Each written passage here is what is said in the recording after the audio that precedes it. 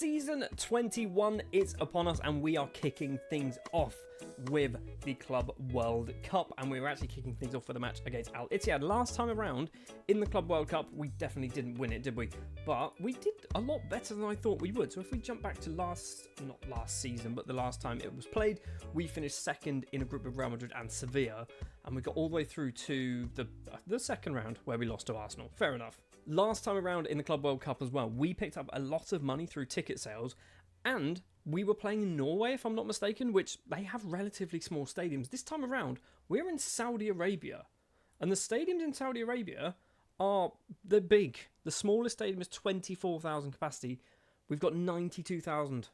If these are sellouts, which Football Manager assumes they are mostly or close to sellouts most of the time, unlike real life where like 7 people turn up to matches, we should be getting a huge amount of money this time around. Not that we really need it. I mean, we do need it a little bit. We've got £4.78 million in the bank, £3.5 million transfer budget to spend. It is the 1st of June, so the transfer window has yet to open, but obviously we will be doing some business. Right then, let's jump then to, I'm going to say, when the transfer window opens, maybe after the Club World Cup group stages, and I think the second and maybe even quarterfinals may have also taken place. We'll find out. Well, it's the 2nd of June. Our transfer window has opened, and as you can see, we're not in the semi-finals of the Club World Championships. It's Flamengo, Liverpool, Man City, and Real Madrid. Where did we fall down? It was against Manchester City. That's the big stadium, right? That's the 92,000-seater stadium. That's huge. Literally, that is huge. In the second round, we were also playing at the same stadium against Al Nassr of Saudi Arabia and beat them. Lovely, beating the hometown favourites, and we came second in our group. So Al Ittihad and Zamalek, the teams getting knocked out, we managed to beat Zamalek and Al Ittihad, and obviously we lost against Flamengo. Obviously, the transfer window has opened. We have done some business, and some business that you will see on the screen right now. I wasn't convinced it was a good idea until my brain engaged. Kevin Whitman, the Jamaican international from Austria, has moved back over to his native Austria. Is it native Austria now? Because he's got 18 Jamaica caps. It doesn't matter. He's technically from Austria. He's gone back on a free transfer to LASK. And the reason for this is because I'm hoping it unlocks the door for other Austrian sides to scout some of our youngsters and maybe bring them over to Europe. It seems to work. I've noticed this a few times where we'll sell a player to like a team in Italy, for example, and then other teams in Italy will start having like sniffing around some of our players. Or not Italy, sorry, Portugal. That's it. We have a few teams sniffing around our players also from Portugal. So maybe we might get some Austrian sides coming in. Obviously, the only one we really want is RB Salzburg. But, you know, we might get some others. He's not the only player to leave on a free transfer. Ethan Dawkins has left, moving over to Humble Lion. Ramon Swire has also joined Dawkins over at Humble Lion, also on a free transfer. And Ramon Lewis has gone to Waterhouse on a free transfer. And Alwyn Smith has moved over to Mount Pleasant for some actual money. It's not a lot.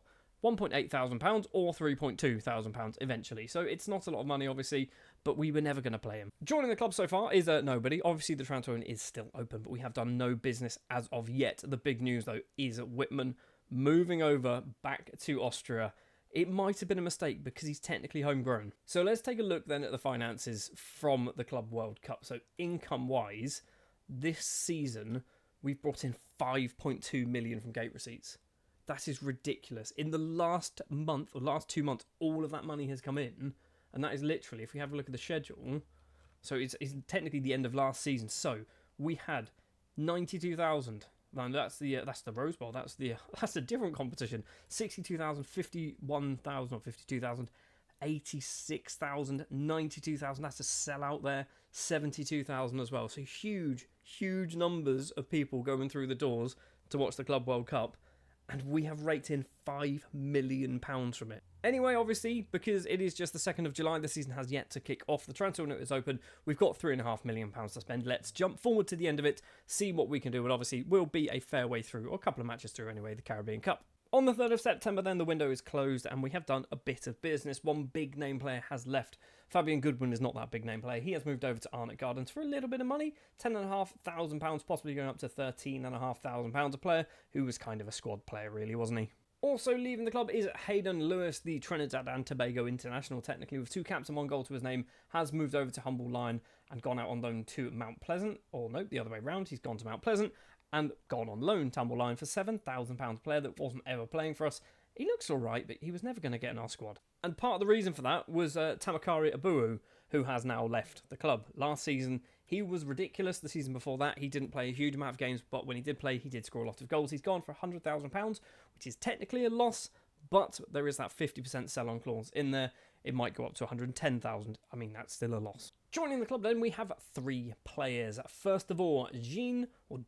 It could be Jean. He's not French. He's from Colombia. Jean Carlos Capacho is his name. A 21-year-old Colombian international attacking midfielder, 19 caps, 3 goals to his name, formerly of Independiente Santa Fe, and he has cost us absolutely no money whatsoever. A free transfer.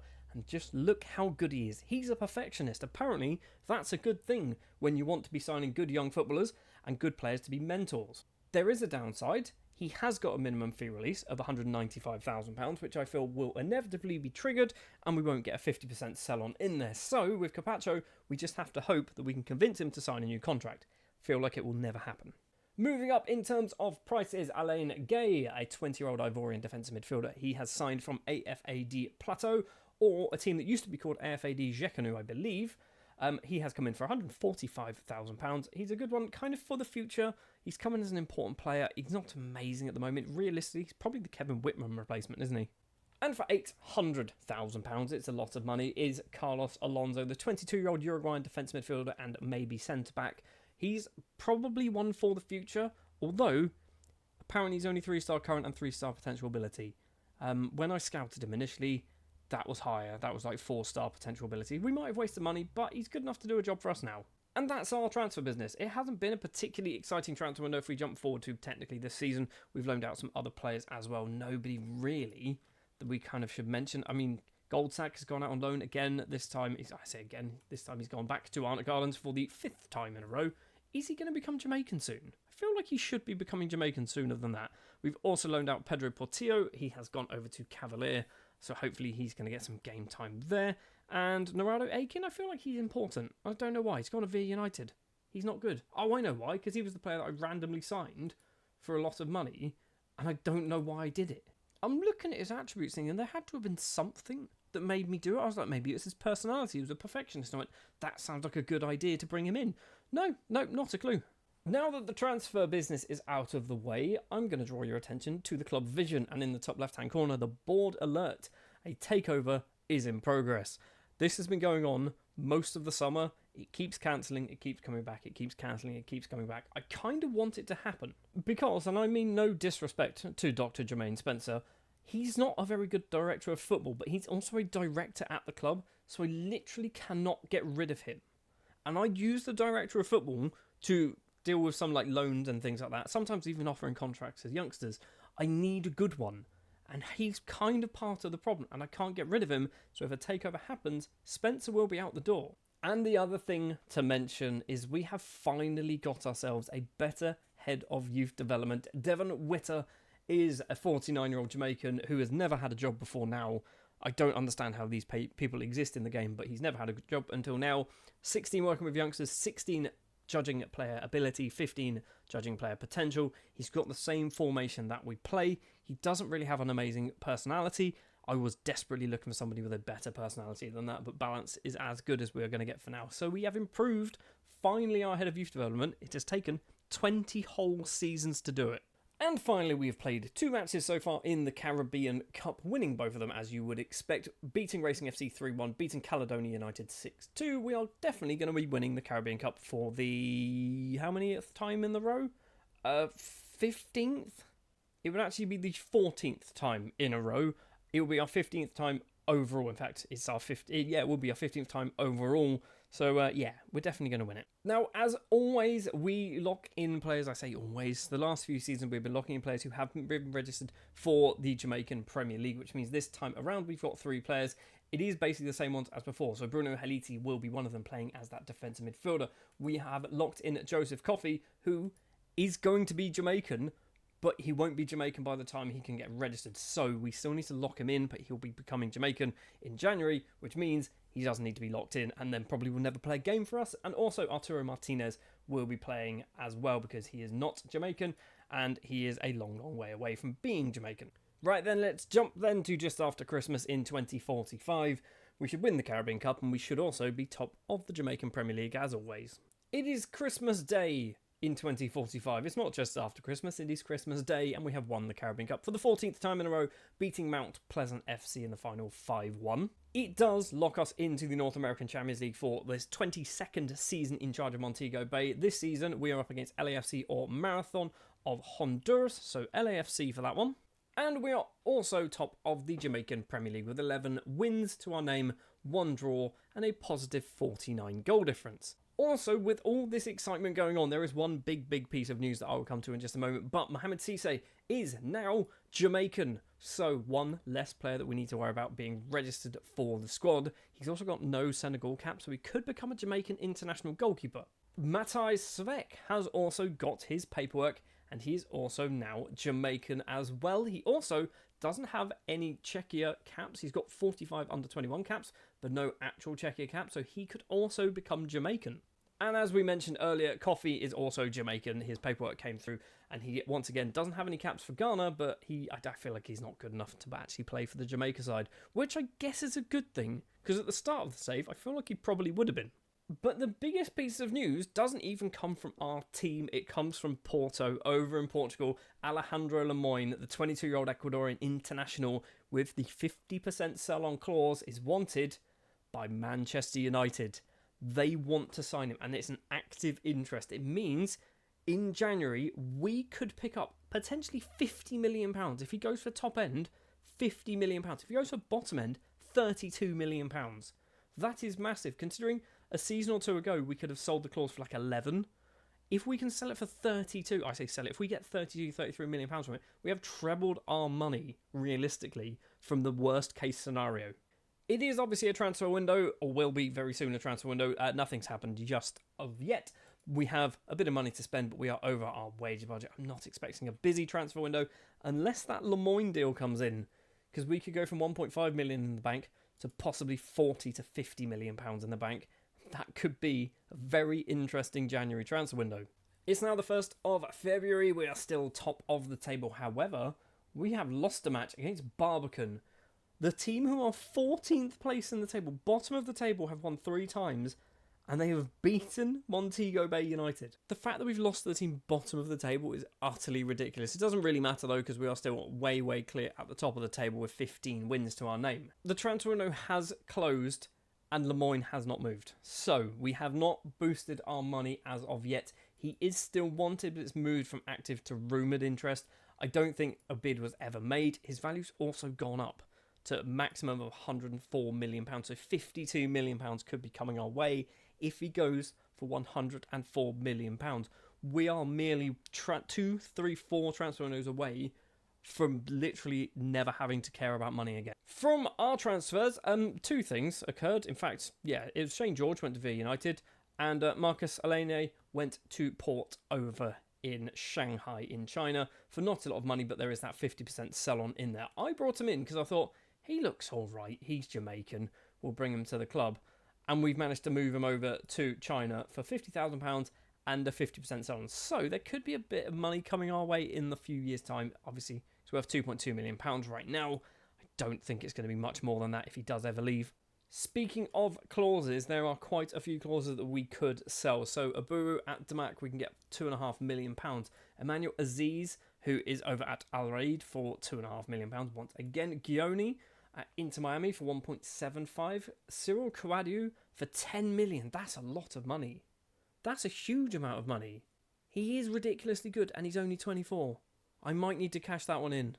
I might hold on for a bit, but I might look to cash Kouadio in. We've also got Ian Tamayo. We can get £6,000. It's not even £6,000, £5,500. Obviously, we're not doing that. So yeah, transfer window was fairly dull, technically. We did sell 1 player, but that was about it. We are still top of the table. We are into the North American Champions League. We are obviously champions of the Caribbean, and we're in the semi-final of the JFF Cup. So let's jump forward then to the end of the regular season. We'll be hopefully in the semi-final of the North American Champions League, hopefully in the final of the JFF Cup, and hopefully we would have won the actual league as well. Yep, we won the actual league, although I fear this might be one of our worst ever when it comes to goal difference. At positive 99, it was 120 last season. We just didn't score as many goals. Admittedly, we did sell our number 1 striker. That didn't stop us getting through to the JFF Cup final, where we'll be up against Mount Pleasant. A JFF Cup, by the way, which has been slowly climbing up ahead of the various trophies from Trinidad and Tobago. So we are technically maybe not too far behind the USSL Championship final. And we're obviously closing in on the Mexican and the US Cup as well. I just want to check as well. So competition reputation for the league. We haven't moved in a while, but we are ahead of Canada, behind Costa Rica, but we're all 2.5 star. Mexican First Division and MLS seem to be switching places. They are 3 star. I feel like it's possible to get to the top of this. And if we get to the top of this, we should be nicking players from the MLS, not the other way round. Also, we are in the North American Champions League semi-final. Tigres of Mexico will be our opponents, and it will be Inter Miami or DC United making their way to the final. So let's jump back to the first round. Let's first of all try and find the other team from Jamaica. It was Mount Pleasant FC who lost to Inter Miami. We've also got Racing FC, I believe, is the other one. Yeah, Haiti, the other one from the Caribbean, who made it through, got absolutely battered by New York City. So in the second round, we beat Marathon 6-4 on aggregate. That was worryingly close, in fact. In the quarterfinal, we beat Atalanta United 4-2. I just said Atalanta like the Italian side. Atlanta United 4-2. And then obviously in the semi-final, it is Tigres. And in the final, it will be, I'm going to say Inter Miami. It's probably Inter Miami. We've also had our youth intake, and it's once again not a very good one. We're not really getting the best youth intakes through at the moment. Obviously, this is the first intake that we've had with our brand new head of youth development, and I don't think he's really good enough at the moment, but we'll see what he's done. So Kevin Phillips is at the top. Obviously, the former Sunderland striker has joined us as a 15-year-old from Jamaica with 14 finishing. He looks all right, doesn't he? He's very fast. I'm not really too convinced anything beyond that. We've got Jason Forbes, who's a goalkeeper. Doesn't look terrible. He's a big lad at 6'5". O'Neill Day, again, doesn't look terrible, but he's in a position that I don't really need because we're always going to have better non-Jamaicans there. Leighton Suarez looks awful, not interested. Kareem Miller, he looks all right. He's definitely not going to be a wing-back because we don't ever play that position. In fact, I don't think anyone ever plays that position, so we'll probably need to retrain you. Nicholas Williams looks rubbish. Nathan Bentley looks even worse, and then players all the way down the end of this list will definitely be bad. I have just seen Eldrick Benane is the president. We've had a takeover. Dr. Jermaine Spencer's gone. So we're going to have to find ourselves a brand new director of football. I don't think there's any rush to doing this, by the way, but we're definitely going to have to find ourselves a new director of football because he's gone. Jermaine's left. I'd like to point out as well, you probably did spot there, but we have been improving our youth recruitment, coaching facilities and things. So training facilities is now superb. We've got great youth facilities, exceptional academy coaching and youth recruitment as well. So we're doing really, really good when it comes to facilities. I don't necessarily show you this every time because just assume that I'm trying to do this. And if they're not improving it, I'm definitely not telling you. And if they are improving it, I forgot I asked, okay? Right then, one last thing to do then for this season is to jump to the end of it. And will we win the quadruple? Because technically it is still on the cards. We'll kick things off then in the JFF Cup. We did win that one 5-1 against Mount Pleasant. So that is 2 trophies in the bag. The JFF Cup joining the Caribbean Cup as well. In the Jamaican Premier League, up against Treasure Beach in the final. Talbot collects the ball, plays it on the ground to Buckner, tries to get through to Coates, who's playing as our lead striker. And after 60 minutes, we do take the lead, making it 1-0. And then, right the way in the 97th minute of the match, we double our lead, securing the trophy. Coffee finds Gay, finds Carpaccio, long-range effort from well outside the area. He's a big lad, I didn't realise how tall he was. Tucks it into the back of the net, and we have won the Jamaican Premier League. He's only 6'1". I thought he was taller than that. Also, he's wanted, so this might have been the last time you'll ever see Carpaccio. Unless he manages to score a goal in the North American Champions League final up against Inter Miami, Perez finds Priestley. His long-range effort is not very good, but somehow manages to find its way underneath the goalkeeper. 20 minutes on the clock, we take the lead, and about 10 minutes later, we manage to double our lead. Buckner on the left-hand side crosses it in. Priestley's there, can't quite find him. Talbot, though, can rise the highest from the strange clearance, tucks that ball away, and that secures us the North American Champions League. Looking at this XG graph, I don't know what happened in the second half and why we didn't score, but that seems to be what occurred. So we ended up winning all 4 trophies possible this season, and it's another season where we've done that. We've done that quite a few times now. Financially, we are just about in the black. We did dip into the red for a fair few months, but we are back in the black once again. This ski slope of a decline is a worry, okay? It is definitely a worry. It's always, every season is pretty sharp, isn't it? It's pretty sharp. Although last season there wasn't a huge amount of expenditure. So I don't really know what's going on there. Just want to take a look at some of our goal scorers then, and I didn't point this out actually. So we only locked in 2 players in the end. So Bruno Heliti was one of those players because he wasn't registered, playing as a centre-back. He is out of contract at the end of the season. Don't know whether we want to continue with that. And Arturo Martinez, the Panamanian, has actually been playing as a left-back for a considerable amount of football. If we have a look at his form here, he's been playing as a wing-back because I can't fit him in as that attacking midfielder anymore. So Martinez is that left-back. And he's fully qualified. He's got his certificates. They're all there. He's not a terrible left-back. I mean, he is a terrible left-back. He can't tackle or mark or do anything like that. But it doesn't really matter. When you're playing in the Jamaican Premier League, it doesn't really matter because he doesn't need to defend. We don't really concede too many goals. And I have just seen he scored 10 goals in all competitions from left-back. He might have played a few as an attacking midfield early on in the season, but from left-back, he scored 10 goals, which is a lot. We've also got DeAndre Batista, who broke double figures. I think he got 13 goals in all competitions, 10 of them in the basically outside of the Caribbean Cup. He's 18. He's got 6 caps for Jamaica. He's just burst onto the scene, and I'm loving this.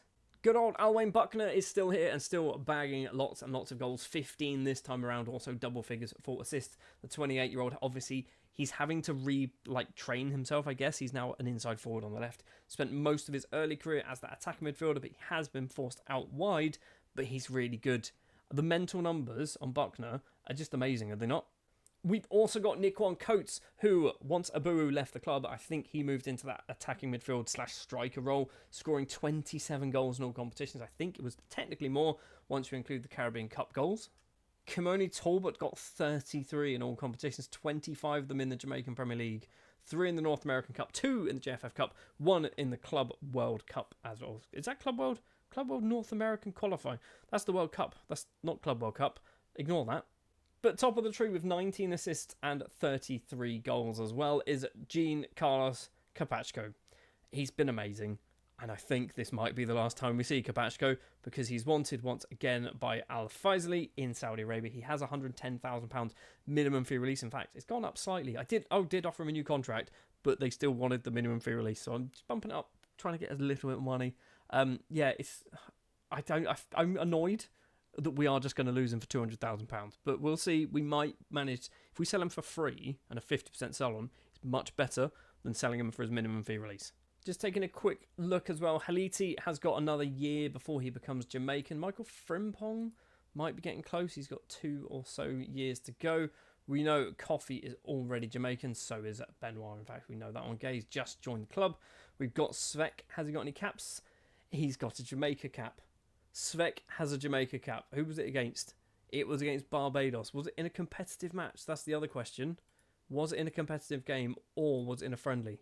It was a friendly, so he could technically still play for Czechia, I think. Arturo Martinez as well. He's got about a year and a half, I think. Cisse does not have any Senegal or Jamaica caps. It's still possible. Gaston Perez, he's only just joined last season, didn't he? So he's got a long, long time to go. And Carlos Alonso just joined this season, so he's got even longer to go. So we are slowly getting some Jamaicans through. Still another couple of years. If we actually jump to the dev squad, have we got anybody here? Like Tyrone Baptiste. He is just under half a year, or just over half a year to go. He's out of contract very soon, and I feel like I'm not going to extend that. Janvier and Smart basically can't become Jamaican. We've got Fabiani, who arguably shouldn't be in the reserves. He's got a long way to go yet. Pedro Portillo as well. I feel like you're not too far away. Yeah, 440 days for Portillo. Haroldson, the 25-year-old Icelandic, he's going to become Jamaican in a year's time, but I think he might be out of contract. Yeah, he's out of contract, so you never know. He'll probably never get that. And next year, this Lemoyne clause, I feel like it's going to be triggered. And if it's triggered, 124 million. He's still wanted. He's still wanted. Who wants him? Who wants him? Newcastle want him as well. Oh, and we all know Newcastle have money. Off the back of another successful season, winning the quadruple once again, we are going again for season 22 with Montego Bay United. I am going to take a look actually early on at the Jamaica national side because I always kind of forget, not that they exist, obviously I know they exist, but I always forget to see how they are progressing. So they are currently 41st in the world rankings. which in comparison to their 41st, they are better than Scotland, but worse than Northern Ireland. I don't know what that really tells you, but there we are. If we do North America only, that's Botswana. That's no Football Manager. That's not where Botswana is. So we have to do it the old-fashioned way, but we are the third best nation in North America. So Mexico are 9th, United States are 11th, and we are down in 41st. Realistically, though, on paper, who else is there? There's obviously a lot of the Caribbean islands, but they're not going to be as good as us. Costa Rica are down in 60th. Maybe they should be a bit higher. Maybe they should be better than us. Who knows? There's been a few World Cups. In fact, there was a World Cup this year where they finished last place in Group F, which, the World Cup is still currently ongoing. So where is Group F? Who was in their group? It was Japan, Belgium, Egypt, and then Jamaica. So they picked up 2 points against Japan and Belgium, but did lose against Egypt. If they beat Egypt, they would have actually finished in second place. Stupid. And actually looking at the last 4 World Cups, they have finished bottom of their group in the last 4, and then the 5th one, they actually finished 3rd, so they're not actually getting out the group stage. They are also doing just as badly in the Olympics. In the 2044, they finished 4th in their group, so that's not really a thing. In the Under-20s World Cup, they're also not getting out the group stage there. Under-17s World Cup isn't a thing. What else? The French Youth International, they lost to Wales in the 5th place playoff, so they came 6th, okay. Pan American Games, they finished 3rd in their group every single time. I don't even know what this competition is. It's a 4-team group. So they were ahead of Mexico. They beat Mexico 2-1, but they did lose against Brazil and Argentina. In the Gold Cup, they get to the final. They have got to the final, I say a couple of times, once, twice. And they're losing to the USA. Both times they also lost to the USA in 2017 in real life. North American Nations League, which I don't even know what this is. They are coming 3rd a lot. But losing when they get to the final, they lose the final to Mexico or the USA. World Cup qualifiers, they do qualify for the World Cup as we'd expect. And that's kind of pretty much it. Caribbean Championships isn't a thing anymore. Under-20s Championships. I mean, they're not doing very well. Maybe we need to become the Jamaica manager. I might keep an eye out if this job becomes available. Anyway, that was a very long start to the season, but I feel like we needed to check in on how Jamaica were doing, because it is now 21 years in the future. I don't think we've really had a proper check-in on the club. This season, we're in the usual 4 competitions: the Jamaican Premier League, the Caribbean Cup, JFF Cup, and the North American Champions League, because we won the Caribbean Cup last season. Even if we don't win the Caribbean Cup this time around, we will be in the competition, is what I'm trying to say. The transfer window has opened, no business has taken place yet. We've got £2 million to spend, and more importantly, if we take a very quick look here, we have got the Alejandro Lemoine deals. Man United and Newcastle are interested. Newcastle have an active interest in Lemoine. That could be massive for us if that actually happens. We've also got clauses to sell if we feel like we want to sell some clauses, so Abu and Aziz, Gioni. We've also got Kawadio, which has now dropped down to 9.5 million, which was about 10 million. So we could get a bit of extra money that way as well. But we are now going to jump forward then to September. Transfer window will have opened and closed. Some business will have taken place. And hopefully Lemoine gets sold to Newcastle. Well, the window's closed and he's still at Porto, 93 to 140 million pounds. Still Man United, still Newcastle interested, but now it's dropped down to just rumoured. And the strange thing is, with Lemoine, we can buy the clause for £511,000, which says to me, they think he's leaving, right? They think he's leaving. Or our new director of football is just absolutely awful at football. I mean, he's not awful at football, is he? Yes, it is. It is Bobby Clark, formerly of Newcastle and Liverpool and Swansea and Watford in this save. The 41-year-old now English under-20 or former under-20 international is our director of football. I tried to find somebody good. This is the best I could get. I just love the fact that he's decided, you know what will be a good idea for my career is to move away from the northeast, the northwest, South Wales, or just outside of London to go to Montego Bay. Probably to just have like a nice, I was going to say retirement. He's not retired, obviously he's 41, but he can spend 20 years over here, still earning a decent wage. He'll have a lovely time. Anyway, we kind of went on a little bit of a weird kind of tangent there, didn't we? So we have done a fair amount of transfer business, and I guess the big one here is Kapachko. He has moved over to Al-Shabaab, but if you notice, it was £91,000 possibly going up to 110, and that is because we locked in the 50% sell-on. I didn't care what money we got from. I just needed that sell-on in there, and we managed to get 50% sell-on. I didn't care what club he went into. That 50% sell-on there is massive for us. Other players to leave the club. Pedro Portillo has moved over to Mount Pleasant, which is a great bit of business, I think, because he's one of those players. I think I even mentioned when I brought him that I brought him to the club with the intention of never playing him and then moving him off to another team in Jamaica, and that is exactly what has happened. He's gone for just under £10,000. He's almost Jamaican as well, so he's actually going to get his Jamaican citizenship playing for Mount Pleasant. I'm not going to go through all of these, but we can see also there are 5 more players, all youngsters, going on free transfers off to Mount Pleasant FC. They were never going to play for us. 2 players have joined the club. We have, first of all, picked up Eduardo Gomez, a 19-year-old Mexican attacking midfielder with 3 caps to his name. He's cost absolutely nothing because his contract expired at Toluca. He's all right. He's certainly no Capaccio, but he does have 5-star potential. And more importantly, no minimum fee release clause. And we have also signed Casimiro Soli, who is a 19-year-old Senegalese striker, 15 caps, 3 goals, formerly of Generation Foot, 120 appearances there with 50 league goals to his name. He's cost just £200,000.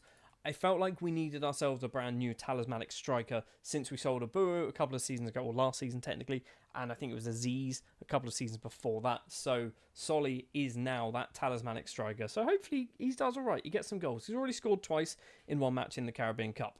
And that is all of the transfer business that we have managed to do. We have financially £2.06 million in the bank. We've got a little bit more cash in the bank, but I think most of that has actually come from season ticket sales, if I'm not mistaken. So 4.425. No, I even mentioned his name. Abu has left and moved over to Schalke from Damac for £8.5 million. So 50% sell on in there. We get about £4.25 million, I believe, something along those lines. So that is why we've got a big old chunk of money, but that's all we've managed to do. I say we, like I had any involvement in that whatsoever. I literally just sold him to Damac a year or so ago.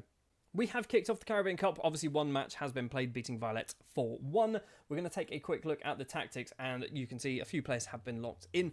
A lot of the players who aren't registered now for the regular Jamaican Premier League squad are getting very, very annoyed, particularly players like Haliti, who hasn't been registered for a fair few seasons. He's going to become Jamaican in less than a year, and he's never really played in the Jamaican Premier League. He has played a lot of football for us, just not in the Jamaican Premier League. So he played 14 matches that season. He played 17 that season, 15 last season. So he's getting games, just not in the Jamaican Premier League. We need to keep these guys happy. So Haliti is in there. We've also got, if I can click on his name, Michael Frimpong. He's annoyed because he isn't registered. This one could be a bad thing, but we just don't have the space in the squad. He's also 2 years away from becoming Jamaican. And we've got Arturo Martinez, who, after a season playing as a left-back, has been pushed back up to be that attacker midfielder. And once again, like Haliti, he's been here for so long, but he's never played. He played once that season, 17 that season, 15, 16, and then obviously still not registered. Actually, is he going to be Jamaican soon? In about a year's time. I feel like this one's going to happen. Right, next up then, let's jump to around Christmas time. The Caribbean Cup will be back in our trophy for the 15th straight season. And we will have obviously played a fair amount of matches in the Jamaican Premier League as well. Yep, it's definitely back in the trophy. We've won 11-1 on aggregate, 7-1 in the second leg. So what is that? If I can do some maths, that is 4-0 in the first leg. So yeah, we've won the Caribbean Cup again, which means season 23 will be back in the North American Champions League. Speaking of, obviously, it has yet to kick off. We will be up against San Jose or Toluca. Didn't we play Toluca last season? So obviously, we want to be winning this again. We've won this a lot now. 1, 2, 3, 4, 5, 6, 7, 8, 9. So this could be our 10th win of the North American Champions League if we manage to get that far. Who else have we got? So from Costa Rica, you're not from the Caribbean Cup. Who am I looking for? Mount Pleasant have this team from Guatemala. I feel like they're getting past that one. That is good to see. And is it Aguila, the other team from El Salvador? Maybe they're not. I'm looking for somebody. San Jose are clearly not, you clown. I'm looking for the other team who are from the Caribbean Cup. I don't know who it is. It's Sabao FC, isn't it? Yeah, Sabao FC from Dominican Republic are up against York FC from Canada. So they might get through that as well. I mean, we're not trying to build the Caribbean as like a region, but I kind of like to see them do well in the North American Champions League. The other thing that we are obviously doing is playing in the Jamaican Premier League, because that's what we kind of have to do. 12 wins out of 12, some big wins in there. A 9-0 against Harbourview, 8-0 against Portmore United, 8-1 against Veer United, a positive 74 goal difference. We've conceded twice. We've conceded twice all season. That's ridiculous. Just seems like Arnott Gardens have only conceded 7, and 2 of them were against us. And I've also seen Solly as the top goal scorer with 17. He's good. He's getting good. 17 goals in 11 matches. He's not even played all games.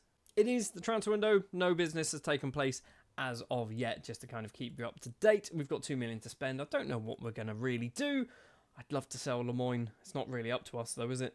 Another transfer window goes by and Alejandro Lemoyne remains playing for Porto, and he's not wanted anymore.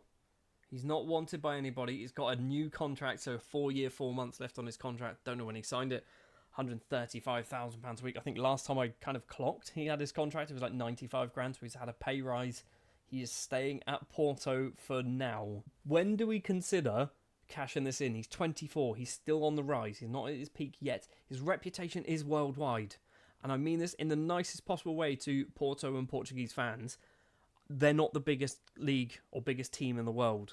There is the possibility of a Man United. I say Man United like they're like really good. They're a big team. They're not necessarily a good team. But like your Real Madrids, your Bayern Munich's, teams like that could come in for Lemoyne. And that's a distinct possibility. It's what we're holding out for. A bit of transfer business then. Players leaving the club. Joseph Smith has left. The Haitian international has moved over to Nashville. We weren't ever going to play him, and they offered him not a lot of money, £15,500-ish, but we do also have, I believe, a 50% sell-on in there. So, if he ever leaves Nashville, we're going to get a bit of cash from that. Another player who's moved over to the MLS is DeAndre Batista, who had a ridiculously good season last time around, but hasn't played this time, really. I say, is it last time? It was last time. He scored loads, but most of them I think were in the Caribbean Cup. He's moved over to LA Galaxy, £74,000. Once again, we do have a sell-on. I always make sure that there is some form of sell-on in there. And another player moving over to the MLS is Malik Maxwell, moving to Charlotte FC, Jamaican international fullback. 4 caps to his name. He's gone for £22,000, and everybody say it with me, there's a 50% sell-on clause in there. Joining the club then, we have gone and poached a couple of players from other teams in Jamaica, and we have put clauses back to them. Zahir McGinty is first up, 18-year-old Jamaican left-back. He has come in because we sold Maxwell and we needed some other players, but he's also gone straight back on loan to Harbourview. He's cost us, what's he cost us? £28,000. And Kadon, or Kadon, I don't know, I assume, I'm going to call him Kadon Morrison.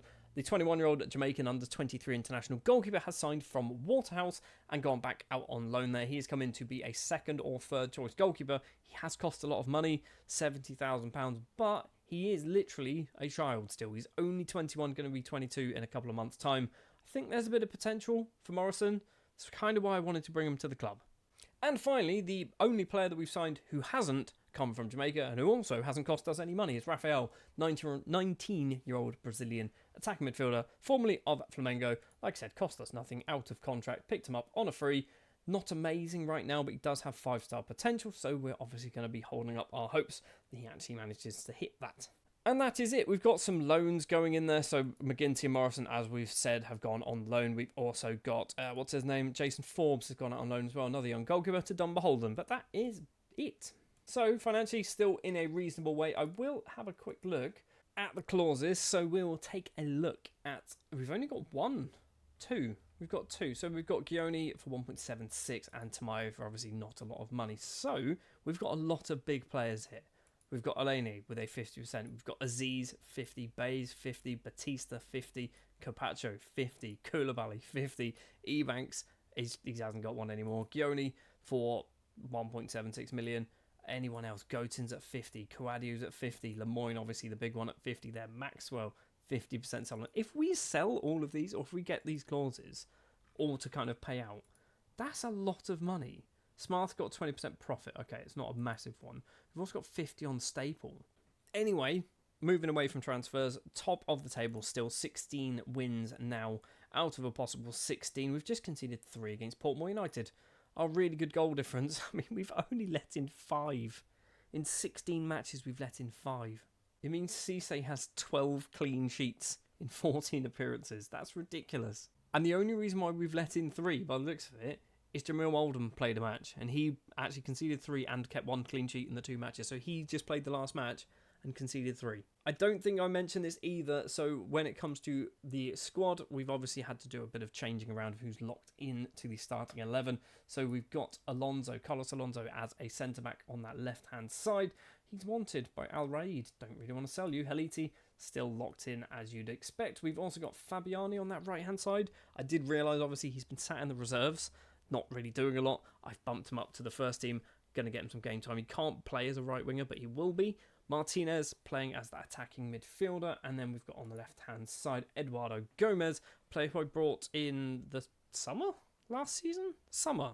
When did I bring him in? Yeah, it was definitely the summer, who's playing on that left-hand side. He hasn't kicked a ball just yet, but he has been locked in to play as a left winger, which again, much like Fabiani, he can't do that job. But obviously playing there will teach him actually how to be a left winger. One final thing before we jump to around April time, we are looking to sell Alain Gay. He is currently on his way to the MLS. So one thing I've been trying to do is sell some players off to the MLS, because basically I heard rumours that if you sell players to teams in other countries outside of yours, they start scouting you. I think I mentioned this a few seasons ago, and I thought, actually, you know what? The MLS isn't a terrible league. They've got money to spend.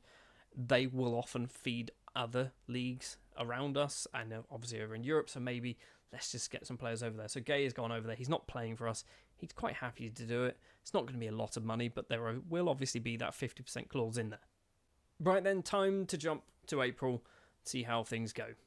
First of all, we've made it to the JFF Cup final up against Mount Pleasant, which I believe is a repeat of many, many cup finals. We have also managed to win the league, and we have gone invincible, 78 points, a positive 100, I said 21 for some reason, 119 goal difference. How many did we concede? 11. 11 all season. That might be our best season ever. And we are in the North American Champions League semi-final up against Saprissa, and Mount Pleasant are also in the semi-final against LA Galaxy. I think I mentioned this a few seasons ago when I think it was Mount Pleasant as well got to the semi-final. If we played them in the final, do I throw it? Obviously, not officially, not legally, but do we decide to lose that match to give Mount Pleasant a North American Champions League win? It could help the nation of Jamaica. Oh, also, I did decide to sell the Smarth clause, by the way. It was 20% of the profit for £122,000, which I think is actually a really good deal, because I don't think he's very good. We have also had an excellent youth intake. We've gone through the last few seasons with some pretty bad youth intakes, but this time around we've got ourselves an excellent youth intake. I think there's 4 that I think could be good. Starting off with Courtney McClare, he doesn't look amazing at the moment, but he is only 15. We're going to obviously have to retrain him. I think probably more towards the defence midfield. He's only 5'6", so he's a little lad. Maybe the attacker midfield role, but McClare I think could be good. He's still only 15, like I said. He was also a model citizen. That's kind of one of my leanings why I think he could be good. Another midfielder is Damar Johnson. Again, 1.5-star current ability, but he does have 5-star potential. He doesn't look anything special at the moment, but I think there could be something there. Probably this one might be the attacker midfielder, although he's got 8 tackling. Maybe he could be the defence midfielder again. Not sure. We've also got ourselves, hopefully, a really good young goalkeeper in the shape of Jaheim Mason, 15 years old, 7 free kick taking. I always pay attention to that because a few years ago I had a goalkeeper who had like 9 free kick taking, and I made him take all my free kicks, and he scored like 7. It was quite interesting. I'm not sure whether Mason's going to get a huge amount of game time, but he could be a Jamaica number 1 in maybe 10 years' time. And finally, Ian Glidden, who I think is probably our best player at the moment. Striker, 16 years old, maybe a right winger as well. 1.5-star current, 4.5-star potential for Glidden. So we've got 4 players there who I think are good. We've also got Luther McCall, who might be good. I think he's just big though. He's 6'3" with decent aerial ability. Not a lot else really to talk about. We've had an excellent intake. It's the first proper intake from our new head of youth development who came in at the start of last season. It's his first full season at the club. This is what he's done. We've got some high hopes, I think. The future is looking promising for our Montego Bay United side. Oh, and just to confirm, Alain Gay did move over to New York City FC, by the way. It was, in total, £96,000 with a 50% sell-on. Speaking of sell-ons, yes, we're back at Lemoyne, and he's wanted by Man United, and it's an act of interest. It's going to happen. It has to happen. At some point, this transfer is going to go through, and it's going to change our lives. Anyway then, we obviously will jump to the end of the season in just a second. It'll be the JFF Cup, the North American Champions League. Will it be a Mount Pleasant final and the Jamaican Premier League? So we could win the quadruple again.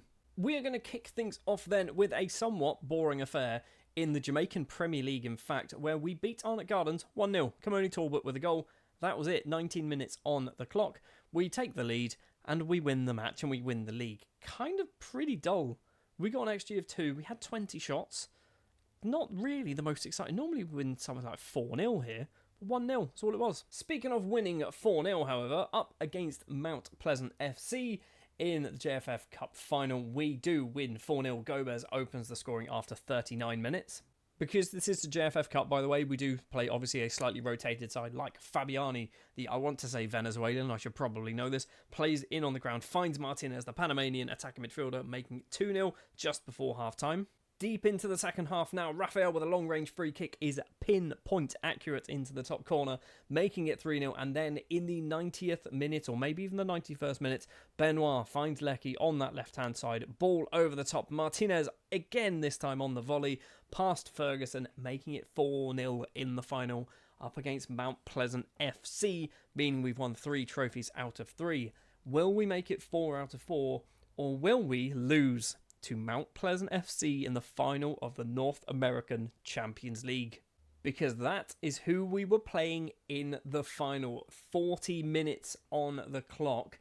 Mount Pleasant FC passing it poorly.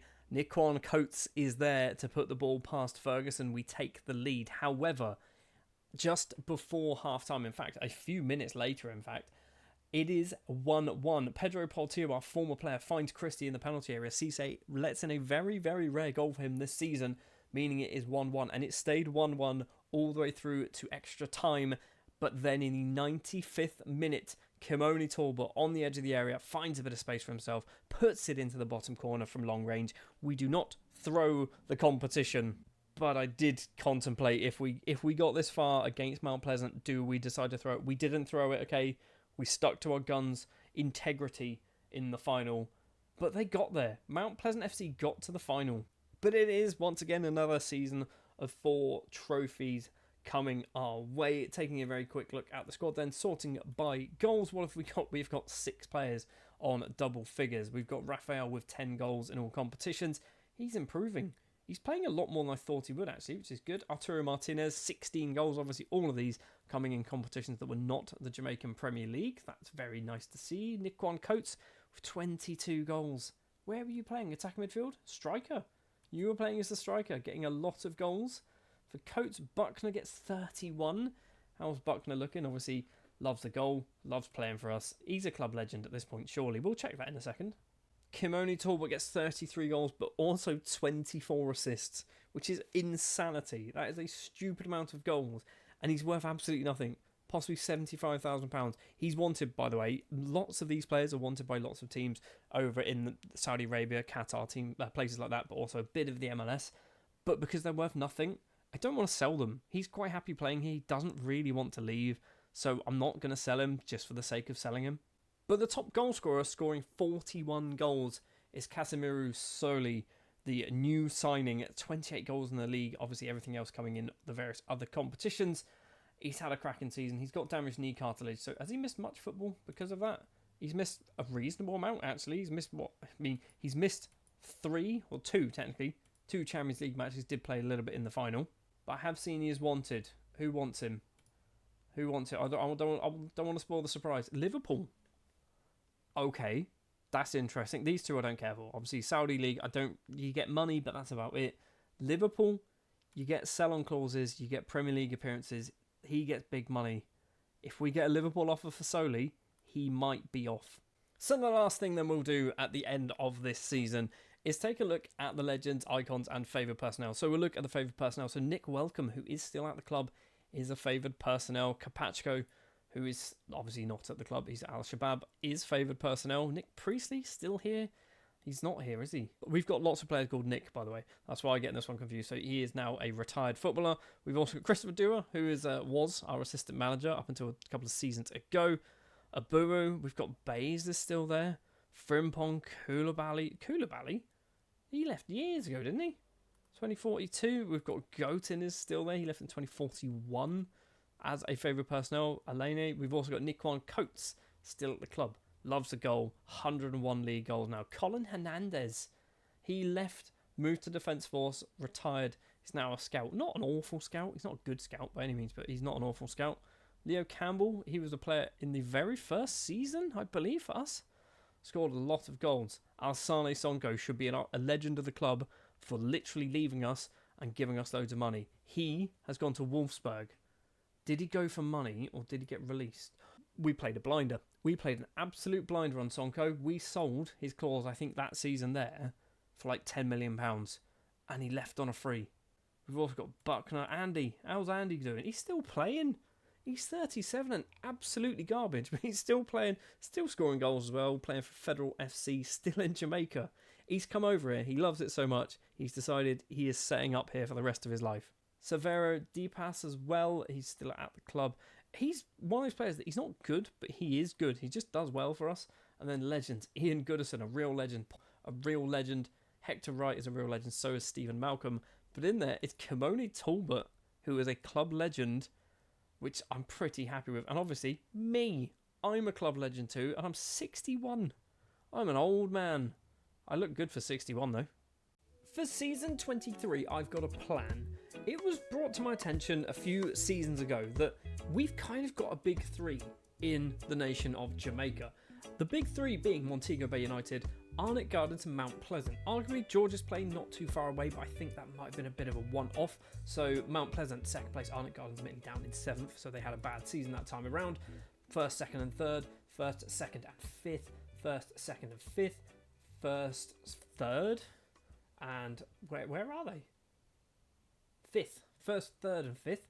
First, third and fourth. So we've kind of got a bit of a three teams constantly finishing towards the top of the table. So I have a plan.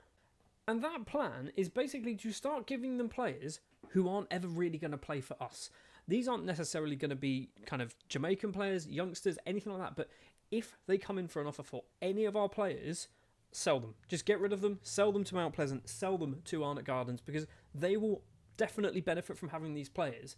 I've already tried some players like Benoit, moving them over to one of those sides. It's not really gone to plan. Jeff Yearslet as well, another player who he's all right. He's not a terrible footballer, but we just don't really use him. So maybe he will be better used playing for another team over in the other side of Jamaica. I say the other side.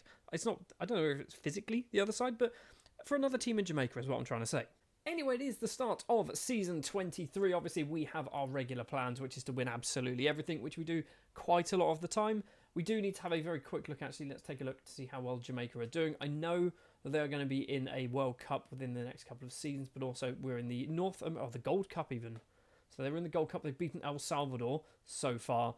I always forget to keep an eye on what's going on with Jamaica. I have a feeling I'm going to become the Jamaica manager at some point. I don't know when. I've not really decided when. Obviously, we probably need Paolo Bradford to leave, but there might be the opportunity to, say, cheat and fire him by appointing a different manager in charge of Jamaica and then leaving and then still getting the job legitimately. But Bradford's been here since 2035. It's now 2047, so he's been here so far for 12 seasons.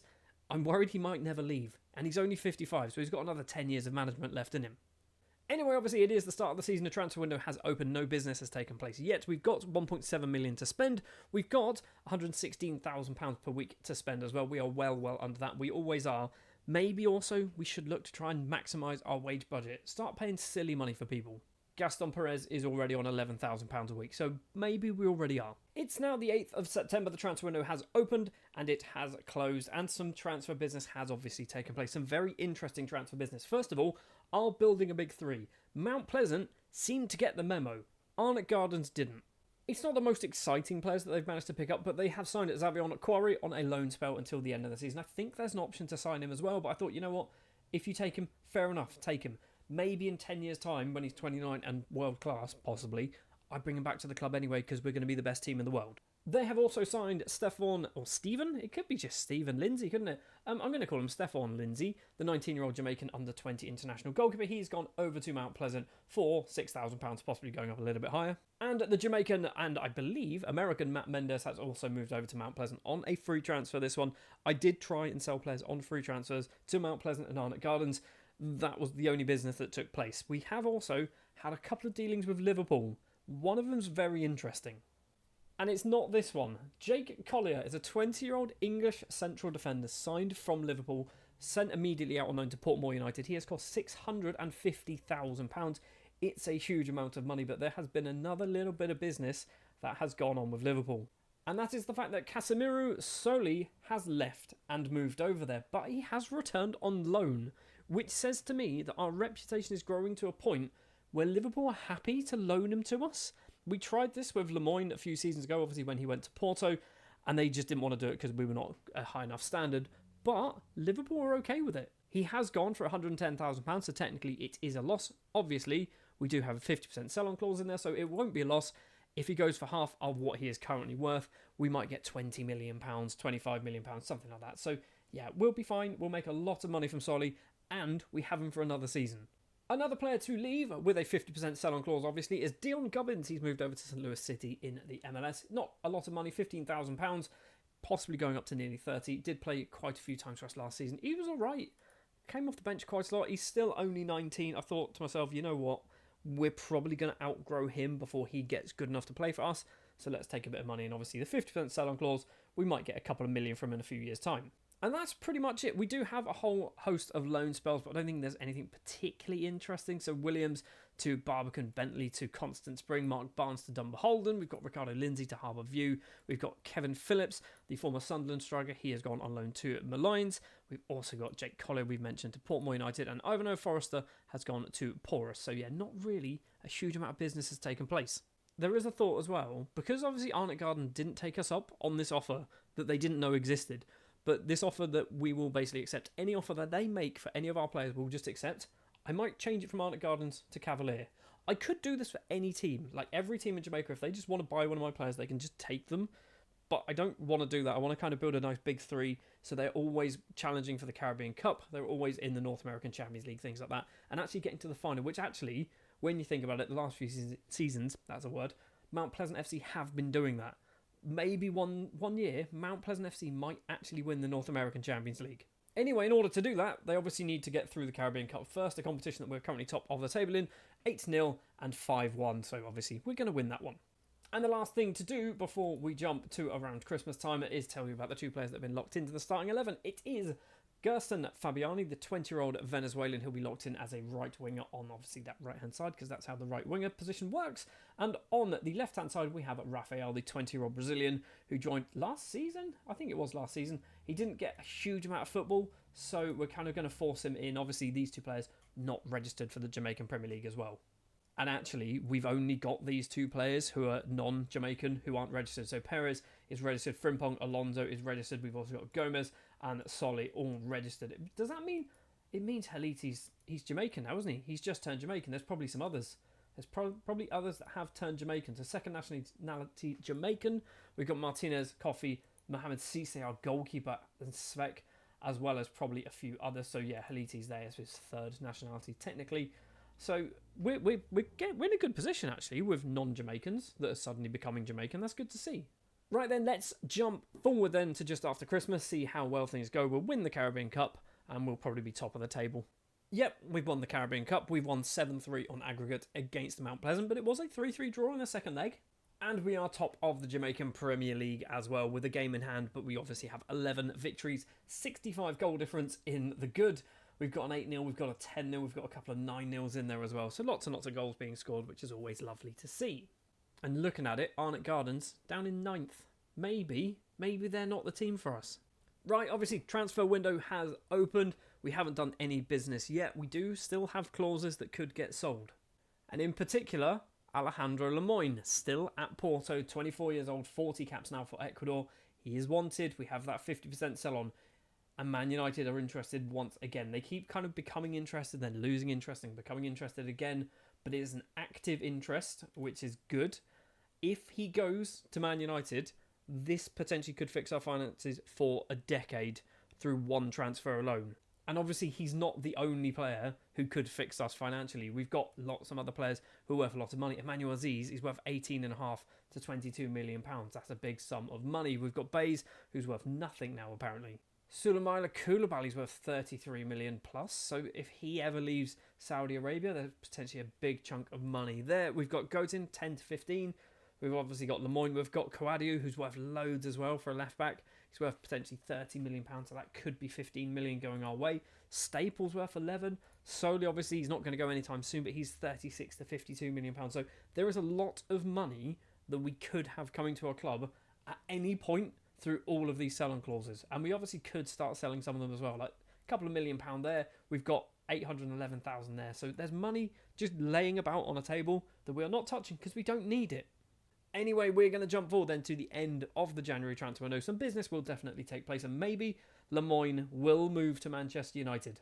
It's been a somewhat underwhelming transfer window for us. So it is the 31st of January. The window has closed. 4 players have left the club. 1 on a loan spell, which is Dayton Harry. He has gone on loan to Dumbarton. Jason Forbes has taken up the option to move over to Mount Pleasant because they put in an offer and I said yes. So he has moved over there for about £2,000. And the first of 2 players to move over in the MLS is Kevon Johns. The 20-year-old goalkeeper has moved to FC Dallas. 50% sell-on clause here. 61, possibly going up to £76,000. I don't think it was ever going to be our number 1 goalkeeper, so this just makes sense, doesn't it? And this one I didn't really want to do, but he's getting on a bit now. I know he's only 28, but Nicholas Welcome, Jamaican fullback, 6 caps to his name. He's moved over to New York Red Bulls. Although, are they called New York Red Bulls? They are called New York Red Bulls for £13,000, possibly going up to 27. We do also have a 50% sell-on in this one as well. But obviously, because he's 28, we're not going to see a huge return from this one, if anything. We did see a huge return from this one, though. Alejandro Lemoyne has finally moved away from Porto after 5 or 6 seasons. It was a long time he was actually playing for Porto in the end. And he has moved to Manchester United. He's 25. He's gone for £57 million, I think, possibly going a little bit higher. Basically, we have picked up £28.5 million from one transfer that cost us absolutely nothing. We've now got £28.5 million. And of that £28.5 million, we spent a few of it, I'm going to say £5 million, I'm not quite sure, improving the youth facilities. I've also asked to expand the stadium training facilities, which they told me, no, we're not doing that, which is fair enough. Okay, give it time. Our stadium is obviously a sizable stadium anyway at 29,500 seater, the Stuart Pearce Park. Stuart Pearce Park.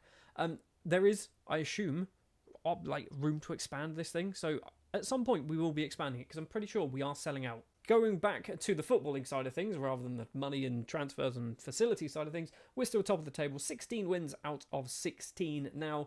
Any other big wins in there? No, we conceded a goal?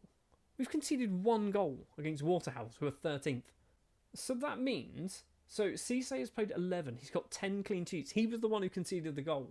But we've also got Jamil Oldham, who's played 6 matches, and he's also got 6 clean sheets. We don't concede goals at all, do we? Obviously, the North American Champions League will be kicking off soon as well. We're not in the first round, but we will be going in the second round up against Pachuca or Inter Miami. I suspect... I'm going to check who we can play in the final. Can we play America? We can. Or Mount Pleasant. Could it be another Mount Pleasant Montego Bay United final?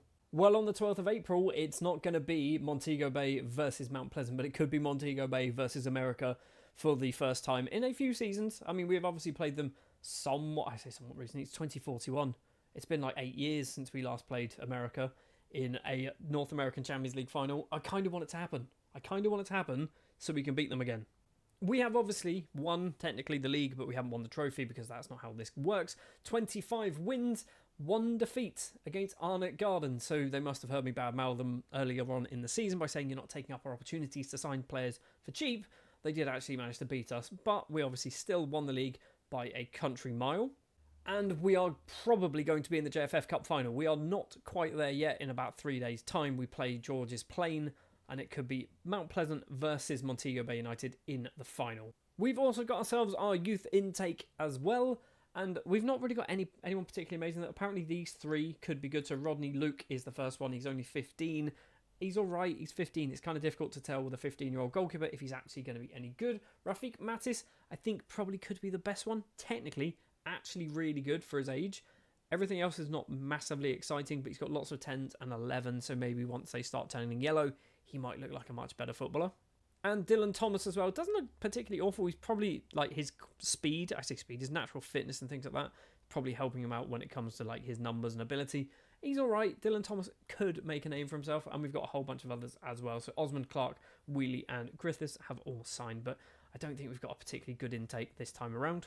This is the first time I've taken a look at our finances since the Lemoyne deal has gone through, and obviously this massive spike from 1.5 million to 26.23, and then it's dropped down to 24. So we did obviously spend, I mean, we can see the income there, 29.15 million came in 1 month, and then we spent 4.44 in the same month doing the facilities. Well, there's only one thing left to do then for season 23, and that's to jump to the end of it. We will hopefully be winning 4 trophies in all. We are still obviously in the North American Champions League. Is it going to be us against America in the final? The Jamaican Premier League we should be winning without a problem, and the JFF Cup as well, to be honest. We're going to kick things off then with the JFF Cup, where we did beat Mount Pleasant FC 2-0 in the final. Frimpong and Raphael combining twice in this match to give us a 2-0 victory here. In the Jamaican Premier League final, we faced off against Mount Pleasant FC for this one as well. After about 26 minutes, we take the lead. Kofi finds Soli, blasts into the bottom corner past Ferguson. We take the lead in the first half. However, early on in the second half, I say early on, about 55 minutes in, Mount Pleasant FC equalised. Goldsack on that right-hand side, plays it on the ground in the middle, finds Christy. Cisse can't really do too much about that. And then about 20 or so minutes later, Mount Pleasant FC take the lead. Portillo's cross comes in. It's a looping header over the goalkeeper. Gordon's there to head the ball in. And Mount Pleasant FC win the league. Which, because of how things, like the season started, where I said I want to give them some of our better players, or some players for free, it's kind of, I mean, the players we've given them, I don't think any of them played for a start. But the fact they've managed to win the league, Mendes is there. Obviously, I know he's one of our former players. I think Goldsack technically is our former player, isn't he? He's obviously over there. We didn't kind of do this as part of this, not experiment, but this sort of phase of building a nation. But they've got a few players there. They've won the league. It's kind of annoying. We do still have the North American Champions League, though. And it was a blast from the past as we take on America for, I believe, the 5th or 6th time in a North American Champions League final. In the 13th minute, Fabiani opens the scoring after a spectacular pass from Depas. So one of our 2 players who are locked into the starting 11 for the North American Champions League scores the goal. Fabiani collects the ball after 43 minutes. Martinez, playing as a fullback, plays it on the ground. Raphael, the other player, locks into the starting 11 for non-Jamaican Premier League games, tucks that ball away, and we win the North American Champions League once again, beating America once again. It is the 5th time in 10 or 11 seasons that we have played against America in the final of the North American Champions League, and it's the 5th time that we've beaten them as well. I guess they kind of do have this little thing in the middle in the 2043 season where they managed to actually win it when we weren't in the final, but the fact that we've gone back to playing America and beating them again, it just puts a smile on my face. The last thing to do then is take a look at some of the players. You can see there, what is that, 7 players scoring double figures. So Raphael, who only played in North American and JFF Cup games, scored 7 goals in all of them. He didn't score 7, did he? It was 11. Sorry, in 16 matches, it was 7 because the Caribbean Cup was last season technically and all that nonsense. We have got Ashani Forrester, 19 years of age, 13 goals in all competitions, came off the bench a lot by the looks of it. He's done quite well. I'm happy with that. Arturo Martinez, who was not a fullback, who now is a fullback, scoring a bucket load of goals. I can only assume from when he was playing as an attacking midfielder. So he plays, I mean, he got a goal and an assist against Orlando City there as a left back. He scored a hat-trick as an attacking midfielder. He's a very versatile footballer. Eddie Gomez, 19 goals in all competitions. I like Gomez. Gomez is good. How much did he cost us? He was free. Eddie Gomez is interesting. I like him. He's wanted by a lot of American sides, which are obviously not going to do. But Gomez, I feel like, should he play there or as a winger? I'm tempted to say a winger, you know. Speaking of wingers with 24 goals and 22 assists, Kimoni Talbot, once again with another ridiculously good season, now 29 years of age, playing just out of his skin for a player of... He's not even good, is he? Realistically, he's not even that good, but he's just doing so well for us. He is wanted by teams in Saudi Arabia. I'm wondering whether his time is almost up. He's 29, and everybody knows when you hit 30 in Football Manager, you're basically dead. If we can get a 50% sell on and £100,000 for Talbot, maybe we say goodbye. The 50% sell-on is going to be kind of maybe 500k if we can manage to kind of do that, but maybe we give him a send-off.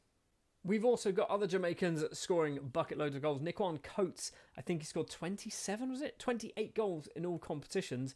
He's just good, isn't he? He's not, I say he's good, he's not good, but he just loves a goal. Admittedly, when he plays in the Jamaican Premier League, he plays an attacking midfielder as well, which is a bit strange. Yeah, obviously he's going to score those goals because we score lots of goals. And then at the top is Casemiro Soli, the Liverpool loanee, scoring just a stupid amount of goals as well. He's obviously going to be returning to Liverpool. I'm probably going to try and loan him for another season, but I fear they're not going to want to do it. I get the impression they're just not going to want to do it, and they might even play him next season. Well, for the first time in a very long time, we have not won the Jamaican Premier League, but we did go back to winning ways against America, that is, in the North American Champions League. Season 23 was somewhat successful. I would like to win the league, but the fact that Mount Pleasant have done it is obviously good news, and the fact that we've managed to pick up £28.5 million from Lemoyne, finally moving over to Manchester United. We are in the money, maybe. Season 24, maybe another 50% sell-on might come off as well. We're kicking off season 24 with some big news. Thanks to the Lemoyne money that we obviously received halfway through season 23, we have managed to talk to the board and eventually convince them to expand Stuart Pearce Park. It is going from a 29,500 seater capacity, I believe, all the way up to, I want to say a 36,000, something like that, 36,000 seater capacity stadium, maybe a little bit bigger than that. Because basically the last few seasons we have been selling out quite a lot of games, particularly when it comes to the North American Champions League. We are basically selling out every single one of those games. And it means, obviously, the bigger stadiums means bigger money, means more revenue every single season. And I don't know, I mean, you can do the maths, like someone can do the calculations. If we sell out every single game with a season ticket, what does that mean? What does that mean with an average ticket price? I don't know, but obviously selling out is a lot of money. For us, for a team of our size, that's a lot of money. If we jump down to like Mount Pleasant, everyone's average ticket price is the same, but the season ticket price vastly changes.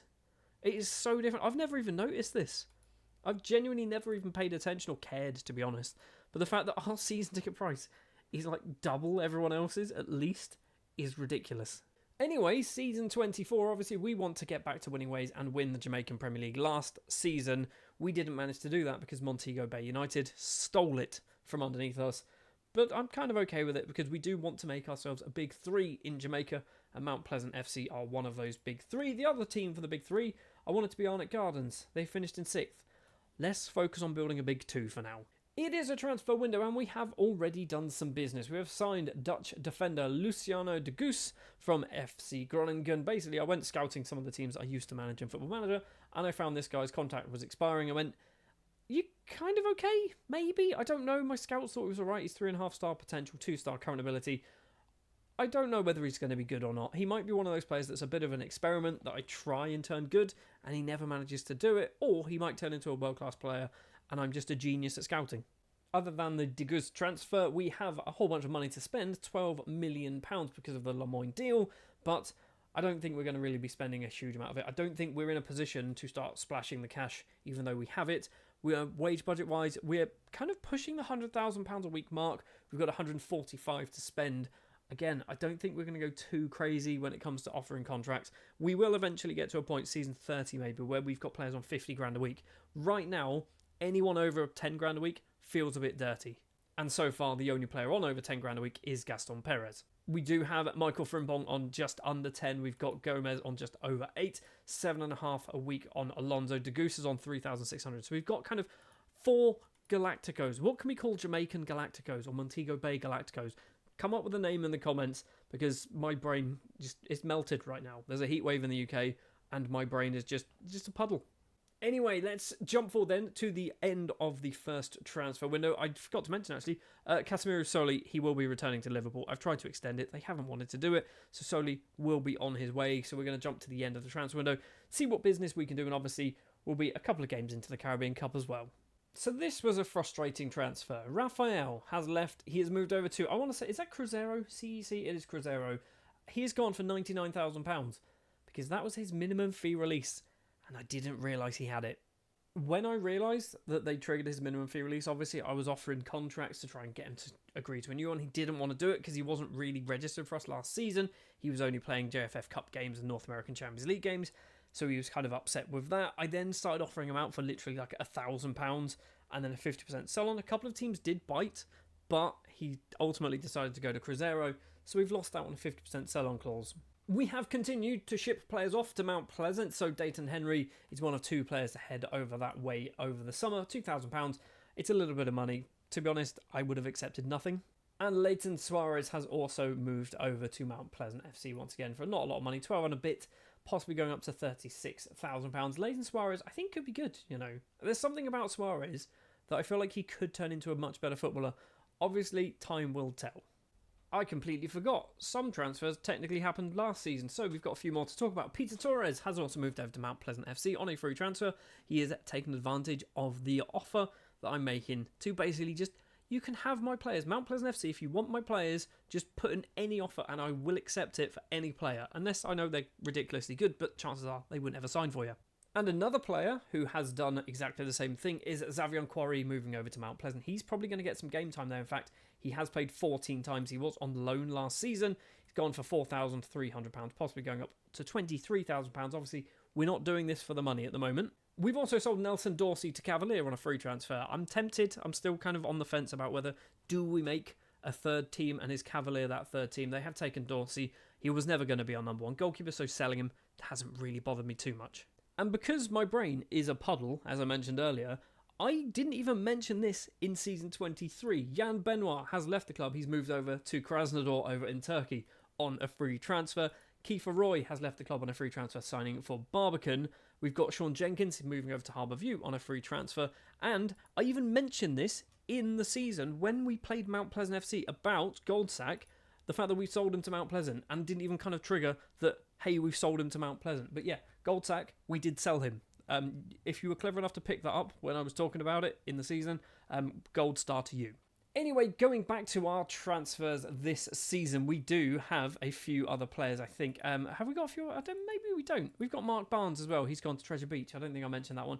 But we have also 3 additional players joining the club. First of all, it's Oscar Martinez, a 21-year-old Paraguayan left winger, signed from Nike Belmer, the same team that we signed Ivan Bays from. Basically, I keep stealing players from this team. They're not very good. They're genuinely not very good, but I keep just having a look at some of them going, he's alright, he's 21, we'll bring him in. Like Antonio Rojas. He doesn't look terrible, does he? I might sign him, you never know. Martinez obviously come in on a free transfer. We've spent a huge chunk of money on Ivan Dario Farah, £725,000 in fact for an 18-year-old Colombian, which I don't know if this is our record transfer. I feel like it's definitely getting up there. Signed from Junior. He's got 20 determination and 17 flair. I don't know what that means, but determination obviously is a good number to have for his mental attributes. Technically also looks pretty good. Problem is obviously he's not Jamaican, but you know, we can work our way around these things. We have just got rid of a left winger. Maybe Farah is just going to move straight into that starting position in the JFF Cup, the Caribbean Cup and the North American Champions League. And finally, we've replaced Casemiro Soli with a 31-year-old Serbian. And I couldn't believe I was going to do this until I looked properly at his attributes and went, he's ridiculous. He is utterly ridiculous and he wants to join us. Milan Knezovic, 31 years of age, Serbian international with just 3 goals to his name after 11 caps, but he has 30 goals in the under-21s in 29 caps, signed from Red Star on a free transfer. He's filth, right? He's filth. He's really good. He spent his entire career obviously playing for Red Star, scoring loads and loads of goals. 13 last season, 16 the season before that, 23 the season before that. He's got a 24 season as well. So he knows how to score goals. And in our league, where we score goals 5, 6, 7, 8, 9, 10 a game, I think he could get 50 goals this season. I don't know whether he will, but I feel like he could. Also, we have played a bit of football, haven't we? So we have played 2 matches in the Caribbean Cup, winning 5-0 and 6-0 against Capois or Capois and Violet. So top of the table, we are obviously going to win the Caribbean Cup. And I know I mentioned that we're expanding our stadium. I don't think I actually mentioned when it should be completed. So halfway through the January transfer window, we should have our much bigger stadium, which is obviously a good thing because that's just in time for the North American Champions League. Oh, and there's one more thing that I've intentionally not told you. If we jump to finances, we've got £41 million in the bank, £28 million worth of transfer budget, and you've probably worked out that a 50% sell-on clause has come in for a large sum of money. And if I'm perfectly honest, I wasn't expecting it to happen. Giancarlos Capasco, the 24-year-old Colombian international who moved over to Al Shabab for 105k, has moved to Manchester City for I said 31 for 62 million pounds. We're getting 31 million pounds, possibly 41 million pounds from Capasco. I think I've kind of written down the numbers, so it's 23.5 million pounds immediately, 7.75 in instalments, but then also possibly some based on sort of bonuses or winning cup competitions and stuff like that. So it could go all the way up to 42 million pounds, which is ridiculous. So yeah, losing Rafael, not great, but Capasco leaving, signing for Manchester City is obviously very good, and we brought in a ridiculously good striker on a free transfer who, admittedly, being 31, he's probably only got a season or two in him, but that's fine. He'll score 100 goals in 2 seasons, and he'll be a club legend. On the 28th of December, we've won the Caribbean Cup, beating Defence Force from Trinidad and Tobago 6-0 on aggregate. So we have won this now. It's a lot, isn't it? We haven't lost the Caribbean Cup since 2032. I'm sure I said this before, but if this was to happen in real life, after us winning it 10 seasons in a row, they'd start just giving the winner of the Jamaican Premier League a North American Champions League spot, because right now we are literally stopping other nations in the Caribbean getting into the North American Champions League. They have no chance. Literally every season we get pretty much both Jamaican Premier League sides get to the North American Champions League, and then somebody else. The only exception that I can see is, Jablata there, 2036. So Jablata from Trinidad and Tobago, Violet from Haiti. Every other season has had at least one, and that one actually, Western Connection and Cibao. So 2 seasons of all of the times we've won it, we've had 2 Jamaican sides making it through to the North American Champions League. They just changed the rules at that point, surely. We are also top of the Jamaican Premier League, obviously 12 wins to our name, lots and lots of big ones there. We have conceded at least 2 goals, I can see. One against Portmore United, one against Humble Lion. Nezovic has got 19 goals in 9 starts. That's ridiculous. 19 goals in 9 starts. Also, he's played as a right back. Why has he played as a right back? I've not told them to do that. He's got 5 against Cavalier. He's got 3 against Humble Lion. He's got 4 there against Duncan's United. He's got 2 assists as well against Portmore. A hat-trick against Arnott Gardens. I mean, he's 31. He's 32 now. It doesn't matter how old you are. If you're scoring that many goals a season, you can keep doing that until you're dead. The transfer window has obviously opened, and we have done some business. And I will be completely honest with you.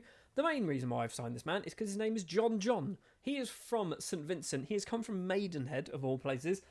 He's called John, okay? I don't even know whether he can become Jamaican. I don't think he can. So, yeah, we're stuck with this non-Jamaican footballer called John. Did I mention his name is John? It's quite funny. But he might be good. He's got 4-star potential ability. So we'll keep an eye on John. See how well he gets on. Obviously, we could be doing some more business. We've got lots and lots and lots of money to spend. £28 million. We're not going to spend anywhere near that amount of money, but we might start to splash the cash now. We've got nearly 40 million in the bank. I feel like us just holding on to money is kind of pointless. I have contemplated the idea, by the way, of just giving every team in the league like £5 million, or not 5 million, like £1 million, and just picking a player and going, right, I'm going to buy you for £1 million, and just buy you.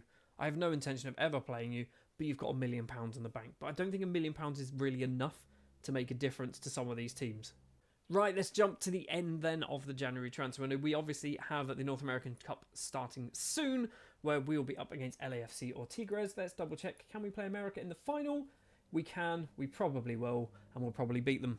With the transfer window closed, we've had a busy transfer window, but not busy as in like lots and lots of players, just busy as in like we're bringing in some decent players, I think, to the club, but also it's a bit of a revolving door. So some players are leaving that I don't think we should maybe have sold. We'll get to that in a minute. Jason Williams is the first player to leave. He's moved over to Mount Pleasant using our just open door policy to Mount Pleasant FC on a free transfer. He's a good signing for a free transfer, I think. Ricardo Lindsay has also used our open door policy to sign for Arnott Gardens. It was still open. I never closed that door. Arnott Gardens just didn't bid for any of our players.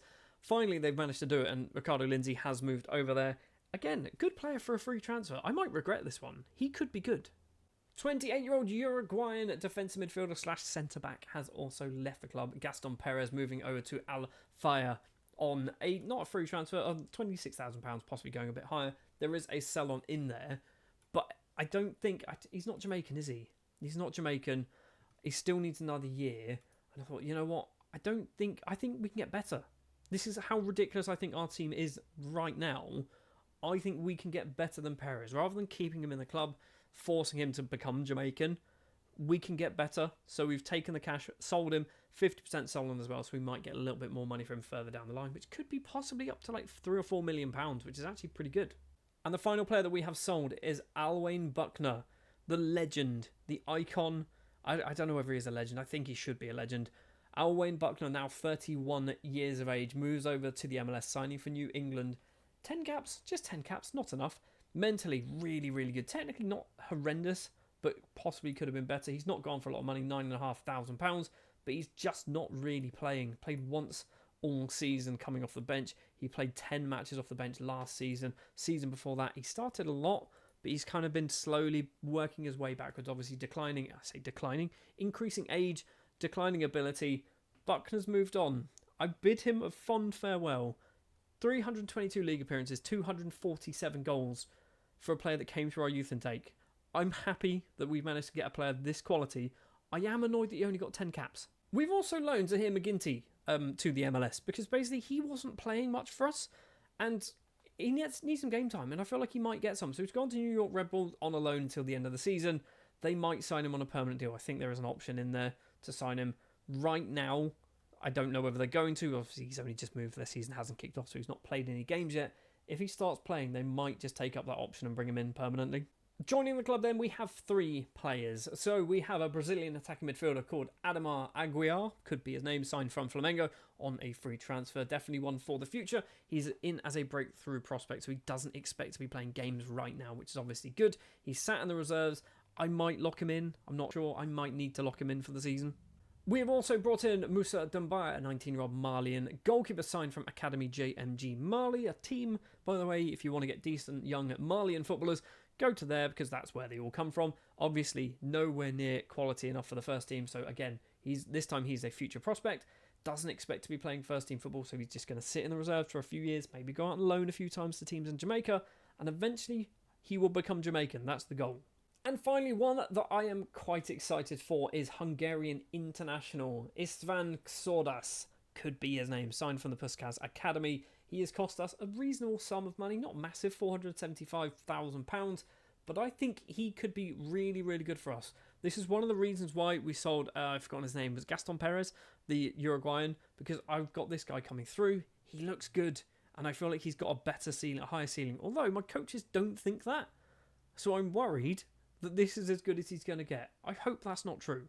So that is our transfer business. We have a few loans as well, but nothing really to kind of talk about. I think the big ones we've already mentioned. So we've got Clark to Boys Town, Dylan Thomas to Malines. We've got Callum Snow to Humble Lion. We've got Roy Stevens to Santos Jamaica and Carlos Griffiths to Porus. And that is all we have done. So financially, we've still got loads of money to spend, which is obviously good. Something else that is good is Stuart Pearce Park has now expanded its capacity to 37,168 capacity. I don't think it's the biggest stadium in Jamaica because I think the national team stadium is bigger. However, it is by far and away the biggest stadium in the league. If we have a look, so stadiums sort by capacity, Mount Pleasant actually 24,600. That's a big old stadium as well. But we are definitely the biggest stadium. Is that a new stadium recently built in game? It is. The Ali McNabb Arena. We've got the Anthony Spalding Sports Complex. Is that a new one as well? No, that currently exists. And that is 16,833. So yeah, we've got the biggest stadium basically in the country. It's probably only gonna get bigger, to be honest. Oh, and talking of things that are getting bigger, that sounds weird out of context. Our youth facilities are improving. We've asked the board, and they've said, "Yep, sure, go for it." So they are actually improving our youth facilities. It's going to take 3 months to do. I keep asking for all these new things, like a new stadium. Apparently, they don't want to do that after building one like 6 years ago. Expand the stadium again. They don't want to do it again. We've just finished expanding it. Training facilities, affiliate clubs, physios, sports scientists, and all that jazz. We did get some new scouts, which is obviously a good thing. But yeah, we're trying. Because we've got the money now, I feel like the board is more inclined to actually start to expand stadiums and facilities and things like that. And if we have a look at the facilities, we're pretty much there, aren't we? I think training could go up one more. Everything else, is going to be top notch. So youth facilities, once it's complete, should be state of the art youth facilities. And then it's just the superb training facilities needs to move up 1 or 2 levels. So we are not too far away. Other things that are going on, obviously, there's football. Football happens in Football Manager. Who would have thought? We are still top of the Jamaican Premier League. 17 wins to our name. Now, we've only just beaten Cavalier 2-1. That's not good. Last season, we've only conceded 1 goal all season, pretty much. We've conceded, how many have we conceded at this point? 7! 7 in 17 games. That's awful. We have scored 103. We scored 15 against Malines. I can only assume we've played them twice, right? I can only assume we played them twice. So yeah, we beat them 7-0 there, and where else? An 8-1. Yeah, 7-0 and an 8-1. So lots and lots of goals being scored, which is obviously lovely for everybody. I do want to check actually tactics. Don't think I showed this off to you. So 2 players have been locked in. We've got Oscar Martinez, not the guy from The Office, by the way, locked in as our left winger. He's only just been locked in because I kind of forgot that he should be locked in. We also have Jake Collier, the player that we signed from Liverpool last season. He has been locked into the starting 11 this season, obviously only going to be playing North American Champions League, JFF Cup and Caribbean Cup games. But yep, Collier, I think he needs to get some game time. I'm definitely seeing a future for Jake Collier. Right then, let's jump to around April time, the end of the regular season. We should finish top of the table. We should also do all right when it comes to the North American Champions League as well, against, I'm going to say, Tigres. First of all, on the 11th of April, we've been knocked out of the JFF Cup. We've been knocked out of the semi-finals on penalties against Mount Pleasant FC, which means Cavalier and Mount Pleasant will be winning, or one of those 2 teams will be winning the JFF Cup final. Basically, if we get in the final, we usually win it by the looks of things. If we're not in the final, then it's anybody's going to win it. I say anybody, it's Mount Pleasant or Arlott Gardens, isn't it? We are still in the North American Champions League, however, we're up against Toronto FC of the MLS, and obviously Canada. And FC Dallas and Atlanta United will be the other semi-final. Who did we get to play? Was it Tigres? It was Tigres. We battered them 7-1 on aggregate. We then beat Austin FC 9-2 on aggregate. And then we're up against Toronto in the semi-final. I've just seen Nezovic there. He's got 6 goals so far in the North American Champions League. How many has he got in all competitions? 36. I said he'd get 50. He's wanted as well. Al Riyad want him. I mean, if you're willing to pay silly money, I'd be up for that. He's 32, mate. He'll be 33 come this time next season. He's not going to play much beyond 33. So, yeah, if you want to give me loads of money, go for it. Other thing to mention, obviously, we have won the regular season, winning 25 matches, beating Duncan's United 10-0. We have drawn 0-0 against Treasure Beach. Nezovic with 29 goals in the league. I think he might get 50. I genuinely think he might get 50. He might already have 50 because of the Caribbean Cup. He's on 41. He's on 41, which means he's got, what, 1, 2, 3, 4, 5, 6 games, maybe? 6 games to score 9 goals. I think I can see that. I could see it happening. We've also had our youth intake come through. It's come through literally a couple of days ago in game, so I've not actually managed to sign anybody yet. We've only got one that's kind of of any interest, I think. It's Jonathan Palmer, 15-year-old attacking midfielder, right winger, striker. I'm going to say probably an attacking midfielder. Maybe he is the next Alwyn Buckner. Johnny Palmer could be the next Buckner. We've got a few other players, but no one really is kind of standing out to me. It's an average intake. It's only Johnny Palmer, isn't it? Right then, let's jump to the end of the season. Are we going to win the North American Champions League? Are we going to win the Jamaican Premier League? And are we going to win nothing else? Because those are the only 2 competitions we're left in. In the Jamaican Premier League, we were up against Mount Pleasant FC in the final once again. Last season, we obviously played them and lost. This time around, we take the lead at 10 minutes on the clock. Nezovic, with his 114th goal of the season, opens the scoring. 10 minutes later, or sorry, 15 minutes on the clock, actually, not 10 minutes later at all. Talbot has the ball on the right-hand side, crosses the ball in. It finds Gomez in the middle, and the Mexican doubles our lead. Then we jump forward into this second half, 55 minutes on the clock. Talbot once again surging into the area, tries to find a bit of space, crosses it in, and Gomez is again there at the back post. Kimoni Talbot and Eddie Gomez combining to make it 3-0, and we were not done just yet. We've got a few more minutes to play. Svek in the middle, finds Nezovic. Can he get a second? No, he's not going to, but maybe Talbot can get on the score sheet. Kimoni Talbot makes it 4-0, and we pick up the Jamaican Premier League trophy. After losing it last season, we absolutely battered Mount Pleasant. Nezovic also scored a goal that was disallowed. Maybe that goal could have put him past 50. We don't know. We also made it all the way through to the North American Champions League final up against FC Dallas. 23 minutes on the clock at the moment. Talbot plays the ball in at the back post. There's Oscar Martinez to open the scoring.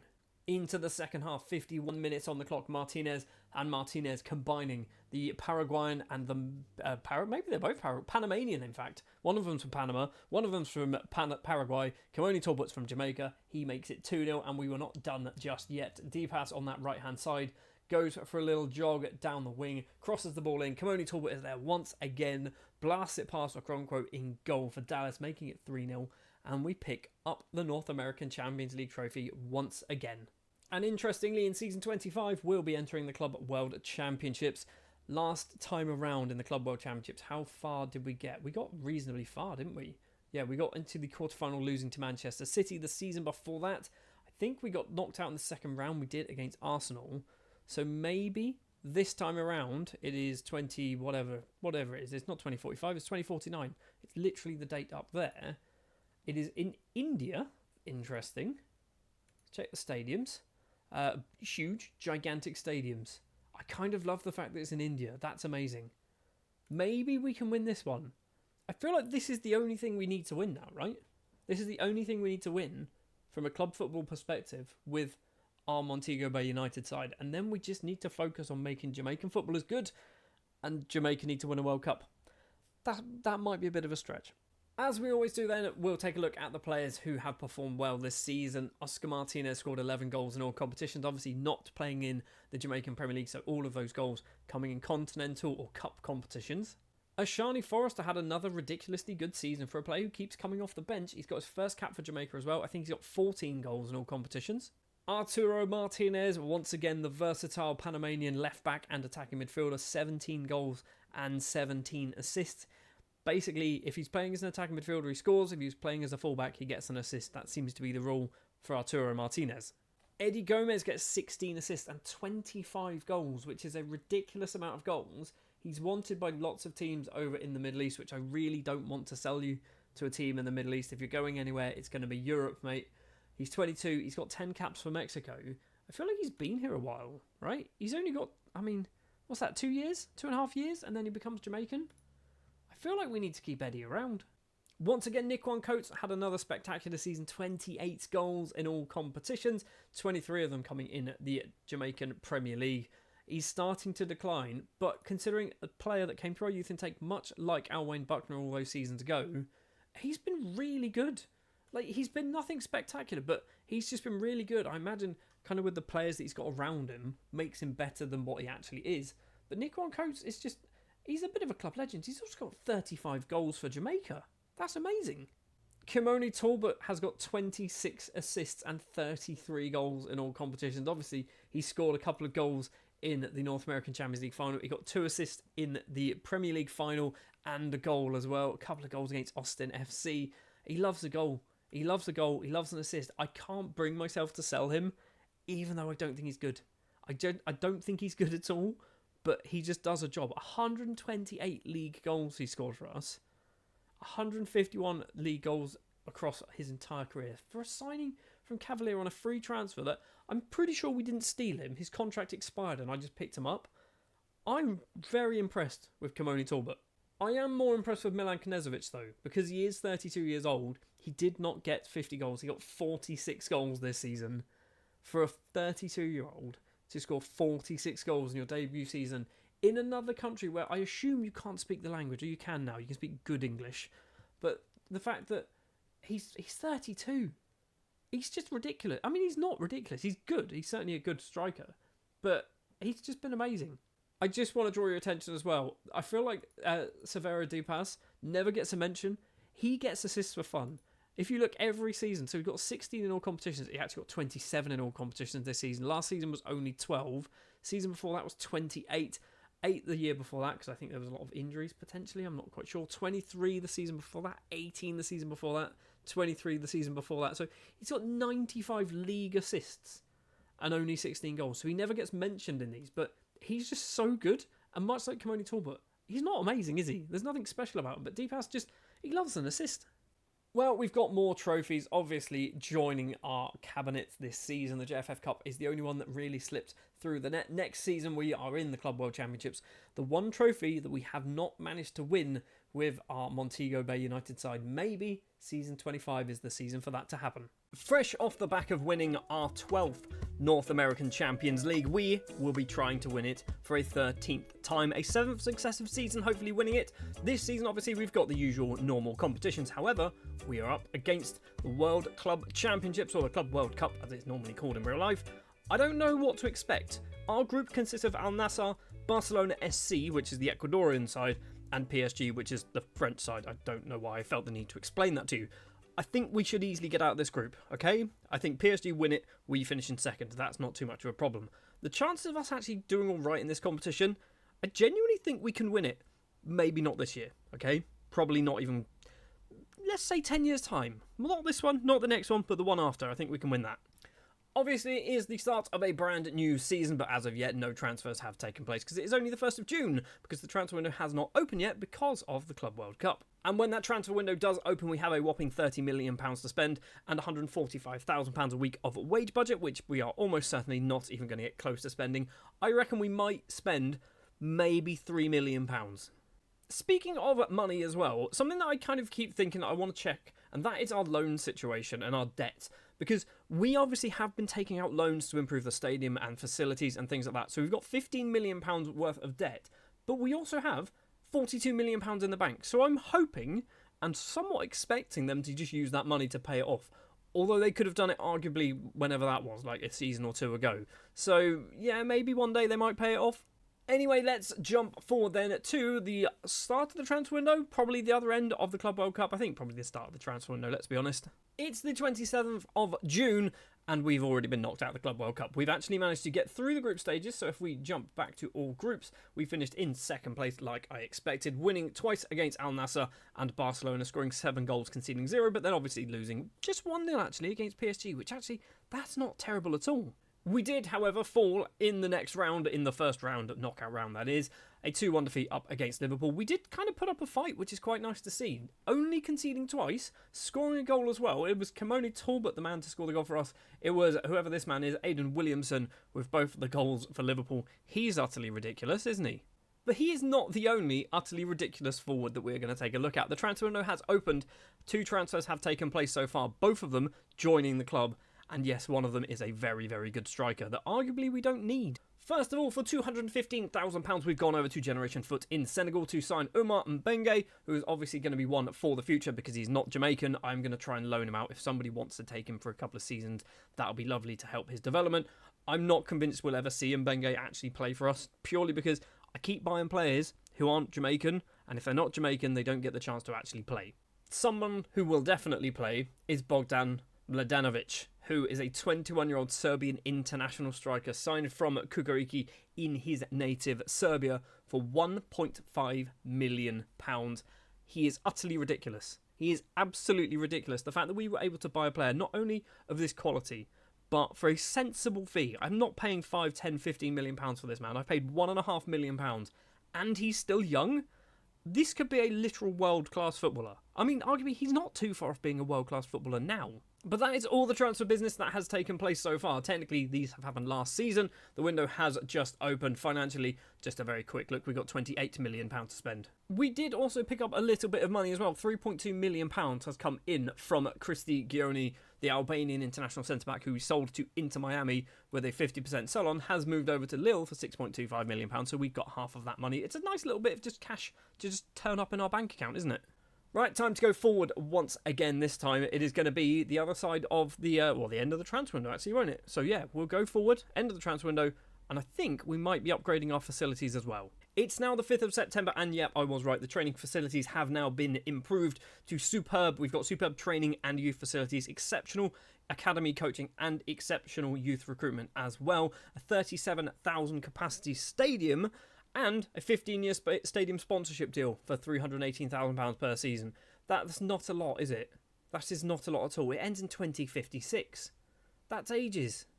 Before we jump into transfers, I just want to mention the fact that we have managed to pick up £9.44 million, a very specific number, from Emmanuel Aziz, who has signed for Al Raid a few seasons ago now, in fact. What was that? 6 seasons ago for £175,000 because we basically bought that 50% clause or sold that 50% clause because he's never leaving, okay? He is on £115,000 a week and at 30 years old.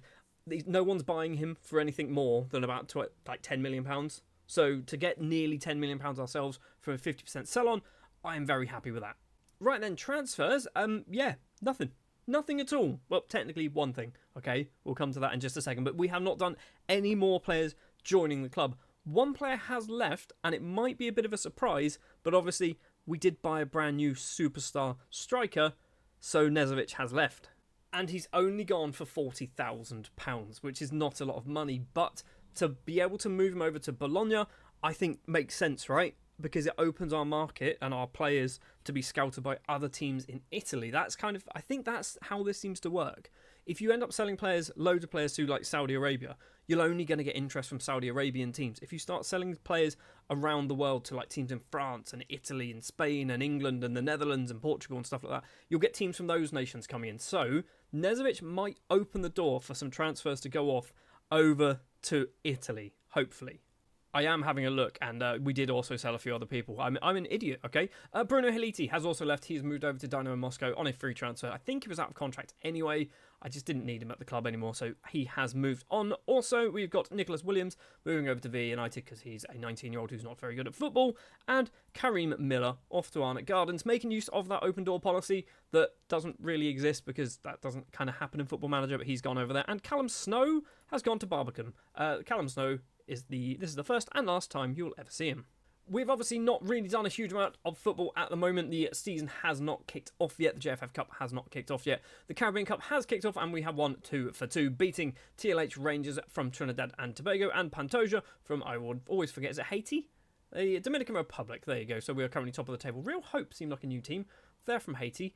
Everyone else we always seem to play every single season. So yeah, we've kind of had a bit of a quiet summer, I guess. We have brought in over like £12 million when it comes to like money from players leaving the club, with Aziz and Guioni's 50% clauses being triggered or being sold, but that's pretty much it. However, there is one more thing to mention.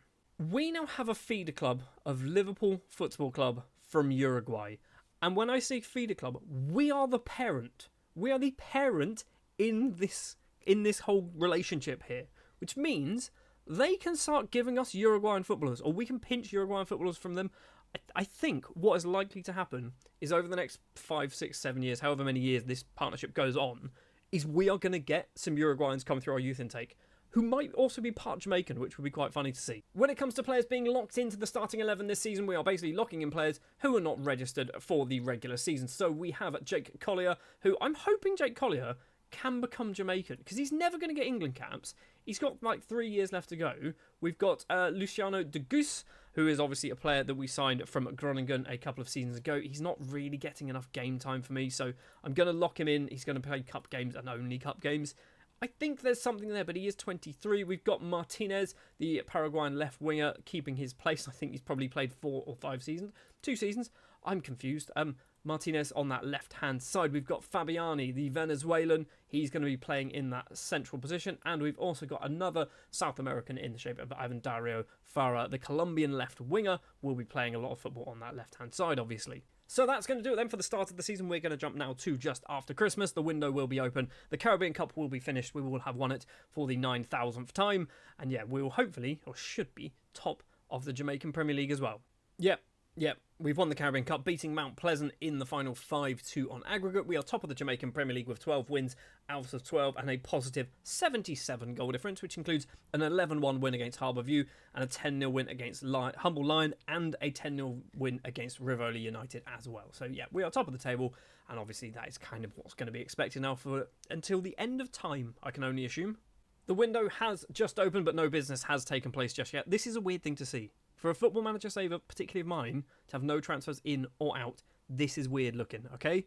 We do still have £37.6 million to spend in our transfer budget. Our wage budget has skyrocketed to nearly 3 times what we actually are paying for our wages. We could afford to just spend £100,000 a week on one absolutely world-class footballer. They're never going to join us, but we could technically do it. maybe we should try. Maybe we should try. Okay, we're going to jump forward to the end of the January transfer window. We'll probably do a little bit more business, won't we? Now, normally, I would kind of keep this hidden because I don't want you to know how much money or anything like that we spent. But we've got to a point now where I feel like money's not really a massive thing. So, I'm just going to show you, this is what's happened. We have sold 2 players. Rafik Matis is the first one. He's moved over to the MLS signing for Charlotte FC for, I can't remember how much money, £13.5 million, possibly going a little bit higher. There is obviously the 50% sell-on clause in there. I didn't want to do this, but I went, he's never going to get into the starting 11 anytime soon because Mladenovic is in there. It's not Mladenovic. What's his name? It is Mladenovic. But yeah, so Matis has moved over. We've also got Zahir McGinty, similar situation, 21 years of age. He's moved over to New England for £23,000. He does have himself a 50% sell-on clause in there too. This one, I think he could get better. I might look at re-signing McGinty in a few years' time. Joining the club then, where should we start? Let's start with Aldo. No, we won't. We'll start with Rodrigo, I think. On the 1st of the 1st, we signed 19-year-old Rodrigo from Fluminense on a free transfer. Technically, his contract had expired, but we brought him into the club on a free. Very, very good-looking defensive midfielder, maybe a centre-back as well, 19 years old. Obviously, plenty of potential for the future, but also plenty of ability for right now.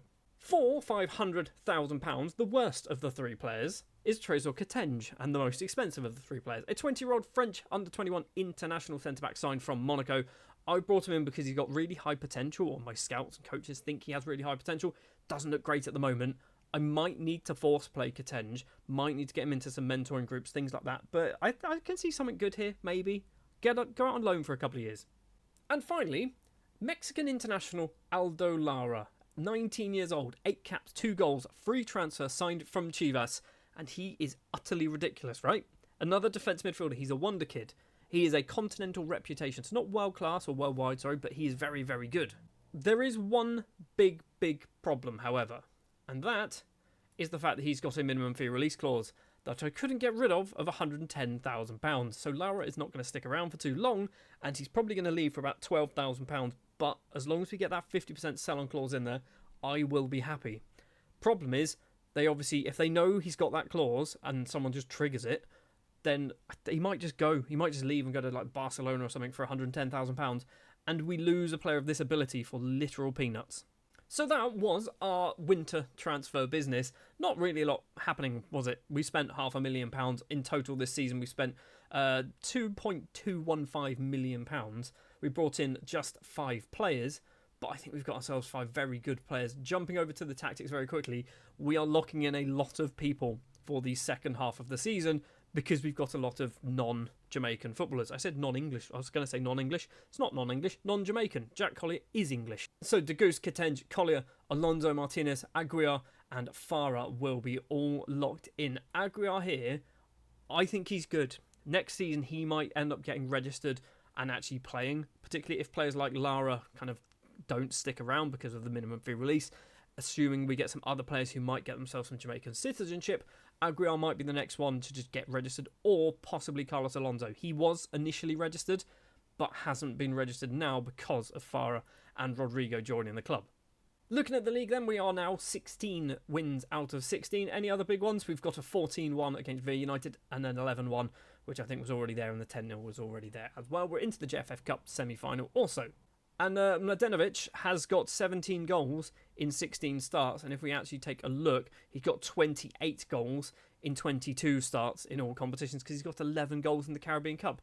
So far, for £1.5 million, he's looking very, very good value for money. Right then, time to jump forward then to the end of the regular season. We'll be part of the way through the North American Champions League as well. We've got Orlando City in the second round. Hopefully, we should be good enough to get past that. Obviously, we have won this competition 6 times in a row, or 7. It is 6 times in a row, 12 times in total, with just literally 1 defeat in the middle of those 12. So yeah, let's jump forward to around, I think it's April, isn't it? We'll probably have a youth intake too. It is an undefeated season in the Jamaican Premier League. 78 points in total. A positive 142 goal difference. Any more massive wins? No, just the 9-0s, which is weird that doesn't consider as a massive win for us. We obviously now go through into the Champions playoff, which we should win. Although a couple of seasons ago, we did actually lose, didn't we, against Mount Pleasant. We've also made it through to the JFF Cup final. It will be Mount Pleasant in that final, the team that were actually defending champions after beating Cavalier last time around. And speaking of Mount Pleasant, we're also playing them in the North American Champions League semi-final. I kind of want to lose this. And get Mount Pleasant in the final, and maybe they can win it. We have a chance of playing a team who aren't American or Mexican. Costa Rican side, Alajuelense, might be their name, are the other team that could get it through. St. Louis City, obviously, as well there. So yeah, we hopefully will be winning this for a 7th time in a row, 13th time altogether. We've also had our youth intake. And I thought it would happen, I just didn't think it would happen immediately. Diego Gonzalez is a 16-year-old Uruguayan striker. He's come through our youth intake because of, I assume, the Liverpool Football Club thing that we have going on. There's nothing else really. We've just got Gonzalez, who we think is going to be really, really good, which I'm happy with. The problem is, Gonzalez, he's not Jamaican. He needs to stay here for 5 whole seasons before he becomes Jamaican. It means he'll be 21, okay? 21, 22 by the time he gets his Jamaican citizenship. So he's still going to be a child. But 5 seasons is a long time. I'm going to have to try and loan Gonzalez out a few times, I think. Well, next thing to do then, jump to the end of the season. We're going to play Mount Pleasant 3 times in a row by the looks of it. We're obviously going to play them again when it comes to the Jamaican Premier League matches too. So yeah, let's jump forward to the end of the season, and can we win everything again? Well, first of all, we have managed to win the Jamaican Premier League, beating Arnett Gardens 3-0 in the final. Mladenovic has 30 goals, Coates has 26, Gomez has 20. Gomez, he's so good. And the fact that we are still keeping hold of Gomez is just amazing to me when you see all of the I was going to say European, they're not European sides, all the Middle Eastern sides coming in for Gomez. I'm just rejecting them, and he seems to be okay with that. We have also won the JFF Cup, beating Mount Pleasant in the final, but only just this time. It was a 3-2 victory on aggregate. It's not on aggregate. After extra time, it was Farah with the winning goal. The 20-year-old Colombian who's not playing league games, who's only playing cup competitions, gets the winning goal. Mladenovic as well there, obviously getting a goal. And the one that you've all been waiting for, the North American Champions League final up against St. Louis City, so we did not get to play a team from Costa Rica. Martinez has the ball in the back of the net after 12 minutes, opening the scoring and making it 1-0 to Montego Bay United into the second half. And we decide we've had enough of just winning 1-0. Lecky plays on the ground. It's found its way to Alonso. His effort from inside the penalty area makes it 2-0. Just 2 minutes later, Collier has the ball, only playing in cup competitions, remember. Lecky on the left-hand side finds Gomez, the Mexican. He goes for goal, blasts it past the goalkeeper. It's now 3-0. Mladenovic, who has the ball at the moment, did miss a penalty in between the goal and this highlight. He goes for a little run himself. Can he cross the ball in? He does. Plays it low on the ground, and Aguiar, the Brazilian, puts the ball away. It's now 4-0, and we are still not done. Kimoni Talbot on the left, 85 minutes on the clock. Plays it backwards, finds Martinez. Back to Talbot. Lovely bit of control. Can he go it alone? He does go it alone. Musa can't stop that one. It's now 5-0, and guess what? We are still not finished. In the 87th minute, Aguiar's corner comes in, and Saridis is there to head that ball into the back of the net after Collier heads it onto the bar. We win the North American Champions League for the 13th time, and this time we absolutely smashed St. Louis City. So once again, we have picked up 4 trophies, every single trophy that we could have possibly got. Well, technically not, because the Club World Cup, but it's not here anymore. So we've got 4 trophies, all the trophies that we could ever possibly win this season. We have managed to win, and obviously we want to do it again next time around. Let's take a very quick look at the squad. I have sorted this by goals, by the way. So we have got how many players? Saridis has got 10 from centre-back. He's got 10 goals from centre-back. That is utterly mad. 9 of them coming in the league. We've got Oscar Martinez, who's only playing in cup competitions. He has got quite a few goals as well. We've got, what is that for Martinez? 22 assists and 14 goals in all competitions. He is predominantly playing as a left-back, which I find quite funny. We've got Aguiar, 14 goals, 11 assists, playing in that attack midfield role. Once again, not really playing league games. Kimoni Talbot on that left or right-hand side, scoring for fun, also getting assists for fun. Eddie Gomez, 22 goals, 9 assists for Eddie Gomez. He's just good at football. I mean, he is and he isn't. I feel like he's not getting worse, but I feel like I'm kind of seeing him through rose-tinted goggles, maybe, when you think of some of the other players that have come in, like Geraldo Laras, who's just a better footballer, isn't he? Niquan Coates, 26 goals, 16 assists. He's good, isn't he? I mean, he starts a lot. I assume he's playing as an attacking midfielder. And then we've got Bogdan Mladenovic, who has got 46 goals and 19 assists as well in all competitions. I don't think he's sticking around for too long. I definitely don't think he's sticking around. We've got, obviously, the usual suspects coming in for him, but I feel like maybe next season there might be a big big team, or maybe even the season after a big team come in for Mladenovic, but we will obviously get that 50% sell-on clause in there. So season 25, we've won everything. We've scored a hell of a lot of goals. We need to do the same again next time around. We have got one job for this season. I say one, we've got multiple jobs for this season, but most of them we do every time without fail, like winning the Caribbean Cup, winning the Jamaican Premier League, and winning the North American Champions League. But my job this season is to not sell Bogdan Mladenovic because he's utterly ridiculous. The problem is, everyone under the sun wants to sign him. I'm hoping we can keep him for at least another full season. Get 2 full seasons under your belt, score a bucket load of goals, we should be fine. Also, his value's pretty high.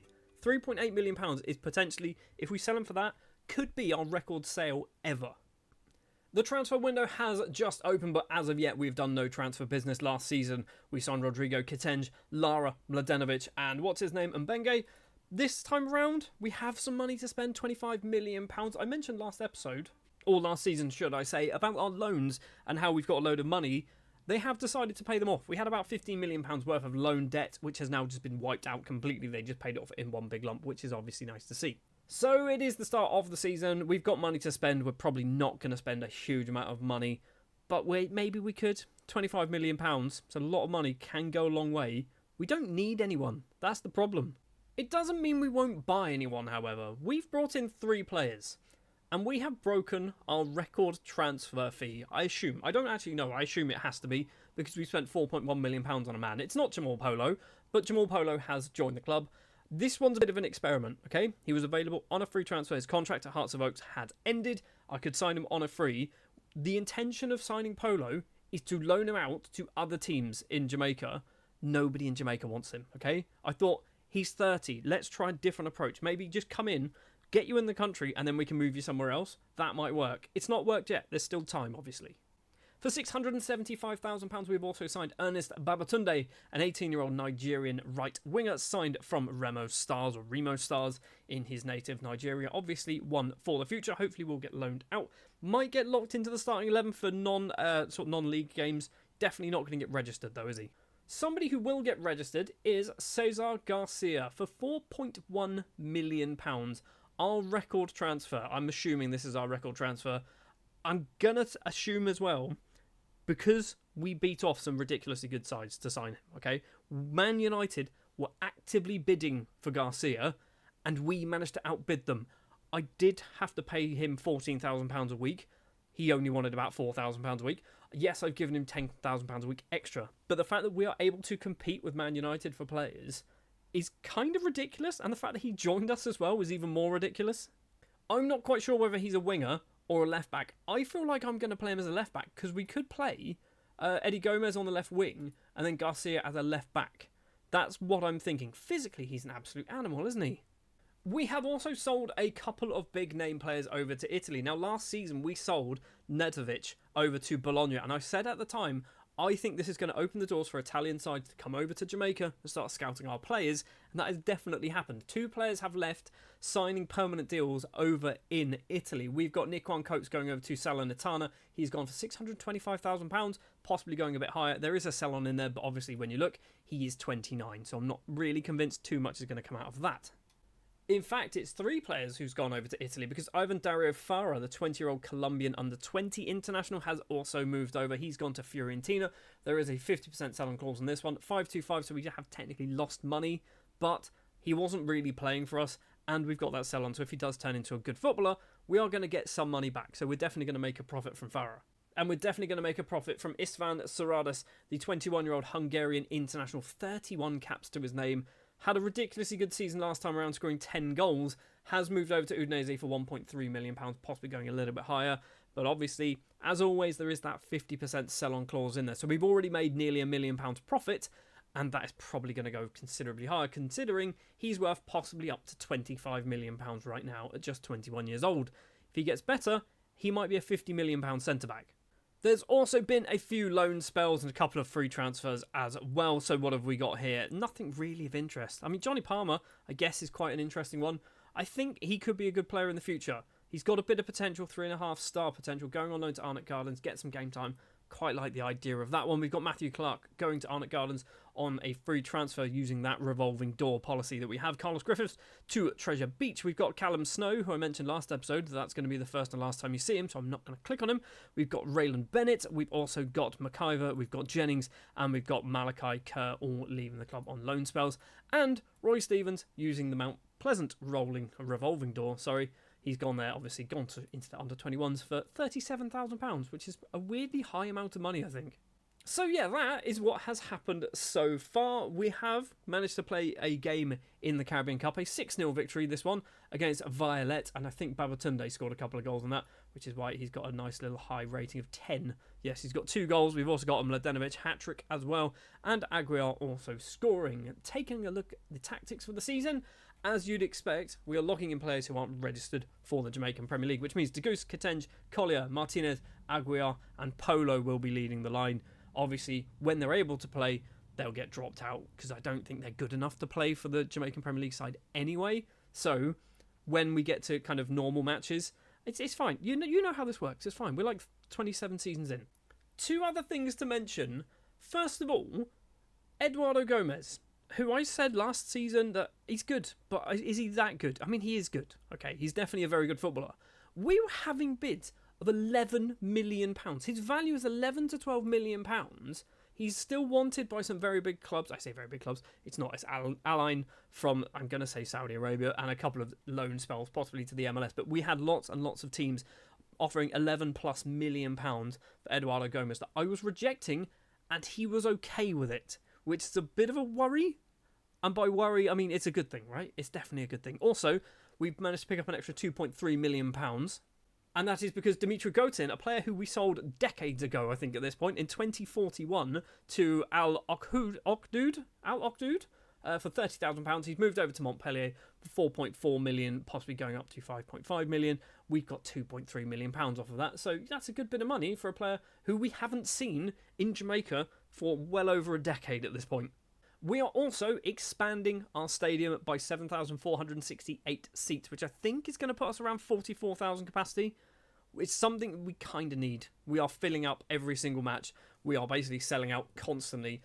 We are going to hit a limit with Stuart Pearce Park at how big it can actually get. So we might get to a point where we're just kind of selling out every single week and there's nothing we can do about it because the stadium is only 6 years old and we might have already maxed out its capacity. Right then, time to jump forward to just after Christmas. The transfer window will be open. We'll be top of the table and we will also be champions of the Caribbean once again. Just the 10-2 victory then in the Caribbean Cup final against Mount Pleasant. Jamal Polo, 13 goals in 7 matches in the Caribbean Cup. He's wanted. Who wants him? It's Atlanta United. I don't want you to go to the MLS. That doesn't make sense. I want you to go to Arnott Gardens or Mount Pleasant or someone like that and play in Jamaica and stay in Jamaica. Speaking of Jamaica, we're top of the table with 12 wins out of 12 and a positive 92 goal difference. 6-0 all over the place. 2 10-0, Maloines. And we've got Waterhouse. We've also got a 12-0 against George's Plain as well. Mladenovic, top goal scorer, 23. Gomez on 15. Talbot on 12. Top assists as well. Cesar Garcia, the £4.1 million man, the record signing. He's also... Did he have an Argentina cap? I think he might have got himself an Argentina cap as well. Getting a whole bunch of assists, which is obviously lovely to see. What with it being January, or soon to be January, we do have a transfer window. Our money is dwindling. Our money is starting to dwindle. So, you know, maybe we need to kind of do something about that. I don't know what we can do about that. Maybe sell some clauses. But it's starting to drop. But it's, let's face it, we've been living in just worse situations. We've been in negative bank balance. That's the word. We've got £23 million still. It's fine. We've got loads of money. We shouldn't really be complaining. I'll say it again. We do need to keep hold of Mladenovic. The problem is with Mladenovic, he is wanted all the time. 18 clubs. Oh, and there's big ones. Oh, no, that's not good. We've got Arsenal, we've got Roma, we've got Juve, we've got Porto, we've got Sassuolo. Good luck, Sassuolo. We've also got Man United in there. So, you've noticed I've ignored all the Middle Eastern sides because we're not selling to the Middle East. He is worth just £2.6 million. That's not a lot of money. I don't want to sell him. Unless we get ridiculous money, I don't want to sell him. Let's jump forward to the end of January and see if we do get ridiculous money for him. We did get ridiculous money for him. And this is more ridiculous than you thought it would be. Tell me, before we get any further, in the comments, tell me how much money you think we sold Mladenovic for, and then probably times it by 4, because that is actually how much money we sold Mladenovic for to Man United. He's now 23. He's worth 116 to 137 million pounds, and he's gone for 18.75 million, possibly going up to 24.5 million pounds, and a 50% sell-on clause. Mladenovic has just saved us financially, which is ridiculous. The amount of money that man has just brought to this club and this country, realistically, all by himself, is insane. There is a bit of bad news, however, about the January transfer window. And Aldo Lara has seen some money over in the Middle East, and he's gone for £110,000. When we signed him, I did say that he had this minimum fee release in his contract that I could not get rid of. It's been triggered.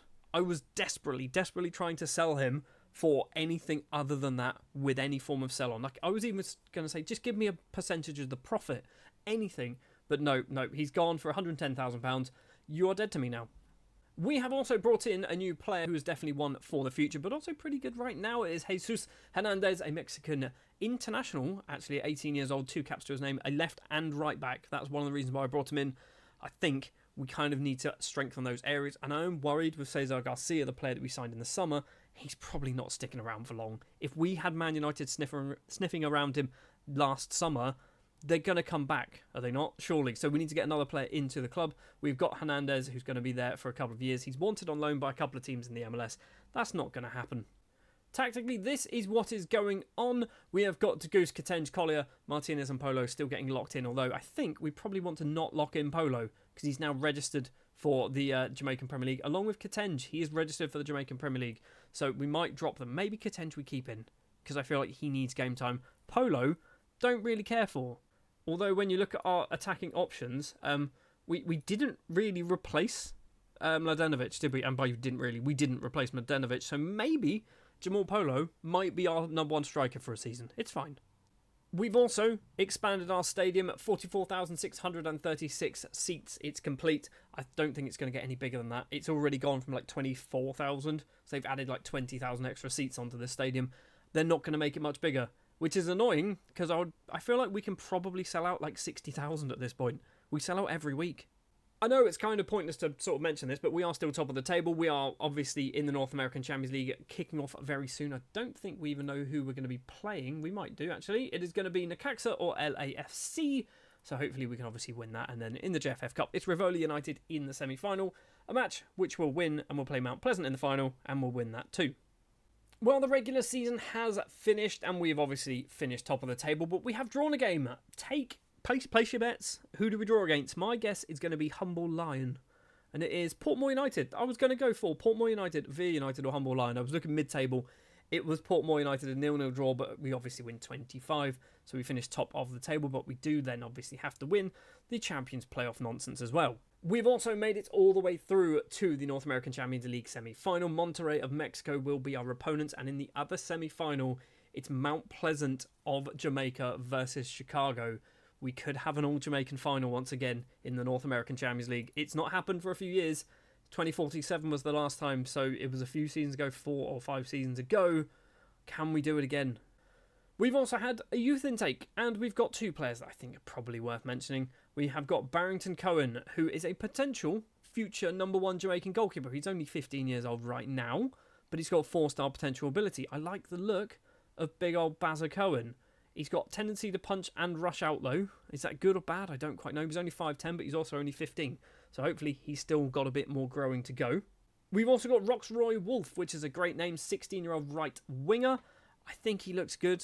Mentally got some reasonable numbers. Technically got some reasonable numbers. Physically got some reasonable numbers. He's also got 3.5-star potential ability. So I think we might have 2 players coming through that could be good. Anyone else I don't think really stands out. We've also got ourselves another Uruguayan in the shape of Ignacio Delgado. Again, he doesn't look very good, does he? Right, next thing to do then. End of the season. Let's see if we can win all the competitions once again. In the JFF Cup, we beat Mount Pleasant 3-1 in the final. So obviously, we have picked up our 2nd trophy of the season after the Caribbean Cup. In the Jamaican Premier League, however, we lose against Mount Pleasant. A 1-0 defeat in the final means Mount Pleasant are once again champions of Jamaica. What actually happened? Did we batter them? We didn't. I mean, we had just no good shots.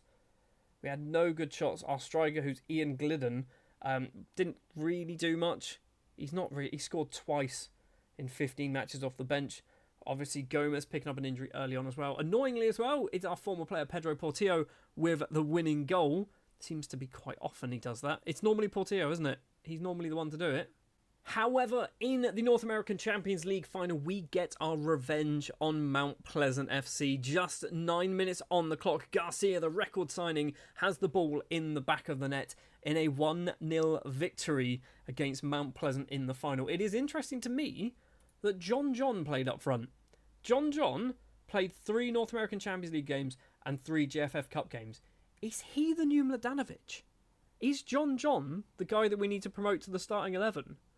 Problem is, he's not Jamaican, and he's not going to be Jamaican for a very long time. I've also just seen that he's from England. However, he's got 13 caps for St Vincent and Grenada, or is it just St Vincent nowadays? I don't know, but yeah, that's weird to me. So we won 3 out of 4. We'll take it, okay? It's fine. Mount Pleasant FC are definitely the second team when it comes to the Jamaican Premier League. So they're 1-2 of the last however many. We've got Arnott Gardens and Cavalier in there as well. The last team, other than the big, I'm going to call them the big 4, Mount Pleasant, Cavalier, Arnott Gardens and ourselves, is Waterhouse way back in 28-29. And we also had VA United in 25-26, Waterhouse again in 23-24. So it's starting to kind of become a little bit of a top sort of 3 or 4 teams, isn't it? Which is good in a way. So, we did obviously lose Mladenovic, but we did still score a ridiculous amount of goals. We've got Rodrigo scoring 12 goals, 9 assists. He's wanted. Who wants him?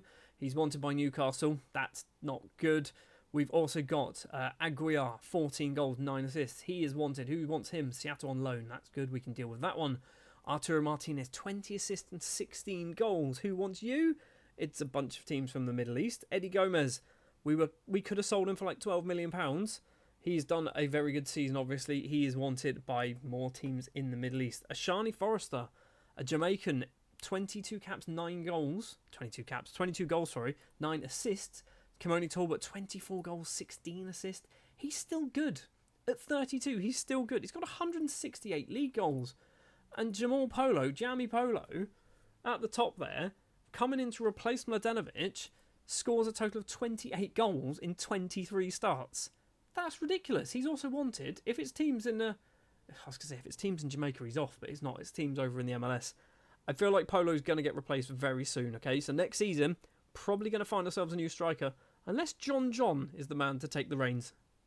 It is now time for season 27 of our Building a Nation save with Montego Bay United. Last time around, we didn't win the league. We obviously won the league, but we didn't actually win the championship because, Mount Pleasant sometimes get the better of us. We obviously did get the better of them, though, when it came to the North American Champions League final.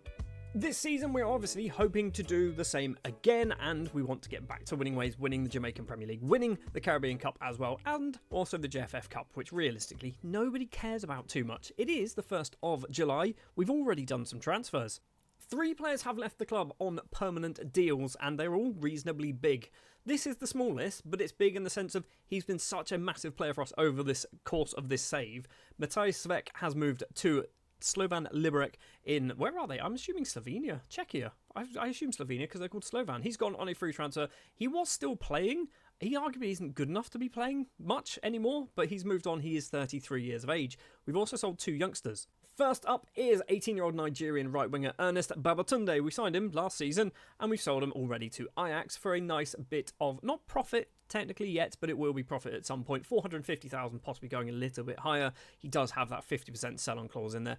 Basically, I realise we've got too many non-Jamaican footballers, and I feel like Babatunde, whilst he might have high potential, was never actually going to break into the squad anytime soon. And a similar situation is John, the Englishman, and where is he from? It's St Vincent. Oh, yeah, it is St Vincent. He has moved over to Manchester City. 20 years of age. He's gone there for £350,000, possibly going all the way up to 825. And yes, we do have that 50% sell-on clause in there.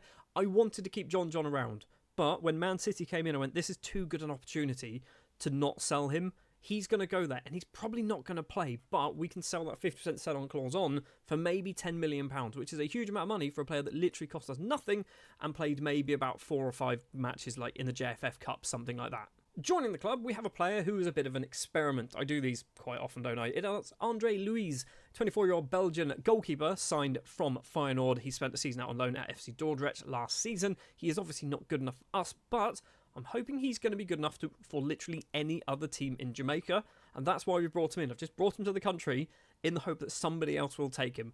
We will see how this works.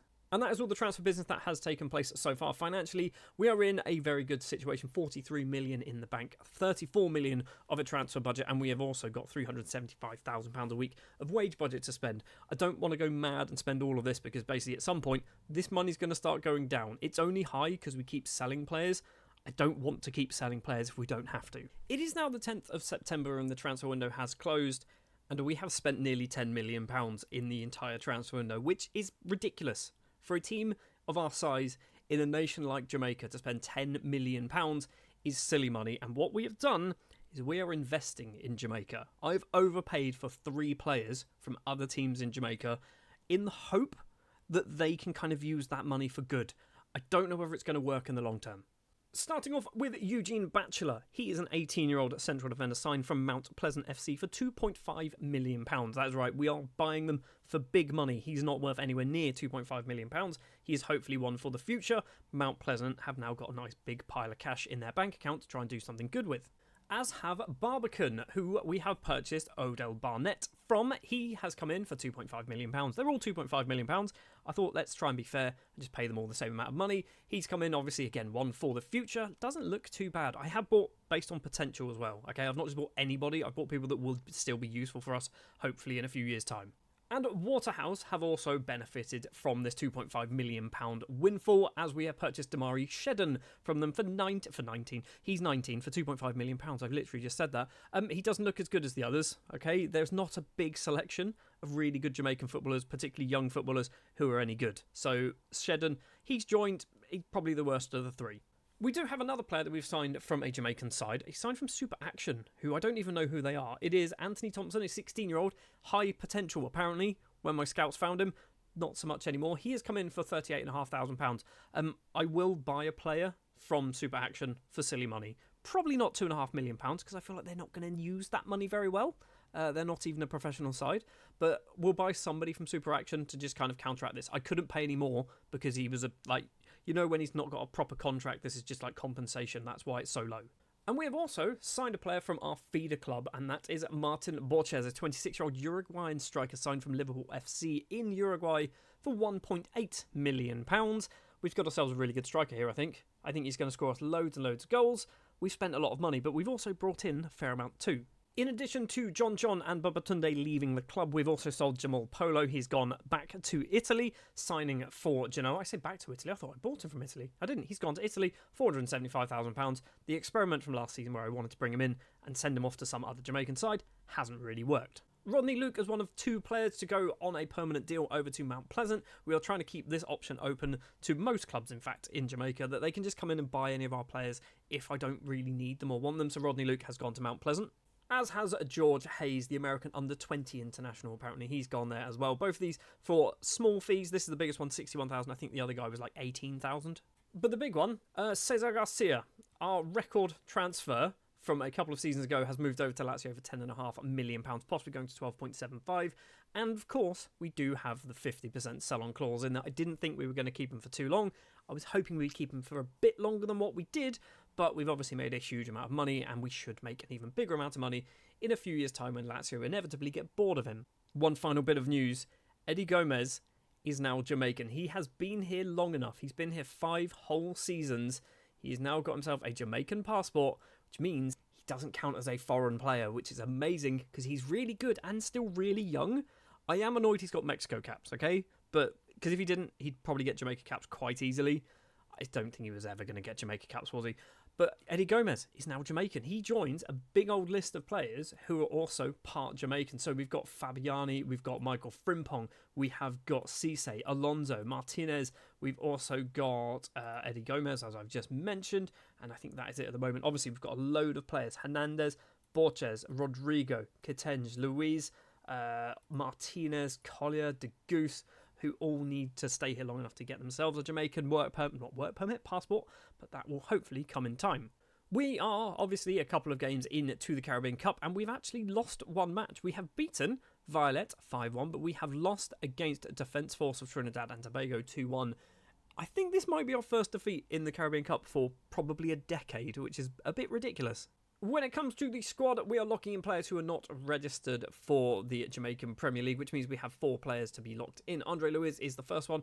Whilst he is a player that I want to kind of move on to another team in Jamaica, I still want to get him better, so that is why he's going to play those games. We've got Luciano de Goose, who is improving drastically, but he doesn't want to be here, which is annoying. We have also got Jake Collier, who should be playing. He should be registered. He's getting very good. He can't be too far away from being Jamaican. He's a year away. Jake Collier could become Jamaican.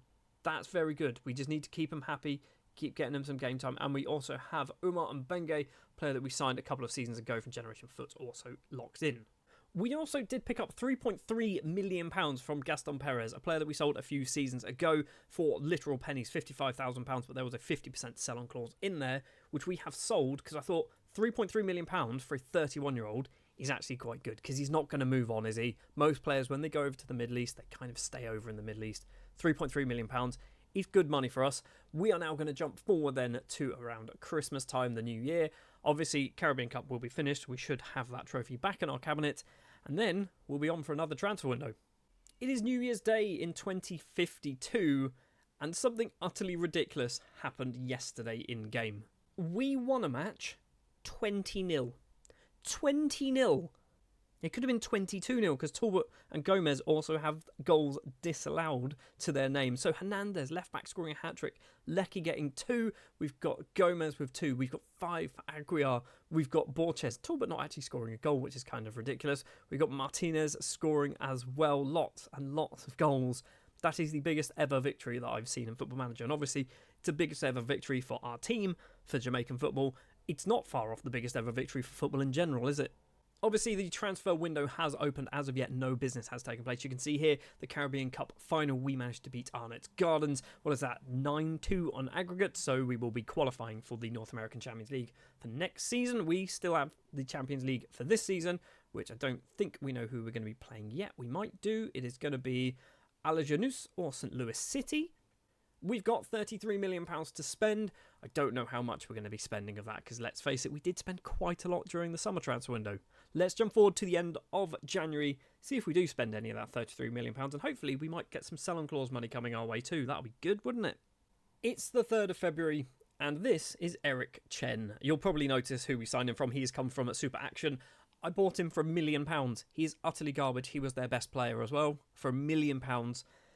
It was because of the other guy that we couldn't pay any more than like £30,000 for, so Super Action have got themselves a huge chunk of money now, thanks to us.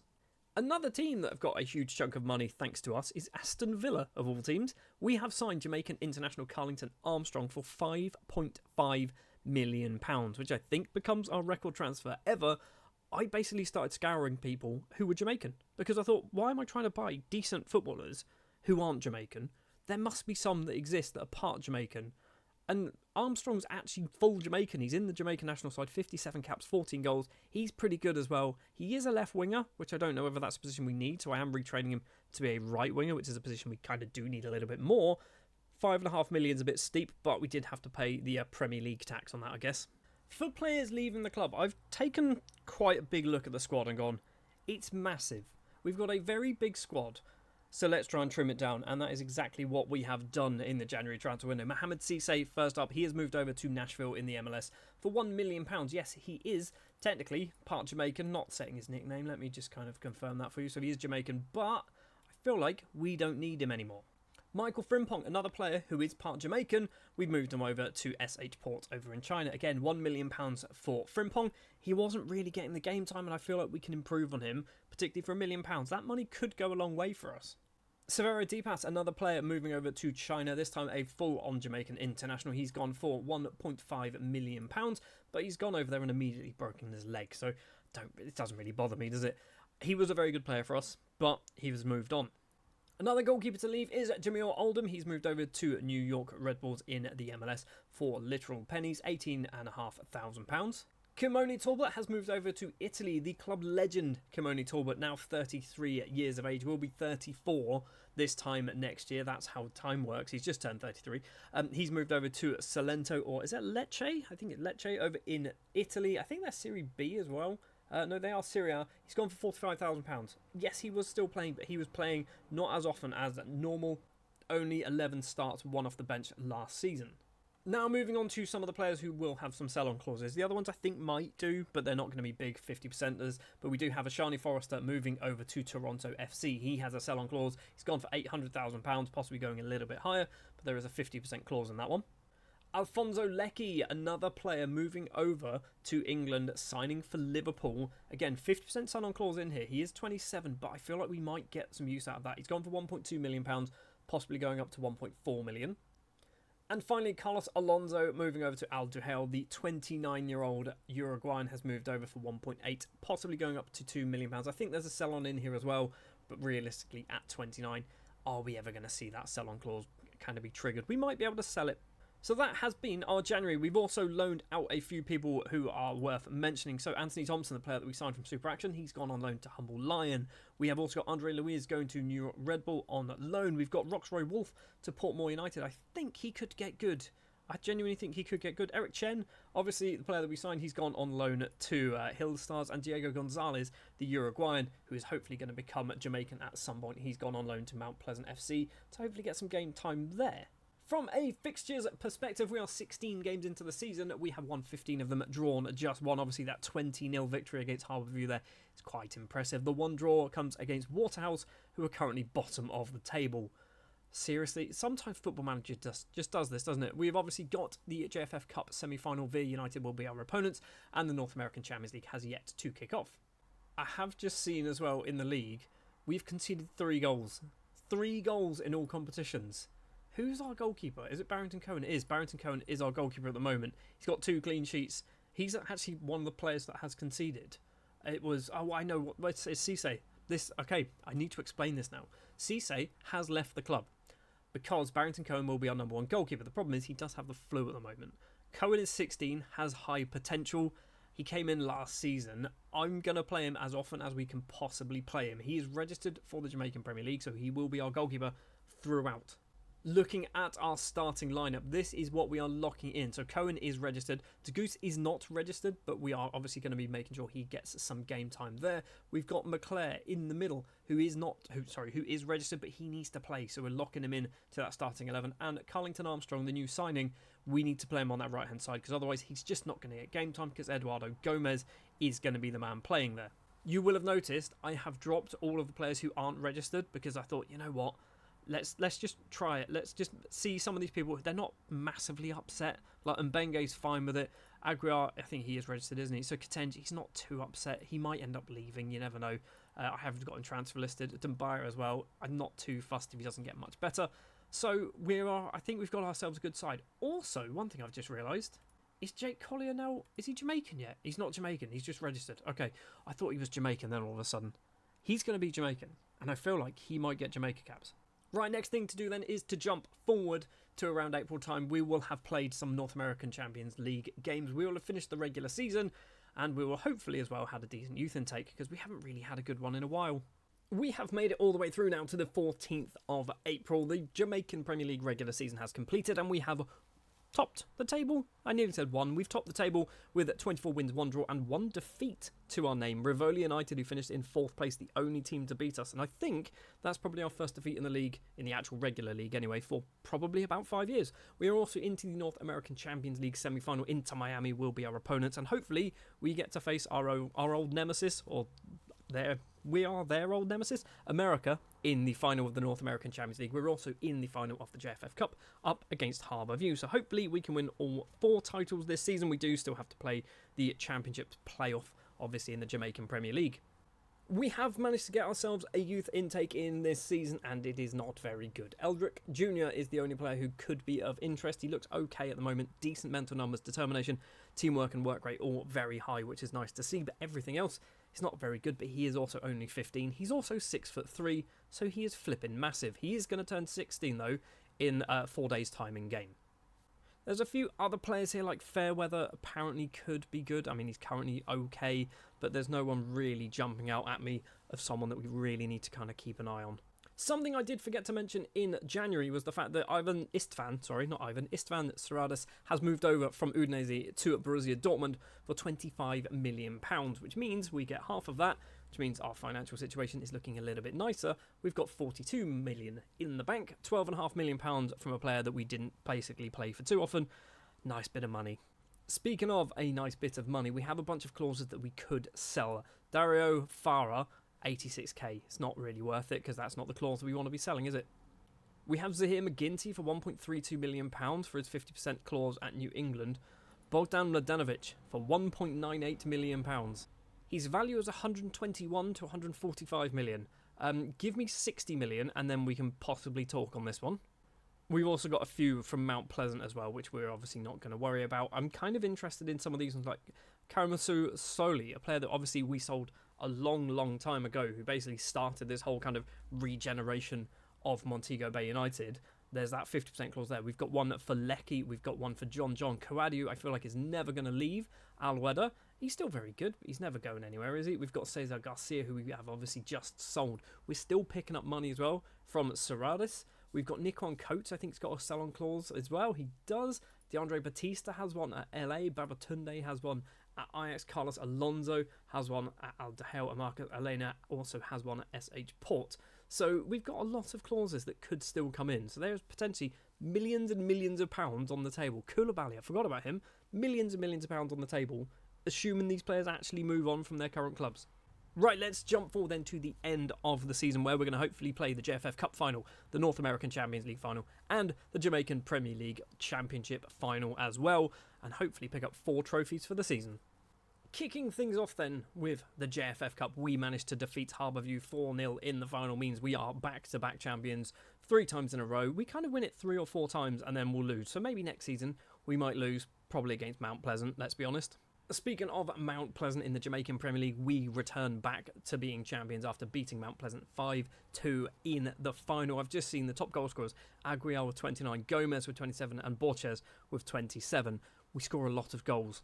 And in the North American Champions League, it was a Carlington Armstrong spectacular performance up against Atlanta United. Martinez opens the scoring for us after just 13 minutes, Armstrong with the assist, and then Armstrong decides, I've had enough of setting people up, I'm going to score some goals myself. Collects the ball on the right hand side here, cuts inside, goes for a little run, dodges a tackle, keeps going forward, puts it into the opposite corner, making it 2-0. And shortly after, he makes it 3-0 again. Armstrong on that right hand side, obviously retrained to be a right winger this season, puts it in the opposite corner, making it 3-0, and he was not done. And it's not even half time yet. Delissa collects it. Right hand side, finds Kitenge. Is he going to run ball into the middle? He plays it into Armstrong, this time puts it the opposite side of the goalkeeper. We make it 4-0 in the North American Champions League final. We are champions once again. So a perfect 10 performance from Carlington Armstrong means we do win the quadruple this season. Financially, it doesn't mean much. We don't pick up a lot of prize money for winning these competitions, which is a big problem. I feel like after however many seasons, 27 years in the future, things would change. Prize money would be different, because I feel like we're kind of getting to a point now in this Building a Nation save where we are being hamstrung by the game, not by our ability. The last thing to do then before we end this season is take a look at some players. So Johnny Palmer, 19 years old, has got a lot of goals and he's turning into a very good footballer. That is lovely to see. Arturo Martinez, 22 assists, 27 goals from left back. That's utterly ridiculous as well. Martin Borges, not really a man for assisting, only 9 assists, scoring 39 goals though. Also scoring 39 goals, but this time getting 21 assists, is Eduardo Gomez. And the newly Jamaican Eduardo Gomez as well. He's just good. He's just really good, and I love the fact that he's still here.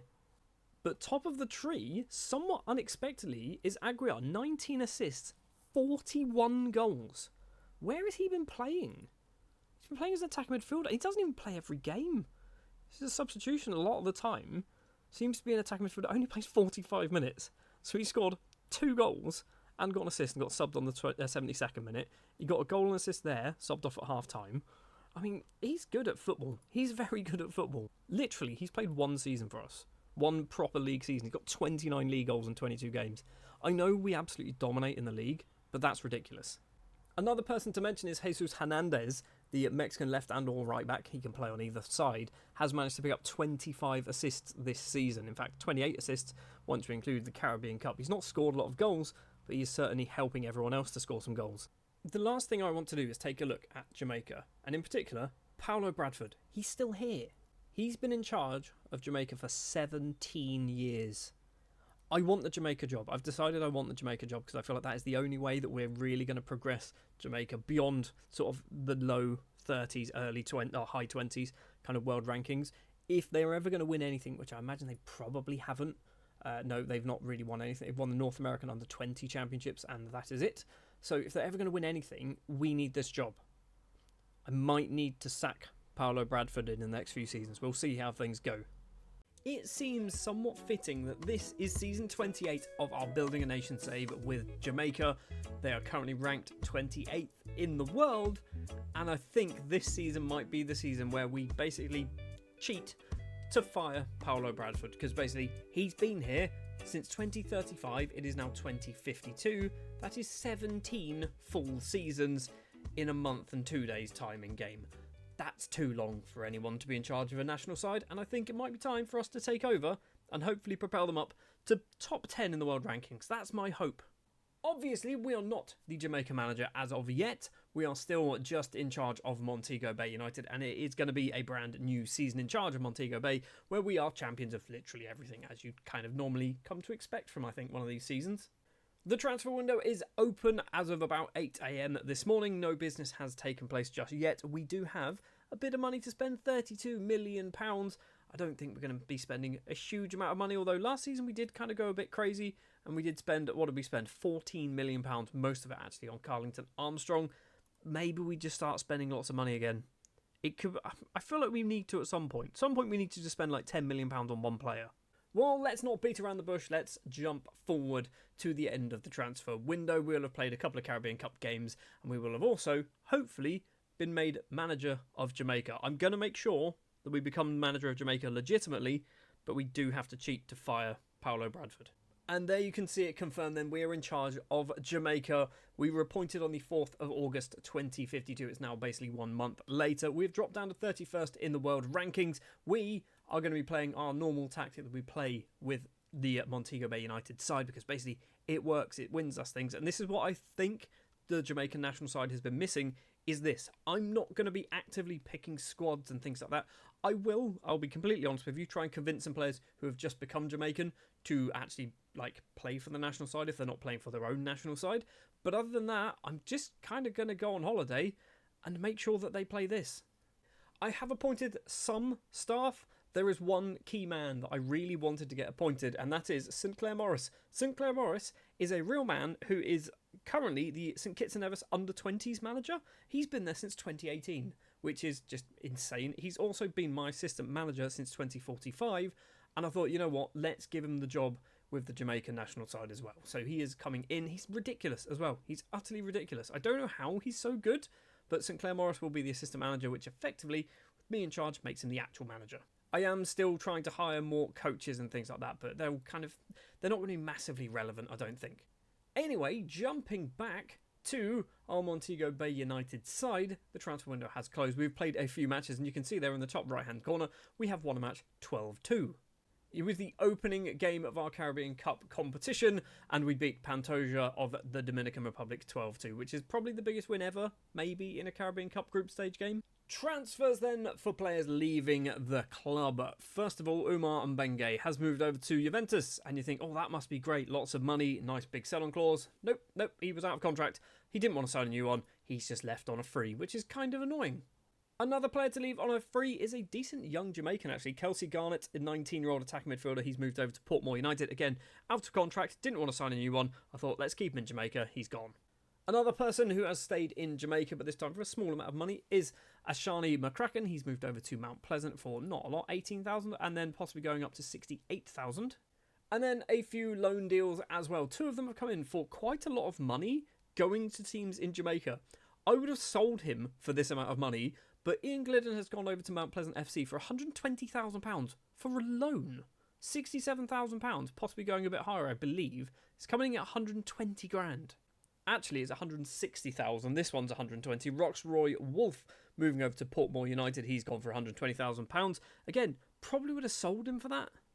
Just 3 players have joined the club, and one of them is a returning face. Aidan Goldsack, who is a fully fledged Jamaican international, has returned to the club for £2.5 million.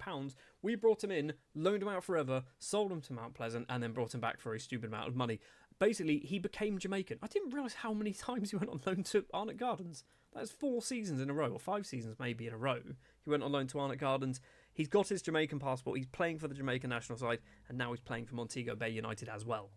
Another returning face is Zahir McGinty, the Jamaican, 24 years of age, 2 caps to his name, signed from New England for £3.3 million. But if you remember correctly, we also had a 50% sell-on clause in there, so actually he only signed for £1.75 or £1.65 thousand, £1 million even.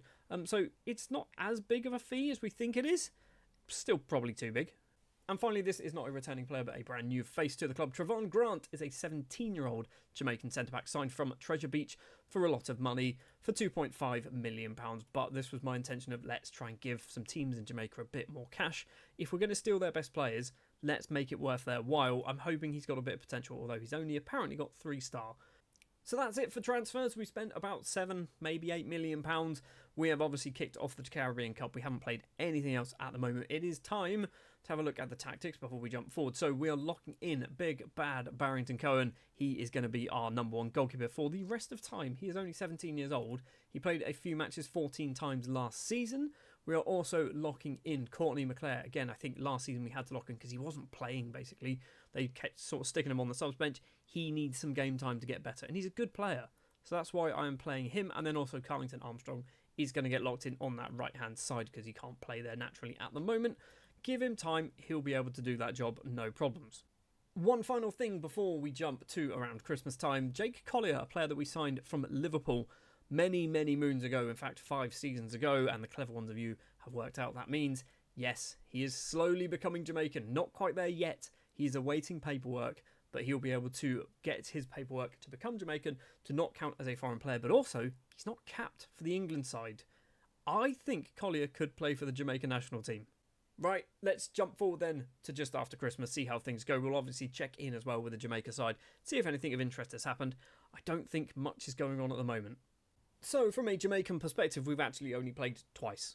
We have played Honduras twice in the quarterfinal first and second legs, beating them 2-0 and 4-1. I don't know whether this is a really kind of a key sign of how well we are doing or not, but we've won our first 2 games in charge, which is always good to see. Having a look at the competitions, we're in obviously a World Cup qualifying stage, but the World Cup is in 2054, so we've got kind of a year or so, or a year and a half left to go of this. We're in the North American Nations League semi-final against Mexico.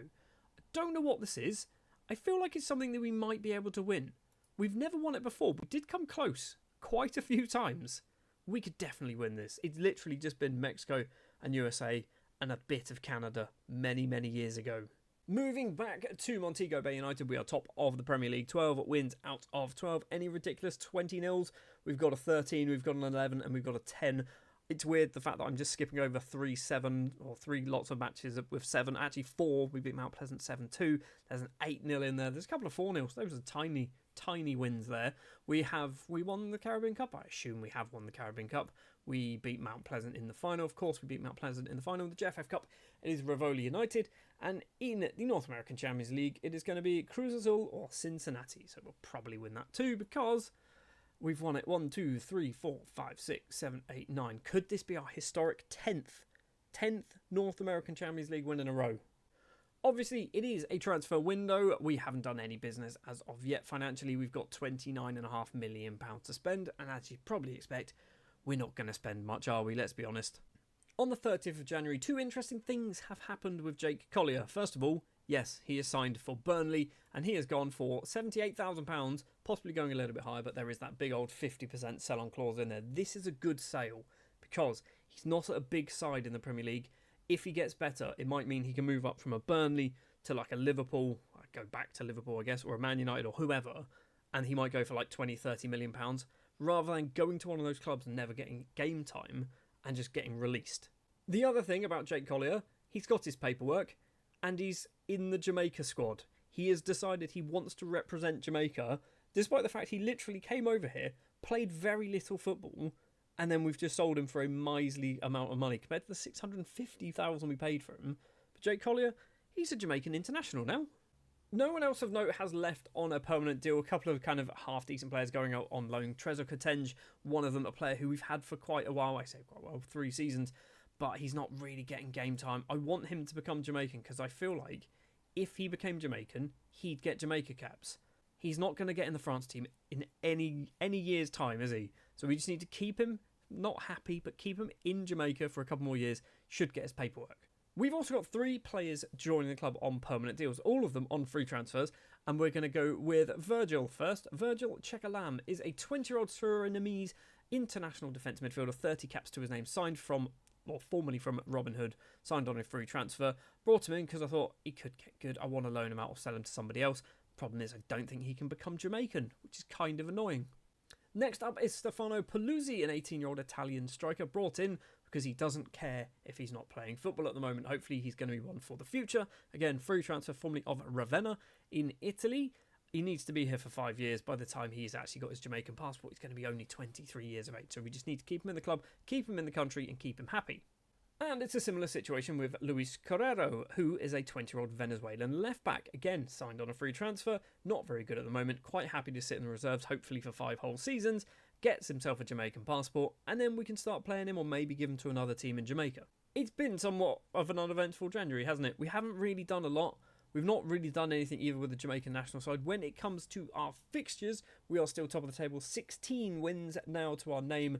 We are not in the North American Champions League just yet. We're in the JFF Cup semi-final. Cavalier will be our opponent there. So, what's happening with the Jamaican national side? This doesn't really mean anything, so I don't think we've played anything, have we? We have not. We are going to be playing Mexico in, what's that, 2 months' time, on the 29th of May. That's not May, that's March. 29th of March, we'll be playing that. And when is the final of this? Third place playoff is, they'll be drawn on that date, but when's the final? The final is April Fool's Day. Okay, so between now and the next bit, we are going to work out what's going to happen with the North American Nations League. We're going to be in a match. If we lose against Mexico, we're going to be in the 3rd place. If we win, we're going to be in the final. So following on from our match against Mexico, we are up against the USA. Salinas with the ball in towards the goal, plays it across. Coates is there to make it 1-0 to the United States on the stroke of half-time. Into the second half, we get ourselves a penalty. Christian blasts the ball past the goalkeeper. It is 1-1 after an hour.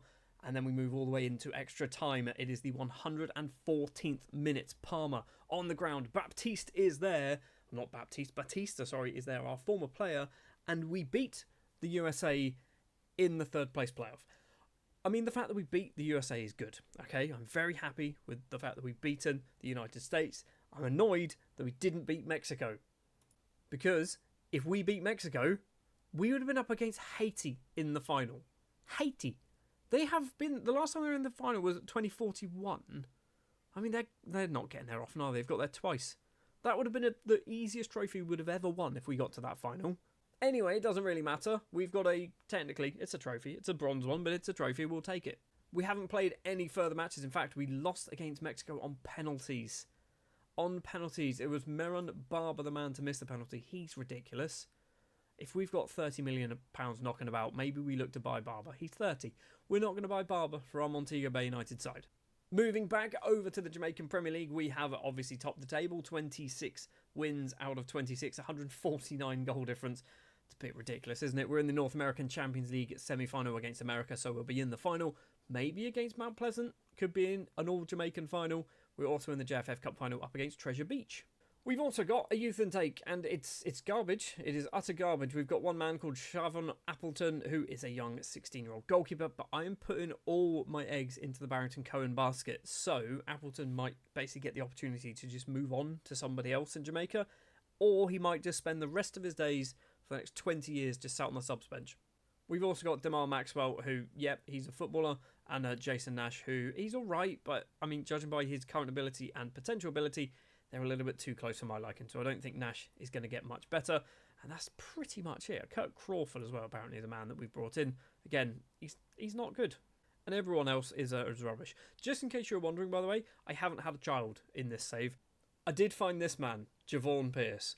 He's not my child, okay? He's no relation. That's happiness. He's no relation to me. So yeah, I kind of thought maybe I was just looking for my name, found a Jamaican with the same surname, but no, he's not my son, okay? Well, I guess the next thing to do then is to jump to the end of the season, and can we win ourselves 4 whole trophies? Will we also be playing a few more matches with the Jamaican national side? We will. In fact, we'll be playing some Gold Cup games. No, we won't be playing any Gold Cup games because it is the 23rd of May and our season has finished. So this will be at the start of season 29, is we'll have some Gold Cup games. We'll also have a couple of World Cup qualifiers as well. We're in a group with Trinidad and Tobago, Costa Rica, El Salvador, and the Cayman Islands. How do we get through this? We're in the second round right now, so we just need to win that and then win that. It's a long way to go, isn't it? There's a long way to go, but I guess we're kind of... This is the good teams now, right? We're starting to get close to the end. Speaking of close to the end, we have just destroyed Treasure Beach in the JFF Cup final, winning 9-3. I was tempted to show you the highlights for this and then thought this video was going to take 45 minutes just to record it. Hernandez, Aguiar with a couple. Palmer, Rodrigo, Aguiar gets his hat-trick, gets a 4th. Hernandez and Thomas. So lots and lots of lovely goals, which is good to see. Slightly less goals in the Jamaican Premier League final, beating Mount Pleasant 2-0. Who were the 2 players to get the goals? Aguiar from the penalty spot and Eddie Gomez from that left-hand side. And it was an all-Jamaican affair in the North American Champions League final. Mount Pleasant were our opponents, but we easily dispatched them. Palmer with the opening goal of the game after 22 minutes. We double the lead with this effort here. Johnson plays it all the way back. DeLissa flicks it into the middle. Hernandez is there, and the fullback makes it 2-0. And then almost like a minute or so later, Borges collects this ball on that left-hand side, slows the play down all the way back to McClare. A bit of space across to Johnson, blast it into the top of the net. It's a 3-0 victory against our fellow Jamaican side in the North American Champions League final. But we're just too good. We're just too good. And we're it's annoying, right? This is one of the reasons why I've taken over the Jamaica job, because we're winning absolutely everything. Apart from the Club World Championship. We've not won that yet. We've not even got close to winning that yet. Maybe we can win the Club World Championship.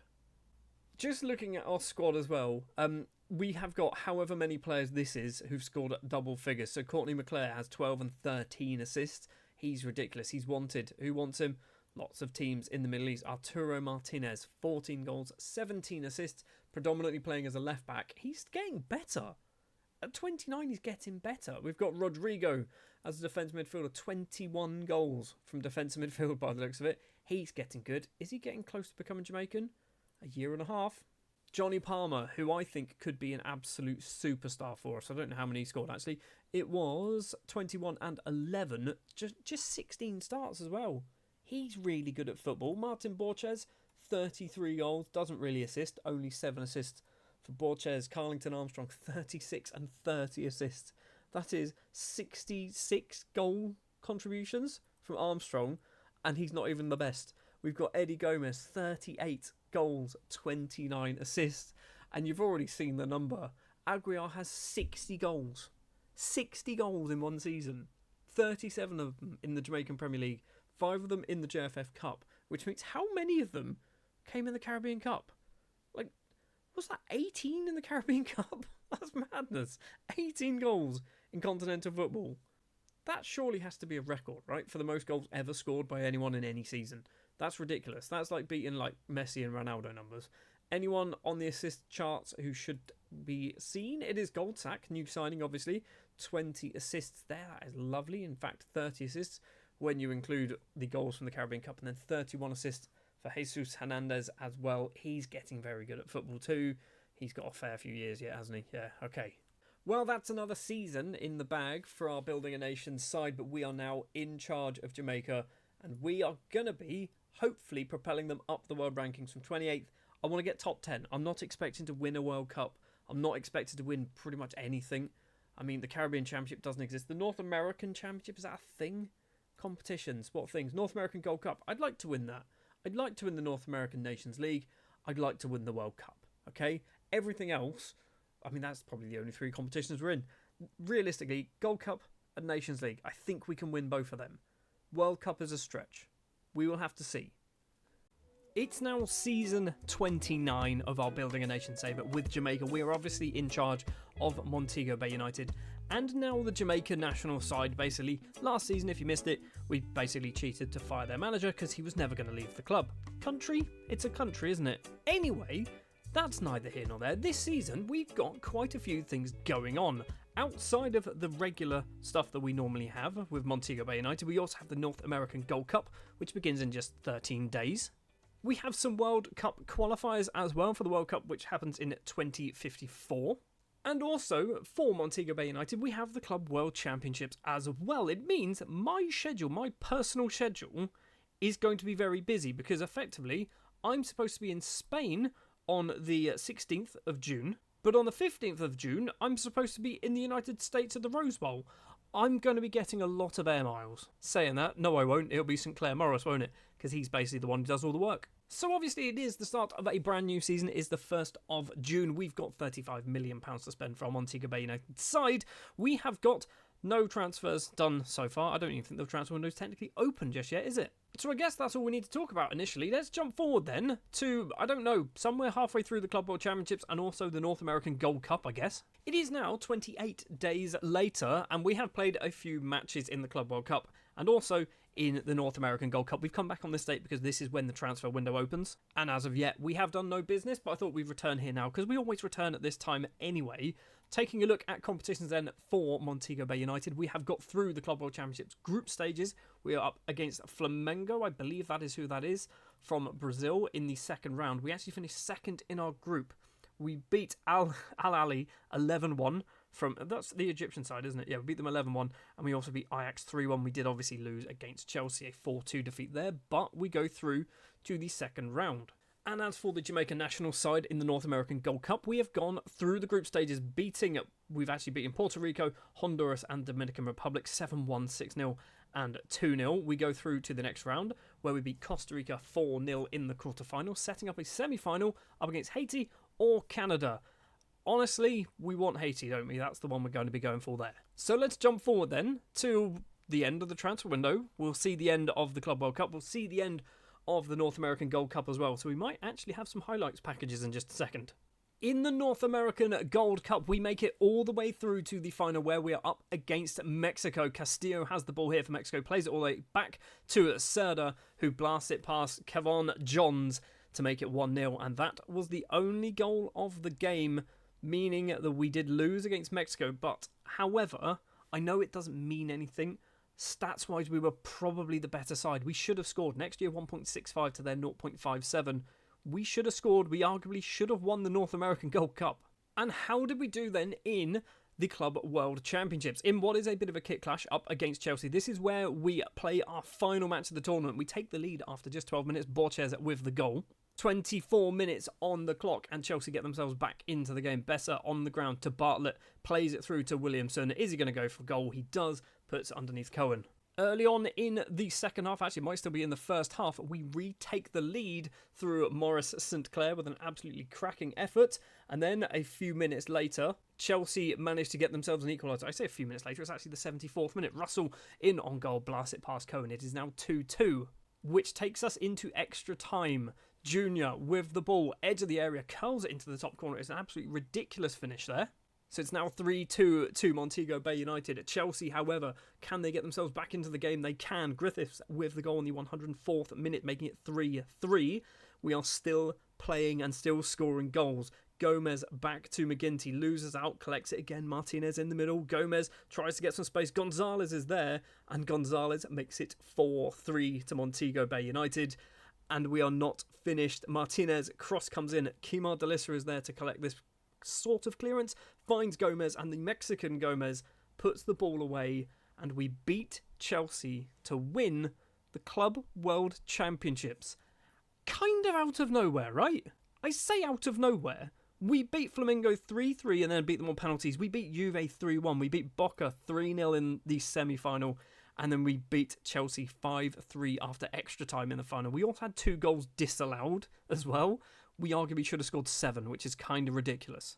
So yeah, the season has started off kind of ridiculous, hasn't it? We've got a trophy in the cabinet already for Montego Bay United, a trophy that we have never won, by the way. We've got a silver medal in the North American Gold Cup as well for Jamaica, and we've done a bunch of transfers too. For £2.7 million, Martin Borges has left the club after scoring a couple of goals in the Club World Cup. He has moved over to Al Batin. Basically, he's 28 years of age now, so we're getting a bit of cash for him, 2.7 potentially for that. And Rodrigo has also left the club. He's moved over to the Middle East, signing for Saudi Arabian side at Damak for $1.5 million with a 50% sell-on clause. Joining the club then in no particular order, Billy Ricketts first up for £2.5 million because we are trying to reinvest money into the Jamaican leagues. He has gone from Cavalier, obviously signing for us, definitely one for the future. Similar situation is that Lamar Smickle signed from Arnott Gardens for £2.5 million. We've got a returning face to the club. Mensash Staple, now at 34 years of age, has been signed for a year, maybe 2 years, for £1.3 million. Yes, it's a lot of money, but he's returned to the club. He has cost us money, but obviously we did get 50% of that sale. So has he cost us that much money, really? Another Jamaican to sign from another team in Jamaica is Leighton Suarez. He's also returned to the club. He's come in for £2.5 million. We did, I think, get some of that money back due to a sell-on clause, but he's actually getting pretty good, so I thought, you know what, let's bring him back. He's coming as an emergency backup. I feel like he's going to get a few more games than that. We're still not done. Edson Liu has signed from Treasure Beach for, once again, £2.5 million. Certainly one for the future, because he's not very good right now. And now some players that will hopefully improve our squad maybe in a few years' time. Jean-Claude Cherestal is a 19-year-old American goalkeeper signed from Austin FC, or maybe Inter Miami, not quite sure, on a free transfer. He is certainly one for the future. He's going to hopefully go on loan to multiple teams in Jamaica over the next 5 years, get himself a lovely passport, and then he should be good enough to play for us. We have also signed Raul Gazolbez, might be his name, from Valencia, 22-year-old Spanish defence midfielder. He's only cost £325,000. Think there's potential there. He's just not getting game time, so bring him to us to hopefully get him some game time. Might see him improve. He's only 22 as well. He's never going to get in the Spain squad. The goal here is by the time he's 27, he's got Jamaica caps. And finally, for £5 million, it's not a record transfer because I think Carlington Armstrong still holds that one, is Rodrigo Lopez, the 18-year-old Argentine central defender signed from River. He's good, certainly one for the future, but also certainly one for now. Probably not good enough to play now when you actually compare him. So Delissa, McGinty and Staple all technically ahead of him, but I feel like Lopez is easily going to work his way into the starting 11 probably before the end of the season. So that's been our transfer window. Quite a lot of business has taken place. There's also, if we have a look here, we've got a few other players. So Riley and Farley have moved to Mount Pleasant FC and Arnott Gardens on free transfers. Hutchinson to Tivoli on loan. Aspinall, Grant, Crawford and Lazarus all going on various loan deals as well. So we've had quite an expensive summer, but we have invested, what's that, 2.5, 5, 7.5 million, £10 million into Jamaican football. And if you'll notice, they're all different teams. I intentionally bought players from different teams. I didn't go, well, Arnott Garden have got 3 really good players, so I'll give you £7.5 million. I've spread the money out. And we've still got £50 million to spend and £70 million in the bank. So all is good. The reason why we've got that amount of money is a certain Bogdan Mladenovic has moved on from Man United with his 50% sell-on clause to Bayern. We are getting potentially £46.5 million from this transfer. We've got 35 so far, potentially going even higher. For £1.5 million, this was the best money we've ever spent. Anyway, we're kind of back to regular business now, aren't we? So Jamaican Premier League has yet to begin. The Caribbean Cup has started, which we have won one of our matches, which is up against Pantoja, beating them 4-0. The JFF Cup is a competition that we don't really care about. And as for the Jamaican national side, we do have the North American Nations League, which will begin at some point next year, apparently, so we don't care too much about that. And this one, where I think we're probably going to play a few matches, we should be getting out of this. The next stage of the qualifiers is where it gets really interesting, because that's where you can actually qualify for a World Cup. Last thing to do then, confirming the players that are locked into the starting 11. It's only Big Bad Barrington Cohen. No one else is getting locked in. Cohen, arguably, probably shouldn't be our number one goalkeeper. He might be our number one goalkeeper. Maybe Mason, could be Andre Luiz. We've got lots of 2-star keepers, basically, is what I'm trying to say there. Right then, let's jump forward to the start of January. The transfer window will be open. We will have won the Caribbean Cup, and, you know, the usual business would have taken place. So we'll just jump straight into it then. So the Caribbean Cup, we did win against Mount Pleasant FC. 9-0 on aggregate, 7-0 in the second leg. Montego Bay United are top of the Jamaican Premier League as a 10-1 and a 10-0 there, of 12 wins out of 12. And we'll be entering the North American Champions League in a few days, up against Austin FC or Halifax Wanderers FC from Canada. So it's Austin FC, isn't it? As for the Jamaican and national side, we have actually played all of our qualifiers for the North American World Cup qualifiers. That's what it is, sorry. We have beaten everyone bar Mexico once. So we've actually beaten Antigua and Barbuda twice. We've beaten Costa Rica 10-0 and 7-2 and Mexico 2-1, which means we go through to the 4th round, I believe. The 3rd round. We've qualified for the World Cup. Have we qualified for the World Cup? Or are we going into the 3rd round? I think we've qualified for the World Cup, you know? How stupid am I? Have we actually qualified? I didn't even really... We have. We've qualified for the World Cup. Okay, so that's interesting. So start of next season, let's say, we'll also have a Jamaican World Cup to worry about. Obviously, the transfer window has opened for our Montego Bay United side. No business has happened as of yet. We've got 50 million to spend. We're not going to spend 50 million pounds. One season, we'll spend our entire budget on one player. But right now, don't think that's going to happen. In what was a very quiet January, we have sold one player. Andre Luiz, the Belgian goalkeeper, has gone on a permanent deal to Toronto FC. We brought him in about 3 seasons ago. Never really played for us, actually went out on loan to New York, so he wasn't even getting himself a Jamaican passport. We've just sold him. There is a 50% sell-on clause, so if he goes for money, we'll get some of it. And joining the club for a very small fee, I think £17,000, is Nicola Guadagno? Not quite sure. It's Italian. I'm not Italian, clearly. He's signed from Ostemare. Again, I'm not Italian, so I don't know whether that's right. Young goalkeeper, young defender. I've just butchered all of this, haven't I? Young defender, we'll keep it in. He might be one for the future. I don't know. Like, there's potential there, but some of his mental numbers aren't necessarily in the right places. So we'll have to see how Guadagno goes.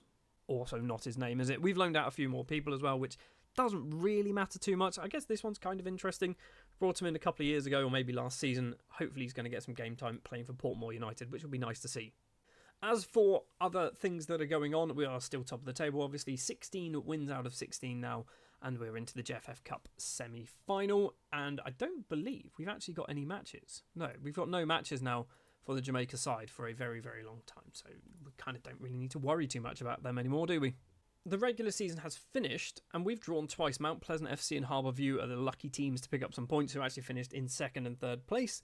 We are through to the North American Champions League semi-final, where we will beat America, because we always do, and the JFF Cup final up against Cavalier, who we will also beat, because we always do that as well. We have had our youth intake come through, and it's not particularly that exciting. We've got a couple of players who I think might be good. Jermaine Fullerton is one of them. He's only 15, defensive midfielder. Could be all right. 3.5-star potential there. And Carlington Cohen, who is an attacking midfielder, I think looks a little bit better than the other guy. Is he a relation of Barrington? He's not a relation of Barrington Cohen, our goalkeeper. And because we are, 30 years into the future now, I do keep checking to see whether we're getting a new gen son of my own come through. It's not going to happen. I feel like at this point, I'm like 70, by the way. So if I did have one, I would have had it when I was 50, which is arguably not a good idea, is it? We have also had our World Cup draw take place for Jamaica. So this will be obviously happening at the start of next season, but we know who we're going to be in a group with. It is Germany, Spain and Syria. So we're probably finishing 3rd in that group, let's be honest. But if we can pick up a win against a Spain or a Germany, we should get out of that group. That's all we need to do, is beat one of those two big boys once, and we should get out of that group. Not massively confident, though, that we're going to do well. Having a look at the past winners, Wales came runner-up last year, or last time around. The World Cup's a bit of a mess, isn't it? Nigeria were runners-up in 2026. I kind of like that. One thing I didn't mention, actually, so Guadagno, who we obviously signed, I have locked him in. He's not registered for the Jamaican Premier League, but he is locked in to play sort of North American Champions League games and things like that. So he's getting some football, and Barrington Cohen is the only other player locked in. We now just have one more thing to do, which is jump to the end of the season. And what an end of the season it was. As you'd expect, we have won the Jamaican Premier League again. This is the 3rd time in a row, this time beating Mount Pleasant 4-0 in the final. We've also won the JFF Cup, beating Cavalier 4-0 in the final. And did we win the North American Champions League, beating Monterrey 4-0 in the final? Well, you are going to see. Armstrong has the ball for us on the right-hand side, plays it in the middle to Johnny Palmer, makes it 1-0 after just 5 minutes. 22 minutes are now on the clock. Johnson back to Goldsack. Can he do anything with it? Lovely little spin. Plays it across to McClare on the ground. Long range effort from Courtney McClare into the bottom corner, making it 2-0. Then we move into the second half, 76 minutes now. Aguiar on the ground finds Wolf on that right-hand side. He's got 2, maybe 3 in the box. Gonzalez is one of them. It is now 3-0. And will it be 4-0? You know it was going to be 4-0, wasn't it? Johnson with the cross, 92nd minute. Armstrong's at the back post, falls to Kimar Delissa, making it 4-0. And we've won every trophy 4-0 in the final, apart from the Caribbean Cup, which was like 9-0. So as you'd expect, for our Mount Pleasant side, we have won basically everything, haven't we? We'll have a very quick look at the players. There's a lot of players who have done well. Diego Gonzalez has got a lot of goals for us. He's got 32 non-competitive goals for the reserves as well, so 12 in the league, well not in the league, in all competitions. 23 assists and 13 goals for Jesus Hernandez. That's a lot of goals. Courtney McClare, 14 goals, just the 7 assists. He's very good at football. I like Courtney McClare. We've also got Carlington Armstrong, 21 and 21. Goals and assists galore. Martinez, 26 and 21. Some of those would have been from left-back as well. Eddie Gomez, 28 and 14. The 27-year-old Mexican international. Loads and loads of goals there. Johnny Palmer, 34 and 10, which is a lot of goals. He's only 21. He's really good. And then Aguiar, 36 and 21. Poor season, to be fair, after last year. But Aguiar scoring loads and loads of goals. He's wanted, though. I feel like his time is kind of running out. It's only a matter of time before we get like a big English side or like a Spanish side or someone like that come in for Aguiar. And we have to say goodbye. But he has been here long enough now. He is Jamaican. He has got Brazil caps, though. That's annoying. Speaking of players who are now Jamaican, we've also got, I think Trezor Katenge is Jamaican. He's not. He's got a year to go. So we need to keep an eye on Katenge. I think everyone else who you'd expect to be Jamaican has had caps. I mean, we could get Dumbaya. Does he want to join? He accepted. Okay, fair enough. Not that we were ever going to play him. Right, that's going to do it for Season 29. Season 30 is going to begin with a World Cup for Jamaica. It is our first World Cup in charge of Jamaica. And notice I say first because hopefully this isn't going to be our last one in charge of Jamaica. It will be kicking off in 21 days, 3 hours and 30 minutes. Not that that makes any difference for this season. And we have been drawn in Group D up against Germany, Spain and Syria. I don't think we're getting out of Group D. Let's see how well we can obviously do. If we can beat Syria, well, I mean, we should beat Syria, let's be honest. And if we can beat a Spain or a Germany, or maybe a draw against one of them, that might be enough. You'd have to assume Germany and Spain will both beat Syria. So whoever can beat us as well will be going through. If we lose against both Germany and Spain, obviously, it's game over at that point. Well, it's now the 21st of June and our World Cup run might be ending. It might not be, however. We have obviously played all 3 of our group games. We have lost against the 2 teams you'd expect to lose against, Germany and Spain, losing 3-0 and 2-0.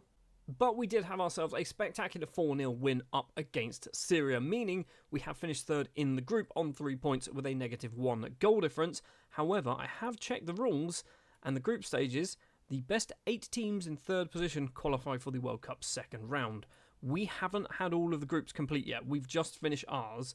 There is still Brazil, or Group G and onwards. So G, H, I, J, K, L. So there's a lot of teams that still could get knocked out. I mean, realistically, right now we are better than Greece. We are better than the Ivory Coast. Oh, we're not better, actually. We're the same as the Ivory Coast, the same as Wales, in fact. We are better than Mali. We are going to be... I mean, I think we could do this. I mean, it's kind of out of our hands, but I feel like we might get through. Obviously, we are still in charge of Montego Bay United, by the way. The season hasn't obviously started because of the World Cup. We are going to be going through those once the World Cup has finished, so any transfers and all that kind of jazz. So let's jump forward then to, I'm going to say, the end of the World Cup, or maybe the point where we get knocked out. Because let's face it, we're not winning it. So we did actually get through the group stages, finishing it as one of those 8 best 3rd place finishers. We were then up against Norway. Ebanks, with an effort for us after 30 minutes, puts us in the lead. Into the second half we go. Batista collects the ball for Jamaica, plays it on the right-hand side, finds Goldsack, obviously not a natural Jamaican, but has gained nationality. Batista is there to make it 2-0. Just 1 minute later, however, Norway get themselves hopefully back into the game from their perspective, obviously not from our perspective. Ball over the top, finds McGee. In the middle is Uskendal, could be his name, making it 2-1. And then in the 93rd minute, Norway managed to equalise. It is Anderson crosses the ball in. McGee is there at the back post. It is now 2-2 and we roll on into extra time where basically Norway decide, I've had enough of this. And they score 2 very quick goals. Amiri finds Sunday. saved by Johns, falls to Zallo, makes it 3-2. And then 10 minutes later, they make it 4-2, knocking us out of the World Cup in our first attempt. We've got it right. We've gone through the group stage. Zallo is the man to score the goal, but it is a 4-2 defeat against Norway. This is worrying. In a way, this is worrying because obviously, no disrespect to Norway, they're not a super team. They're not like your Germanys and your teams like that. They're just Norway, and we still couldn't beat them. Just for reference, by the way, the final was won by Italy, beating Brazil 3-0. In the semi-final, it was the USA and Portugal, the two unlucky sides there. I mean, I'm not going to go through everything, obviously. There's no real surprises. Serbia getting to the quarterfinals, kind of a bit of a surprise, but not really. The round of 16, and then there's the second round. So if we got past Norway, we probably would have lost to Argentina. So, maybe it doesn't matter. Anyway, now returning to club football, because I think from Jamaican perspective, we've not really got anything now to do. We've got the North American Nations League at some point, which I feel like nobody really cares about. We've come third place recently. We've come second place a few times. Never won it, so maybe we want to win that, possibly. And then I think that is actually it. So, yeah, next, we've literally got no fixtures. Let's just talk about Montego Bay. So it is the 20th of July and the transfer window has opened and we have signed Osmar Bertoni, who is a Brazilian 18-year-old. He randomly came up on a scout report and I went, he's free, he's costing us absolutely nothing. He looks okay, he's got determination, got some teamwork. He's a perfectionist as well, which is why I kind of went, we've got to go for it really. So he's here on a free transfer. He is hopefully going to get loaned out to somebody else in Jamaica, Tivoli Gardens, possibly being that team. And that is all that's happened, really. We've also loaned out Paluzzi, Thomas, and Chekalam at Humble Line, picking up two of those, and Montpellier with the other player there. So, obviously, the season hasn't started yet. The transfer window has barely opened. We've got £42.5 million to spend. And, as always, we are fighting for pretty much every competition we can possibly win. And we will probably win every competition that we can possibly win. Let's jump forward, then, to the end of the summer transfer window. See if we can spend any of this £42 million. I'm not convinced we're going to, but we'll see. We spent £12.5 million on two players. I think we've broken our record transfer as well. Giovanni Da Costa is the first man to join the club. 21-year-old Jamaican international. Obviously, we are kind of giving him those caps at the moment. 6 caps to his name, signed from San Jose, formerly of Mount Pleasant. He's come in for £4.6 million. It's a lot of money, okay? But he's Jamaican, and he's good enough to play for us now, I think. And he's still young, and he still hopefully has a bit of potential. It was kind of an investment in the future of Jamaican defensive midfielders, basically. And I think what is our record signing, Ignacio Vitale, a 19-year-old Argentine left winger, signed from Boca for £8 million. He is an investment in some other team, basically. What I'm expecting from Vitale, he'll play here for 1, maybe 2 seasons, maybe 3 if we're lucky. It'll probably be 1 season, won't it? And then he's going to move over to Europe for silly money with a 50% sell-on clause. This is all I'm expecting from Vitale because he's got 5-star potential. He's clearly going to outgrow us way, way quicker than we're going to outgrow him. So, welcome to the club and probably goodbye from the club at some point in the very near future. And that is it. We haven't sold anybody. We've loaned out a lot of people. So we have got Blagrove, Carrero, Crawford, Maxwell, Fairweather, White, Nash, Juna. We've got Guadango, we've got Bertoni, we've got Billy Ricketts and Edson Liu, all going out on various loan deals, hopefully. A lot of these as well. So I think Liu, we've got Ricketts, Bertoni. Basically, I think all of these, probably that one, and that one as well. I think all of those, maybe even Jason Nash, are in the top division or very close to the top division of Jamaican football. So they're going to be playing at a high level. Speaking of playing at a high level, in the Caribbean Cup, we've won one match with a goal difference of +9, so we've probably beaten somebody 9-0. Yes, we have. It is Racing FC of Haiti. It is of Haiti because we always play the same teams in the Caribbean Cup. I really wish I put on more Caribbean nations when I set this game up. I can't do it now, annoyingly. When it comes to the locked-in players for our formation, it is going to be Cohen, Ketenge and Vitale.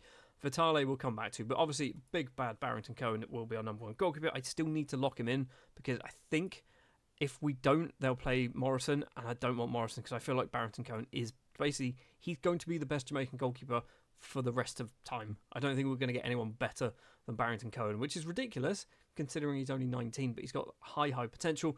And we don't see too many goalkeepers like him come through. We've also got Tresor Ketenge. Again, with Ketenge, I just need him getting better. I need him to improve. I think this potential is dropping, but that's more due to age than anything else. And I want him to become Jamaican, so I want to keep him happy. And I assume if he's happy with me, then he's likely to want to play for the Jamaican national side. And Vitale, yes, he's a left winger, but we're going to be playing him on the right-hand side, cutting in as an inside forward, because basically on the left-hand side, we've got Eddie Gomez. Vitale is actually our third best left winger. Even Carlington Armstrong is better than Vitale. So it's going to be Gomez basically playing there for the majority of the season. But yeah, it means Vitale has to be locked in on the opposite side, which I'm sure he'll be fine at.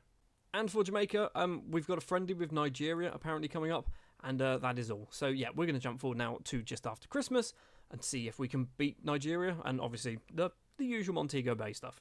So actually, for Jamaica, we had some proper matches. We didn't even play Nigeria in the end. We played against Puerto Rico twice, beating them 7-0 on aggregate in the North American Nations League, which means we're in the semi-final up against the USA, and then hopefully we'll be in the final up against, I'm going to assume, Mexico. But we have to get past the USA first. Is that even going to be something that happens technically part of this season? Probably. Okay, so we've got the North American Nations League as well. For Montego Bay, we've won the Caribbean Cup, beating Mount Pleasant 9-2 on aggregate. We're top of the Jamaican Premier League, as you'd normally expect. Positive 78 goal difference with 12 wins out of 12. In the North American Champions League, we will be up against Chivas or Austin FC. So arguably not the easiest of ties, but we've won it a lot of times in a row. It is a transfer window, obviously. We've got £32.6 million to spend. No business has happened as of yet. I'm worried that we might be losing a couple of big name players in this kind of transfer window, which is fine, I guess, because we can always replace them, but I'm worried. And I was right to be worried. Jesus Hernandez, the 22-year-old Mexican with 22 caps, has moved over to Manchester United for £5.5 million with a 50% sell-on clause, so obviously that number will be considerably larger, assuming he leaves Man United for a transfer fee. So again, I feel like I don't need to explain it, but I will. If he leaves now for £70 million, we're getting £35 million just straight hard cash for that. So it's a sensible bit of business. And the other player to leave is Adamar Aguiar. He has moved over also to the Premier League, signing for Arsenal for a very small fee, £2 million. Again, 50% sell-on clause in there. In his time in Jamaica, 123 league goals, 101 appearances. That's just ridiculous, right? That's just utterly ridiculous. I mean, I'm not going to do the maths here, but he scored, what was that, 1 goal there. He scored 14 in that season. He's got 26 in that season, all of them. Bear in mind, he wasn't playing league games. He was just playing in like the Caribbean Cup and things like that. 41, 62, 36, 44 this season alone. 44 goals in half a season's ridiculous. We have brought in somebody who is hopefully going to be replacing those goals. Francisco Fedeli is a 20-year-old Italian striker signed from Empoli. He's cost £5.75 million. It's a big sum of money, but I think he's got goals in him. And by think, he has got goals in him, right? He's got finishing, he's got first touch, he's got technique, he's got good teamwork, which is great, determination. He's good. He's a very good striker. He's only 20 as well. Obviously, he's not going to be Jamaican anytime soon, but I would love it if he became Jamaican and decided he didn't want to play for the Italy side. I think he might just be too good, though. He might just get Italy caps. Somebody who I don't think will get Italy caps, so this one's kind of a much more longer term, is Armano Casade, a 21-year-old Italian fullback, can play on either flank, signed from Entella.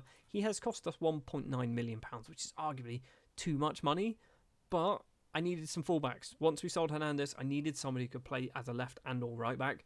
Casade fits the bill. He's probably not good enough, okay? He's certainly not a better player or even on par, but he should be fine for a few years. And that is it. That's all the business we've done. We've spent £20.5 million this season. We've also loaned out a whole host of players. So we've got Gaston Rodriguez and Appleton going on loan to Tivoli Gardens. We've got Jean-Claude Cherestal to Via United. Edson Liu to George's Plain. He was on loan to Dumbarton. They weren't playing him. Dunbar, Smickle, Firth and Grant all going on loan as well to Harbour View. And as you'd expect, we have scored a few more goals and won a few more matches. 101 goal difference now, 51.17 wins out of 17. We are top of the table. And I guess the next thing to do is to go to the end of the regular season. But that will mean that for Montego Bay, obviously, we'll have our regular kind of things. So we should finish top of the table. But I think more importantly for Jamaica, we have the North American Nations League thing, or whatever it's called, where we did get knocked out in the semi-finals by the USA, but obviously we do have a third place playoff in this competition where we're up against Haiti, a Haiti side that actually took the lead. Smarth with the goal there. Lecky has the ball for us though, 15 minutes on the clock, so an early goal from the Haitians. Finds Carlington Armstrong. In the middle is Ian Glidden. Terrible goalkeeping, terrible striker to be fair. It is 1-1. Shortly after that, 20 minutes on the clock, we make it 2-1 to Jamaica. Delissa plays it on the ground. On the left-hand side is Allen. In the middle is Palmer, and Johnny Palmer can make it 2-1. And then we make it 3-1 5 minutes after that as well. Armstrong collects this ball. I think it is Glidden with the goal. Palmer gets a bit of space. It's not. It is Johnny Palmer getting his second of the game. Haiti did try and come back into this game, making it 3-2 just before half-time, which is kind of ridiculous because that's how the match finished. Smarth finds Francois back in the middle to a different Smarth, and it is Odelus with a very good finish past Kevon Johns. But we've picked up technically a trophy. It's third place, but it's technically a trophy, right? And then we kind of go into the Gold Cup later on, which I feel like is at the start of next season, not as part of season 30. For Montego Bay, we've won the league 26 out of 26, so a perfect season all round, 136 goal difference as well.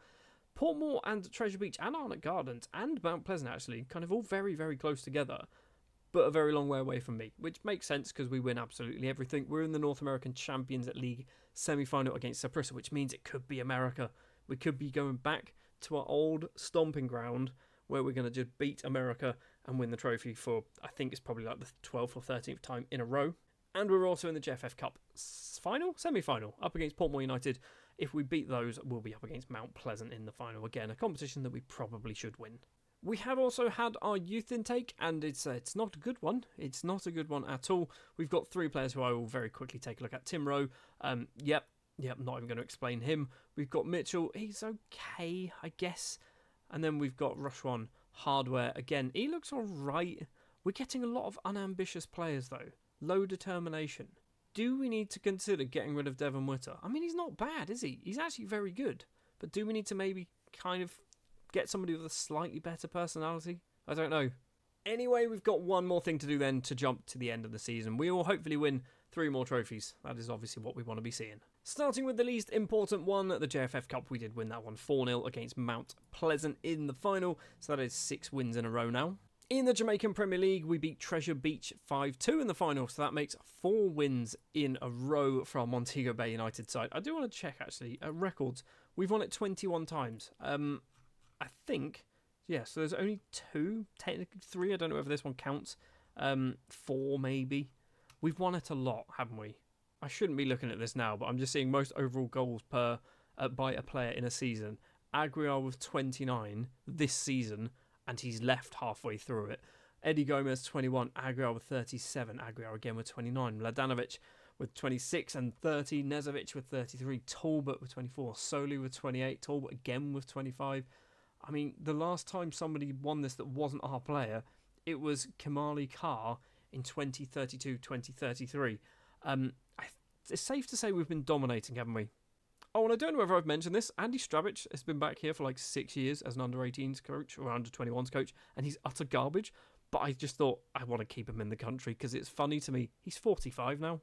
Oh yeah, and we also had the North American Champions League final to play as well. It was up against Minnesota, so it was not against America. We take the lead through Martinez, making it 1-0 after just 10 minutes. 5 minutes later, we double our lead. Martinez has the ball on the left-hand side, plays it on the ground to Eddie Gomez. It's off the bar, falls for Goldsack, and what a finish that is from the fullback to make it 2-0. 10 or so minutes after Goldsack's goal, we managed to make it 3. Johnson's ball on the ground manages to find its way all the way through to Eddie Gomez.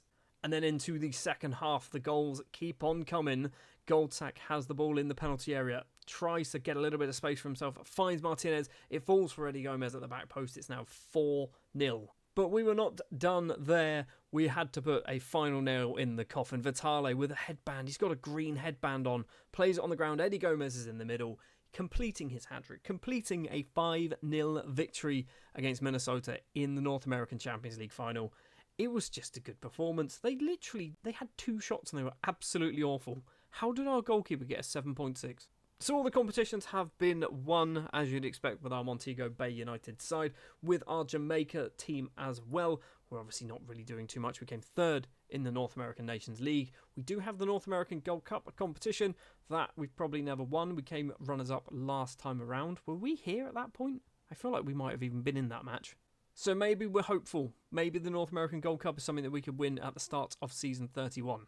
I also wanted to kind of just point out before we go talking about some of the players for our Montego Bay United side, we are 29th in the world, which is still pretty low down. We are down here. So Croatia, Morocco are behind us, but we've got Democratic Republic of Congo, Ghana, Nigeria, Australia, Wales are 22nd. When it comes to North American teams, we are 3rd. Obviously, Mexico in 8th, the United States in 10th, we down in 29th. So there's a long, long way to go, but it's certainly, from North America at the very least, it's a 3-horse race. Haiti down in 64th place, just behind India. So yeah, Haiti are a long, long way off the pace here. Also, weirdly, Paraguay. I feel like they should be higher up the list. I don't know why. So even with Aguiar not at the club anymore, we still scored obviously a ridiculous amount of goals. Diego Gonzalez, a player who I did lock in for the second half of the season because he was basically getting a bit annoyed that he wasn't playing. Yeah, he's scored a lot of goals, as you'd kind of expect. We've got Carlington Armstrong, 13 goals, 10 assists as well. Most of them off the bench. Fideli, 15 in 12 starts. That's good. I like that. That is always very, very good to see. We've got Vitale, 23 and 20, playing on the right-hand side where he's pretty much natural as well, which is good. Arturo Martinez, 28 goals, 22 assists. I think he kind of jumps between attack midfielder and left back. Mainly attack midfielder this time around. Johnny Palmer, 30 and 12. I think he's been playing as an attack midfielder as well by the looks of it. Or on the right-hand side. Fair enough. Hold on, what's Vitali been doing then? Has he just been injured? He's been coming on. I did drop him actually, yeah. So once he got his certificate, it's not a certificate, but once he was able to play as a right winger, I didn't lock him in anymore because I thought I'd rather him not get absolutely knackered constantly. And then top goal scorer anyway is Eddie Gomez, 36, 19 assists. He's wanted by lots of teams usually.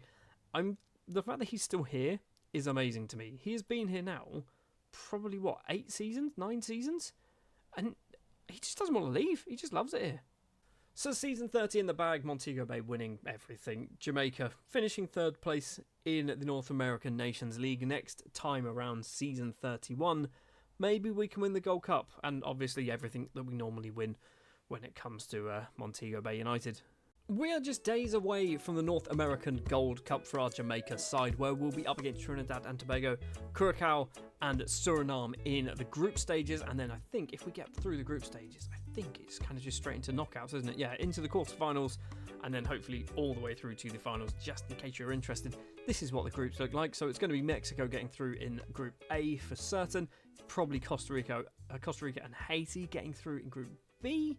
Group C is going to be ourselves and Trinidad and Tobago, and Group D is probably going to be, it's going to be the USA and probably Canada, isn't it? So, I mean, if we can win it, I'd love to win it, obviously.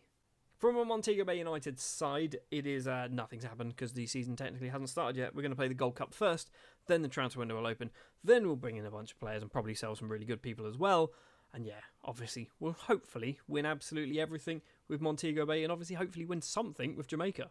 We made it all the way through to the final of the North American Gold Cup, and a defensive mistake from the United States sets us up for our first goal of the game. On the 17th or 18th minute, we double our lead. Nesta Firth collects this through ball, just dinks it over the goalkeeper. It is 2-0 to Jamaica. And we were not done there. In the 60th minute in the second half, Ebanks on that right-hand side, he's got 5 in the box to pick from. Tries to find somebody, finds Nesta Firth. He's able to put the ball away. Questionable, might have been offside. But it didn't matter, it was 3-0. United States, however, decided now is the time to start playing football. Hunt makes it 3-1 in the 75th minute. In the 84th minute, they get themselves a second goal of the game, making it 3-2. Overgaard finds Nguyen at the back post, blasts it past Kevon Johns. But that was it. That was all she wrote. And Jamaica have won the North American Gold Cup. Nesta Firth with a brace, Ebanks as well with a goal. We've actually won our first proper trophy, I think, in charge of the Jamaica side. Maybe this might be our best. This could be as good as it gets, but I still have high hopes of a World Cup. It's very unlikely, isn't it?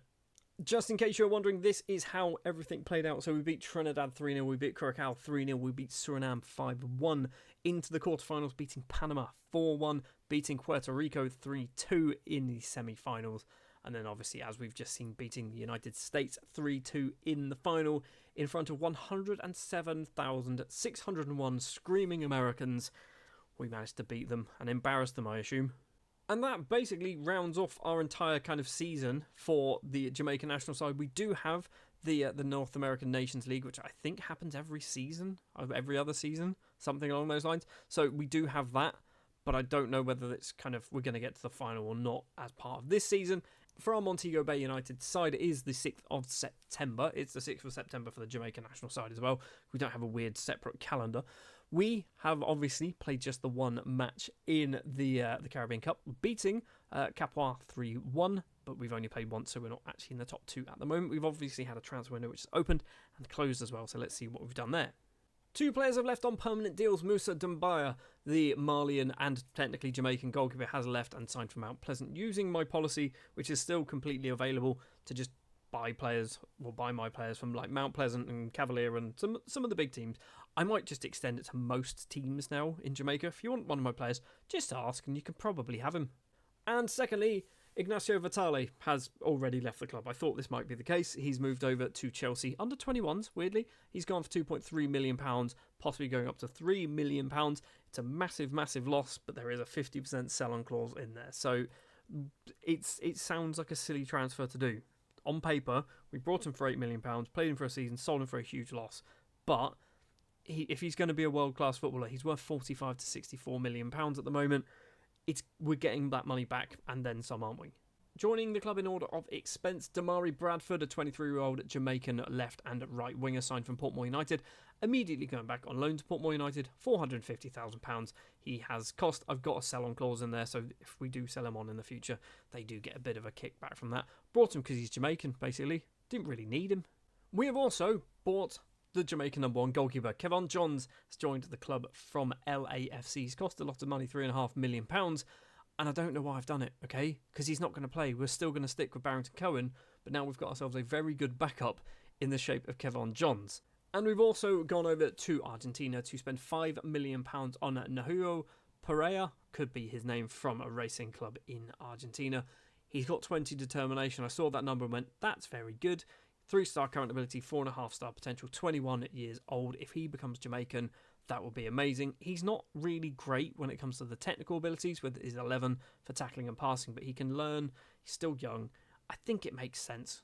And that is all the business we've done. We've obviously loaned out some people as well. So Smickle, Crawford, Bradford, Grant, Fairweather and Paluzzi all going out on loan to various teams around Jamaica as well. So that is how the season has begun. Financially, we've still got a huge sum of money, £37 million. It did spike. Why did it spike? This season we sold £13 million worth of players.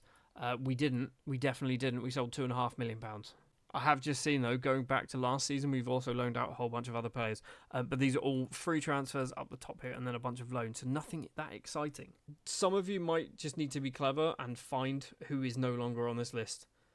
Because somebody's gone and I don't know who it is. I mean, we could look for our transfers, can't we? We could have a look through here. I think I found it. I think it's this one. Bakary Traore has moved over from Abha to RC Lens for £20.5 million. But I'm not sure because I can't see the news article. It's not here saying that we've picked up a load of money from it. But that makes sense to me, right? Anyway, let's jump forward now then to just after Christmas, see how things go in the Caribbean Cup. I don't think Jamaica are going to do anything, are they? I've already forgotten that we'll play Mali, which will probably get cancelled, and we'll play a North American Nations League quarter-final instead, apparently. That's normally what happens. No, it didn't get cancelled. We did manage to play Mali, and we beat them 3-1. We then played the Dominican Republic twice in the North American Nations League quarter-finals, beating them 6-0 and 3-1. So that looks like what we're going to be doing then. We are into the semi-final. We have also got Haiti and Mexico in the other semi-final, which I feel like is the same semi-final as pretty much every season, right? We do play this every year, right? That is most years. There's weird gaps for some reason. Probably we don't do it World Cup seasons. I think that might be it. Everything else we will play it, but World Cup years we won't bother. For Montego Bay, 12 games played in the league, 12 wins in the league. No massive ones, just a lot of 6-0, so I can say a couple, 4 6-0s in a row. We've beaten Mount Pleasant in the Caribbean Cup final. In the JFF Cup final, it's Via United. In the North American Champions League, it is going to be Atlanta or Herediano from Costa Rica, so Atlanta United. We've also got a transfer window which has opened. We've got £37 million to spend if we fancy spending it. I will spend some money. I think we've got to the point now where We've got £37 million. It's stupid not to spend maybe £5 million on somebody. I have just realised I didn't tell you at the start of the season who we've locked in. So we've got Skinnz, Guadango, Cassidy and Gonzalez who are all locked in. So Skinnz is actually now Jamaican, which is good. Problem is, if I talk to him, he doesn't want to represent the Jamaican national side. He wants to get in the France team, which is not going to happen unless it's maybe he's thinking about the Democratic Republic of Congo team. That's also not going to happen. We've also got Guadagno playing next to him. Obviously, these players are not registered for the Premier League or the Jamaican League, but they will be playing in Caribbean Cups and stuff like that. So Guadagno hopefully going to be improving a little bit. We've got Cassidy on that left-hand side. Needs some game time. Needs to get better. And we've got Gonzalez as well. Needs some game time. Needs to get better here too. He's actually playing both League and Cup games because he needs to get better, okay? I feel like I thought he was better than what he was. He's not really improving quick enough. Anyway, like I said, £37 million to spend. Let's jump to around February, see if we actually do spend any of it. Just before we talk about any transfers in the Jamaican Premier League, we've played, I think, 4 more matches, winning all 4, positive 83 goal difference. Everything else obviously hasn't changed. Actually, it has. We've played V United. We've now got Tivoli Gardens in the JFF Cup semi-final. Well, now it's the 27th of January and the transfer window has closed, and we have sold a couple of players to Mount Pleasant FC, players that arguably we shouldn't have sold because I feel like there's going to be some potential there and we can actually make use of them ourselves. But we've decided to use that policy of just selling anyone to Mount Pleasant if they come in with an offer. Roxroy Wolf is the first one to move over for £550,000. I think they might be making use of that money that we gave them a couple of seasons ago. 725 as a potential value in total as well. And for $350, possibly going up to $450, Osmar Bertoni, a player that joined us a few seasons ago, has also moved over to Mount Pleasant FC on a permanent deal. We never played him, but I think he's actually going to become Jamaican soon. Well, maybe not soon. I don't think he was ever going to be good enough for us. I think we found him randomly through a scout, kind of turned up and went, hey, look at my player. And I went, yeah, he's got some nice determination and things. He's a perfectionist. We'll bring him in. We have also spent a silly amount of money replacing Aguiar, a player who obviously left in the summer, moving over to Arsenal. It is Nicolas Luciano Bocala, who has joined from a Racing Club in his native Argentina, a 25-year-old continental reputation footballer. £10 million we have spent on him. I think we need to start doing this more often. We are buying top quality footballers now, which is kind of ridiculous, the fact that we can do that in charge of a team in Jamaica. We've also played obviously a few more matches. We've got 16 games and now 16 wins to our name, 83 goal difference, 48 points on the board. Treasure Beach only 11 points behind us. It's still a long way. They'll never catch that up. From a Jamaica perspective, obviously the next thing that is going to take place is the North American Nations League semi-final, and I can only assume final, where it is going to be USA versus Jamaica, obviously, and Haiti versus Mexico. Last season, was it last season? I don't think it was last season, but we came third place, didn't we? It was 2054-55, so it was last season. This is a weird competition. I've said it once, I'll say it again. It's a weird competition. Maybe this season is the season that we can win this. Possibly. Would be nice. It can add to our first ever North American Gold Cup win in 2055 as well. So, yeah, maybe we can win 2 trophies. Let's jump forward then to around March, April time, something along those lines, and see how well we do. So, in the North American Nations League, we do, unfortunately, fall at the semi-final hurdle, losing 3-2 against the USA. They go through to the final to play Mexico, where they lose 1-0. We did, however, finish third place. If we have a look here, we beat Haiti 5-2. I have just seen in the quarterfinals, Mexico beat Puerto Rico 18-0. Is that in one result? That's ridiculous. No, it's across 2. Okay, a 10-0 and an 8-0, but still, that's arguably too many goals. And for Montego Bay United, we obviously won the league. 26 wins out of 26, 122 goal difference, 78 points, which is obviously what we're going to get if we win every single game anyway. In the North American Champions League semi-final up against Nashville, Inter Miami take on America in the other one, so we might be playing America once again. And we're in the JFF Cup final up against Treasure Beach. I keep forgetting to mention this, by the way. Players that we've locked in for the second half of the season, it's the same, I believe, as the first half. So Skinnz, Guadango, Cassidy and Gonzalez will be our players basically playing until the end of the season, or they have played basically now till the end of the season. We do still have obviously the knockout thing, which we should probably win that as well. Obviously, another season and another terrible youth intake. We are not really going to be picking up too many of these players. They do have high potential, but I mean, 4-star potential against our team isn't really world class, is it? It's not going to be a world beating player. Curtis Mullings is one of them, 15-year-old centre back. He's 6 foot. He's a big lad. We've got Dennis Burton as well, 16-year-old attacking midfielder. I do quite like the look of Burton. We've also got Keith Biggs. Is he worth having a look at? He's okay. Needs to train in a position that we actually play. We've also got Michael Ogachukwu, who is basically fast, and that is all. And a Moroccan man called Moha, who is 6'7". He's an absolute unit at 16. And we also have a Peruvian man called Sebastian Diaz, who isn't very good. I don't know whether I've mentioned this before. I think it's only recently happened. It has. At the start of this season, we actually lost our Liverpool FC feeder club, the team from Uruguay, and we've replaced it with UTC, which is at Universidad Técnica de Cajamarca, might be their name, from Peru, which is why we're now getting Peruvian players through, not Uruguayans. Anyway, one last thing to do then before we round out this season. We're going to jump to the end of it. We're going to see how well we do in all of the competitions that we have left over. The Jamaican national side, I don't think, have got many games. They've got a couple of World Cup qualifiers, but basically we're only going to be halfway through the qualifying round. We should top that group quite comfortably, shouldn't we? Right, it's now the 4th of June. Before we take a look at Montego Bay, let's take a look at how well things have gone for our Jamaican national side. We have played 2 North American World Cup qualifiers, winning 5-0 and 10-0 with a positive 15 goal difference. I think at this point it's already kind of safe to confirm that we are going to be going to the World Cup, or at least through this round. I feel like I should check this. We are in the second round. So we have to go to a third round, and that's when we might qualify. Right, I understand. We also enter the Copa America next season, at the very start of next season. We're in Group D with Chile, Ecuador and Paraguay. Can we win the Copa America? Have we even got close? Ever? I'm going to assume probably not. It is just South American sides. I mean, USA pop up occasionally, but for the most part, it's just South American sides. We've got Mexico as well, kind of in there sporadically too. So if we can win this, I'll be very surprised. I feel like we might have a better chance of winning the World Cup, because we might draw some just absolute garbage from, I don't know, like Asia or Europe or someone like that. But if we get stuck, I mean, this group is difficult, right? Chile and Ecuador are good. Paraguay, we saw last season, not so good apparently. And then the last thing to have a look at is we are currently 25th in the world rankings. We were all the way up in 24th. We are steadily climbing. I think we do need to win something though. We need to get ourselves a nice big trophy under our belt, or another trophy under our belt. Copa America would do it. For Montego Bay, we win the JFF Cup, beating Treasure Beach 5-2. It is now the 7th win in a row of the JFF Cup. We also beat Treasure Beach in the final of the Jamaican Premier League, which makes it our 5th win in a row, a 5-1 win here. And in the North American Champions League final, it was America for the first time in a few years that we played them. And of course, the result went exactly how you thought it would. Palmer opens the scoring for us after just 2 minutes. Just 2 more minutes on the clock and we double our lead. Gonzalez plays it out to Roy on that right-hand side. Down on the ground is Johnny Palmer. In the middle is Gomez, and Eddie Gomez doubles our lead. We're still not even close to being finished, by the way. 34th minute, McClare flicks it on. Johnny Palmer gets his second.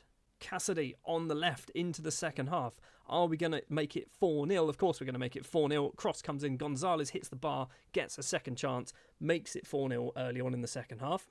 And we are still not complete just yet. Bacola, the £10 million man, gets a whole load of space on that right-hand side, just calmly plays it past the goalkeeper, making it 5-0. We are still not quite done yet, because in the 87th minute, we've got Johnny Palmer on the right-hand side, cuts inside, finds Bacola once again. Is he going to shoot? Is he going to go for goal? He plays it across to Gonzalez, making it 6-0 in the North American Champions League final, and we've absolutely battered America once again. So as always, 4 trophies in the cabinet for our Montego Bay United side. Let's have a very quick look at the squad. Double-figure goal scorers. Kitenge managed to get 10 goals. Is he Jamaican? He's nearly Jamaican. He is Jamaican, but he still doesn't want to join the team, does he? He still doesn't want to do it, because I keep asking him. He says no all the time. So Kitenge's got 10. Bacola didn't play much, actually. 6 starts, 8 off the bench. Just the 11 goals for Bacola. Armstrong with 19. He's not that good, is he? We've got Diego Gonzalez at 22 with 20 goals, 9 assists. He's starting to get some game time now in the league, which is good because he's Jamaican. Johnny Palmer, 25 and 29 assists is madness. He's wanted by Saudi Arabia. We've also got Arturo Martinez, 29 and 21, playing as an attacking midfielder.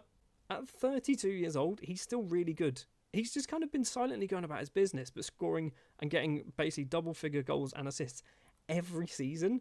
Eddie Gomez, 29 and 17 from that left-wing position. Obviously, what we come to expect from Eddie Gomez. And then Fideli with 53 goals. 53 goals, 43 of them coming in the league. I think he was a sensible replacement. To try and replace some of those goals, Fideli is the man doing the business. So we've got 29 league goals this season, 53 in all competitions. Last season, it was 14 and 15 in all competitions. Fideli, I think, is going to be good. He is wanted, though, by a few teams, mostly actually in Italy.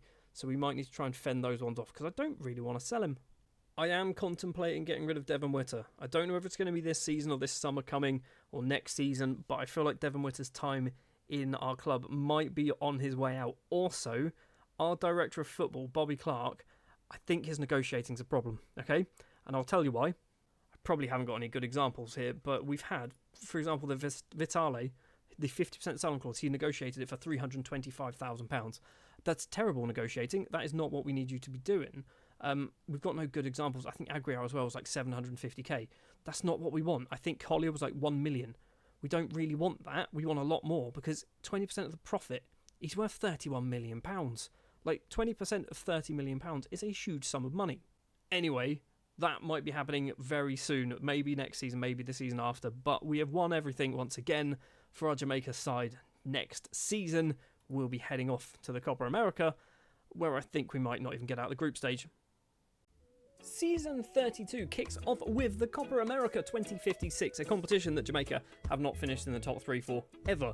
So, what are the chances that we can win the Copa America? Obviously, last season we did win the North American Gold Cup, but however, I feel like the competition in the Copa America might be a little bit tougher than in the North American Gold Cup, which is basically the USA and Mexico, isn't it?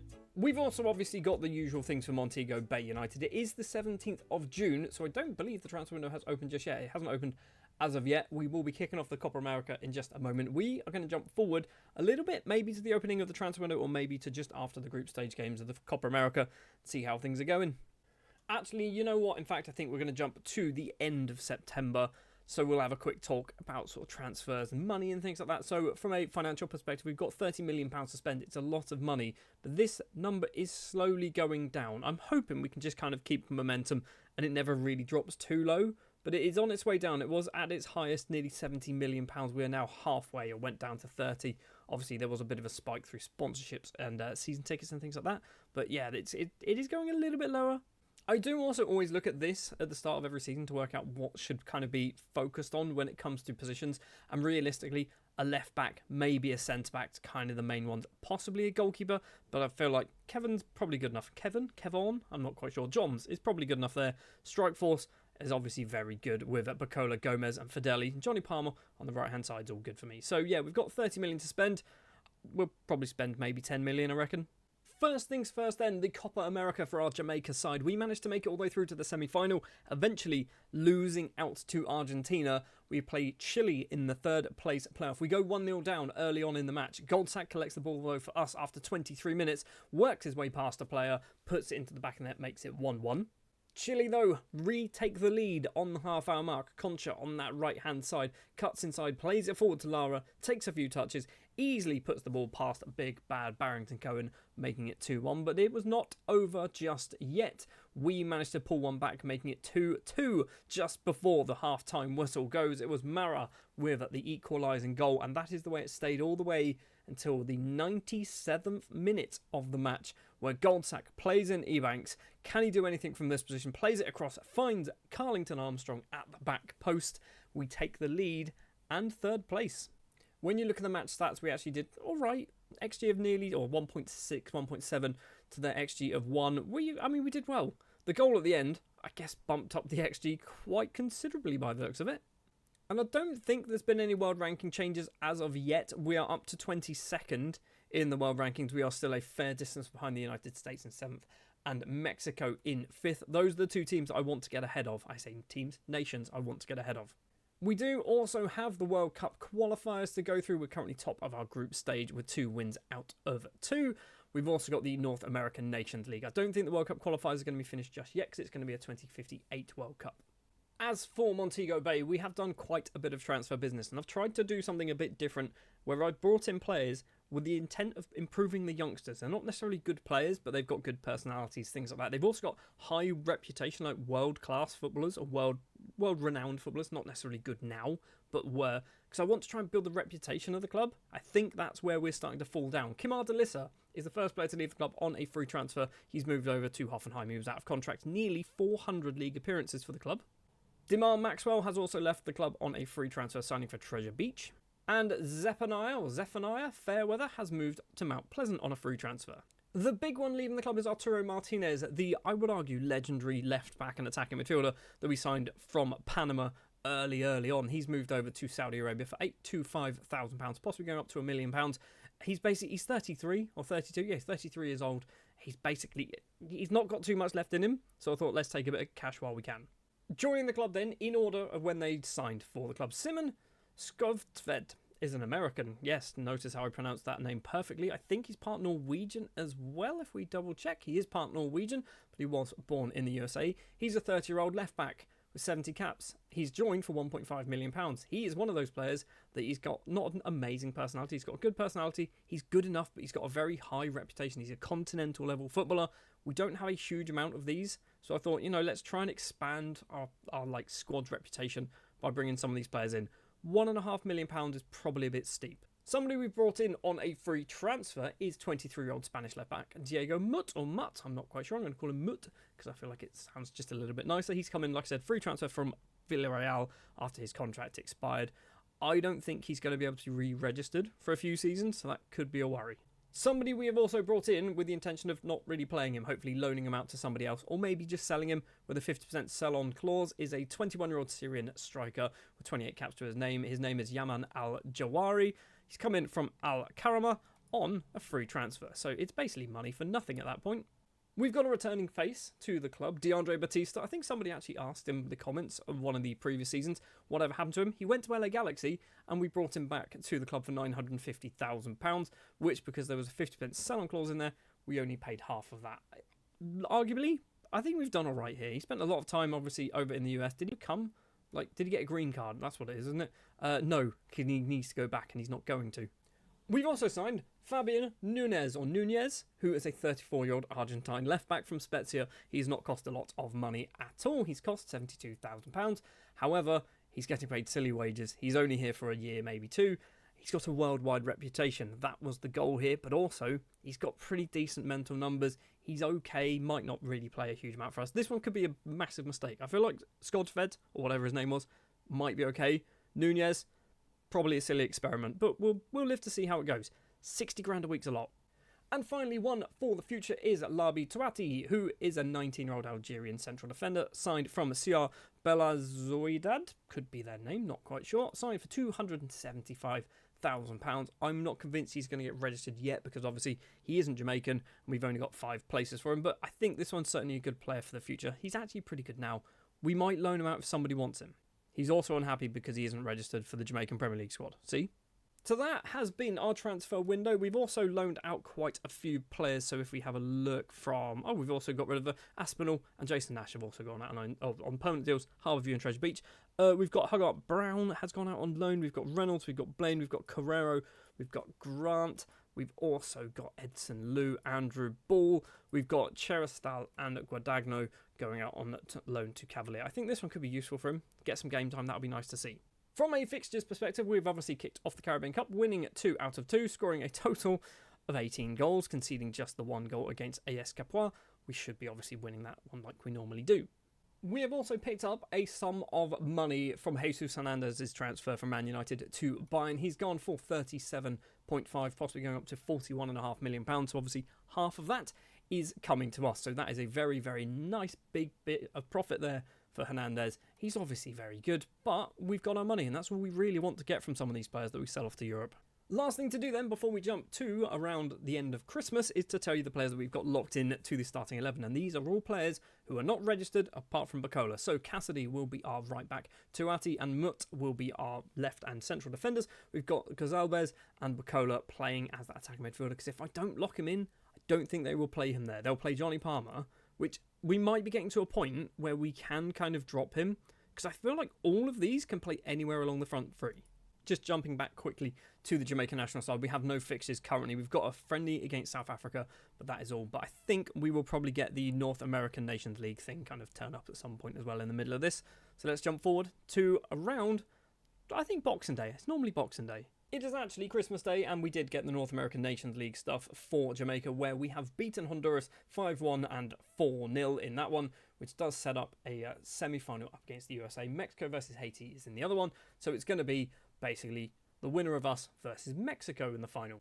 And as for Montego Bay, 12 wins out of 12. Any big wins there? We've got a 14-0 win against Tivoli Gardens. Bacola has 16 goals so far this season. He's very good at football. He's always wanted as well, by the way. Lots of Saudi Arabian sides want him, but he doesn't want to leave. He's quite happy here, so I'm just going to keep him around for as long as we can. I don't know how far away he is from becoming... I mean, it's a year. Okay, I thought he was here for longer than that. What I'm saying is I'm hoping Bacola might stick around to become Jamaican because he should be playing for the Argentina side now. He is 26. Anyway, as you know, it is obviously transfer window time. We've got £42 million now to spend, so a little bit more money has come into the club. And as of yet, we have done no transfer business, so let's jump to the end of January, see what we can do. Just the one player has left the club on a free transfer. Daniel Powell has moved over to Mount Pleasant because he was never going to play for us. And 2 players have joined the club. First of all is Begenk Litwinow. Right, this is a strange player. And I don't mean strange as in like he's a bit weird.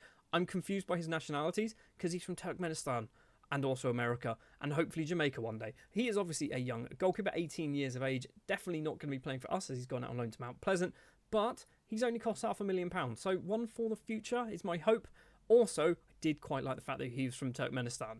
And I'm worried that we might be losing Fideli because he's very, very good. So we've tried to sign a replacement already. Gabriel de la Tejada might be his name. He is a Mexican striker, formerly of America and a bit of Atlanta, actually. He has cost us £6 million. Spent 4 years, maybe 3 years over in America, in Mexico, from Atlanta United. So they've actually made a bit of profit on him. Definitely one for now, but also could be one for the future too. And that is it. That is all we have done. Taking a look at the league table, it's now 16 wins out of 16 in the North American Champions League. We're in the second round, and it's going to be Colorado or Toluca, so it's going to be probably Colorado there. Although Toluca are Mexican, aren't they? So it could be Toluca. You never know.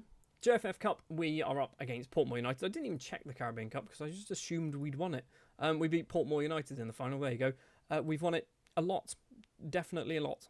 Literally, we won it once, didn't win it for 3 years, and then haven't won it or not won it for the next, 20 odd years. Fair enough. It's kind of a ridiculous competition. So locked in players then for the second half of the season. It's the same 5 that we initially had. So Bacola keeps his place as that attacking midfielder. Mutt, Tuati, Cassidy and Gonzalez. And leading the line will be Al-Jawari because basically he wants some game time. I did try and sell him. Some teams in America want him on loan, but I'd rather just get him gone. He's got a bad attitude. Okay, he just refuses to turn up for training and things like that. He's abysmal. He wants to leave. So I'm just trying to put him in the shop window a little bit. It might be a silly thing to do. We've also got Nunes and Skodved, by the way, who aren't registered. Skodved has played some league games, but he's not going to be registered from this point onwards. And I think that is everyone. If we have a look, yeah, no one else is not registered for the Jamaican Premier League. So it's only those 6 technically. And now on the 8th of April, we have drawn a match. We've actually drawn a match against Treasure Beach. We won 25 out of 26. Obviously, we've won the league. We're up against Saprissa in the North American Champions League semi-final. We've got Portmore United in the JFF Cup semi-final. It'll be Mount Pleasant will be the opponents of whoever wins that one. And for our Jamaica side in the North American Nations League, unfortunately, it was the third place playoff match against Haiti that we had to finish on, and we go 1-0 down after just 18 minutes. But we were good enough to prevail in the late on, actually, in the first half. We pull one back. It is Eldrick Jr. heading onto the bar. Kamar Delissa, the Hoffenheim central defender, making it 1-1. And then early on in the second half, we get the winning goal of the game. Forrester back to Lecky, back to Forrester in the penalty area, just passes it past the goalkeeper. A 2-1 victory for a third place in the North American Nations League. And it has been the same 3 teams finishing first, second and third for the last 3 competitions, and then even back in 2048-49 and also 2046-47 and 2044-45. It's basically a lot of these competitions are kind of useless, aren't they? I have just seen that we were the hosts for 2 years in a row. That's pretty impressive. Something that I always kind of overlook because we're not getting particularly good youth intakes is the youth intakes. We have got 2 players who I think could be of interest. Ryan Pickering is first up. He's a 16-year-old central defender, obviously from Jamaica. I think he's part American. He is part American. Certainly could be one for the future. He's a big lad, 6'3".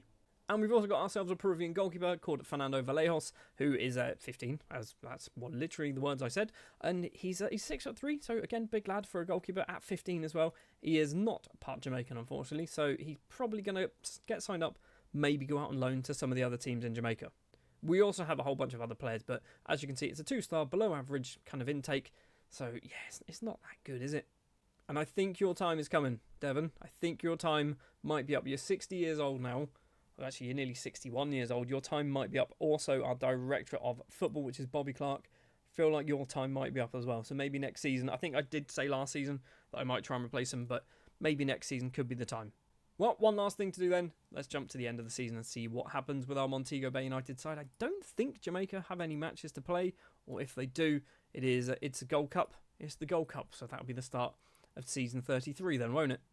For Montego Bay United then, we beat Mount Pleasant in the JFF Cup final 4-1 to give us our second trophy of the season. And then we beat Arnott Gardens 5-1 in the Jamaican Premier League to give us our third trophy of the season. And do we get our fourth trophy of the season in the North American Champions League final up against Monterrey of Mexico? We take an early lead after just 7 minutes. Eddie Gomez, the Mexican, scoring the opener. It takes us all the way through to the hour mark before the next goal is scored. Unfortunately for us, that is also one of our players, is Al Jawari, in on goal. Just puts it past the goalkeeper, making it 2-0. Monterrey, though, were not out of this just yet. They did manage to pull one back in the 89th minute. Was it too little, too late, however? The cross comes in. Aguirre is at the back post. Cohen can't get on the end of that one. It is now 2-1. And we do decide to get ourselves a third, just to put the final nail in the coffin. Gonzalez, edge of the penalty area with loads and loads of space, blasts it into the bottom corner. I think Fideli is claiming it, which is a bit unfair, because it definitely wasn't his goal, was it? So 3-0 in the final, a comfortable victory against Monterrey. Another North American Champions League to our name. It's kind of ridiculous. We win everything now, every single season. Let's just take a very quick look at some of the players then. So Al Jawari, who didn't play a huge amount, did only get 7 goals in the end. Demar Johnson, 12 and 12 as a defence midfielder. That's pretty good. Carlington Armstrong, 11 and 13 on that left-hand side. We've got Diego Gonzalez with 13 goals. He's very good. Considering he came for our youth intake, kind of via, a Liverpool FC. We've got 11 assists, 14 goals for Courtney McClare. Again, central defender. Eddie Gomez on the left wing, 8 assists, 23 goals for Gomez. Fideli, 5 assists, 32 goals for Fideli. And Johnny Palmer is not even at the top, actually. I've just seen, what was Palmer? Sorry, 18 and 37 for Palmer, which is obviously very, very good. And then Bacola with 56 and 32 in 42 appearances. The Jamaican Premier League is a bit of a stat padding league, isn't it? Well, 5 trophies for Montego Bay United for Jamaica. We got 2 third places, or 1 third place technically, didn't we? Wasn't the end of the world. Having a very quick look, we are still 22nd in the world rankings. We've also got Mexico now up to 4th, United States in 8th. It's a big old gap, but I don't think it's actually that big. It's like 100, maybe 200 points, and we would move from here into like 8th, maybe even ahead of like England. We could get top 10 within a couple of seasons. That'll be really good to see if we can do that. We're going to start this season off a little bit differently than what we normally would. I was thinking, I haven't really paid any attention to like the World Player of the Year awards and the World Team of the Year awards and things like that. So I thought I'm going to have a quick look. And much to my surprise, in the all-time World Team of the Year, we have Alejandro Lemoine, former Montego Bay United winger that we signed from Emelec, sold to Porto, and basically funded us for the next 20-odd seasons, is one of the best footballers ever. To which I thought, let's have a quick check of the more recent seasons. Lemoine is still there, which is always good to see. No one else, I believe, from our team is in the starting 11, but we do have Bogdan Mladenovic, who's on the subs bench. We've gone back another season or so. We've got Lemoine on the subs bench. I don't think there's anyone else of ours. And then we go back one more season, and we literally have Adamar Aguiar in the starting 11 of the World Team of the Year in 2054. I know he was obviously good. We sold him to Arsenal. He scored stupid amounts of goals. But the fact he's in the starting 11 is kind of ridiculous. If we keep going back, I don't think we're going to have anyone else, right? Surely. I'm just looking now for Montego Bay United. There's Al Fatah is in there with Roger Coates, which, fair enough. He's also there in that one as well. Most of the teams are kind of the same ones over and over again. So I don't think there is any of our players in here. I mean, if you're quick enough, you might be able to spot some of our former players who we might have sold on, who got really good at some point. I think we're probably going a little bit too far back. It's quite funny for me to see Mateus Fernandez, who was obviously former Southampton player on there. Fair enough, obviously now at West Ham.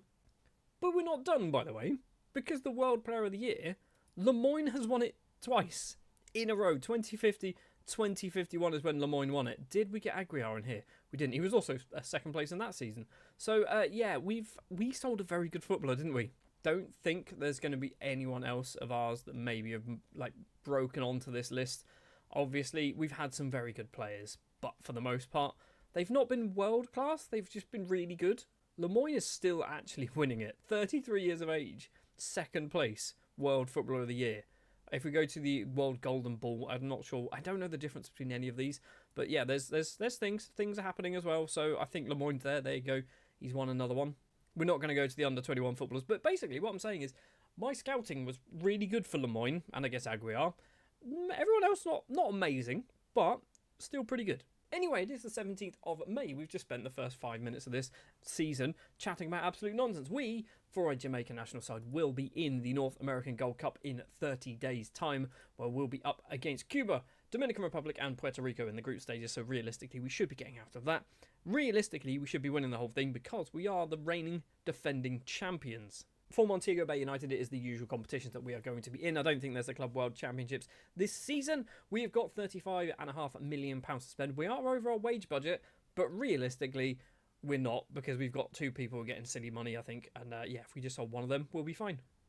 It's now the 1st of July, so the North American Gold Cup has kicked off. We'll get onto that in just a minute. But we have done some transfers, which I thought we'd tell you about immediately, because normally we don't do too many transfers on day one of the transfer window. John Michael Mighty has left the club, signing former Loins on a free transfer. And joining the club is Carson Ebanks, returning to the club after a, 14-year absence? That's a very big absence. He got released from his contract at Guillaume, and we have picked him up. Spent so much of his career playing in the MLS.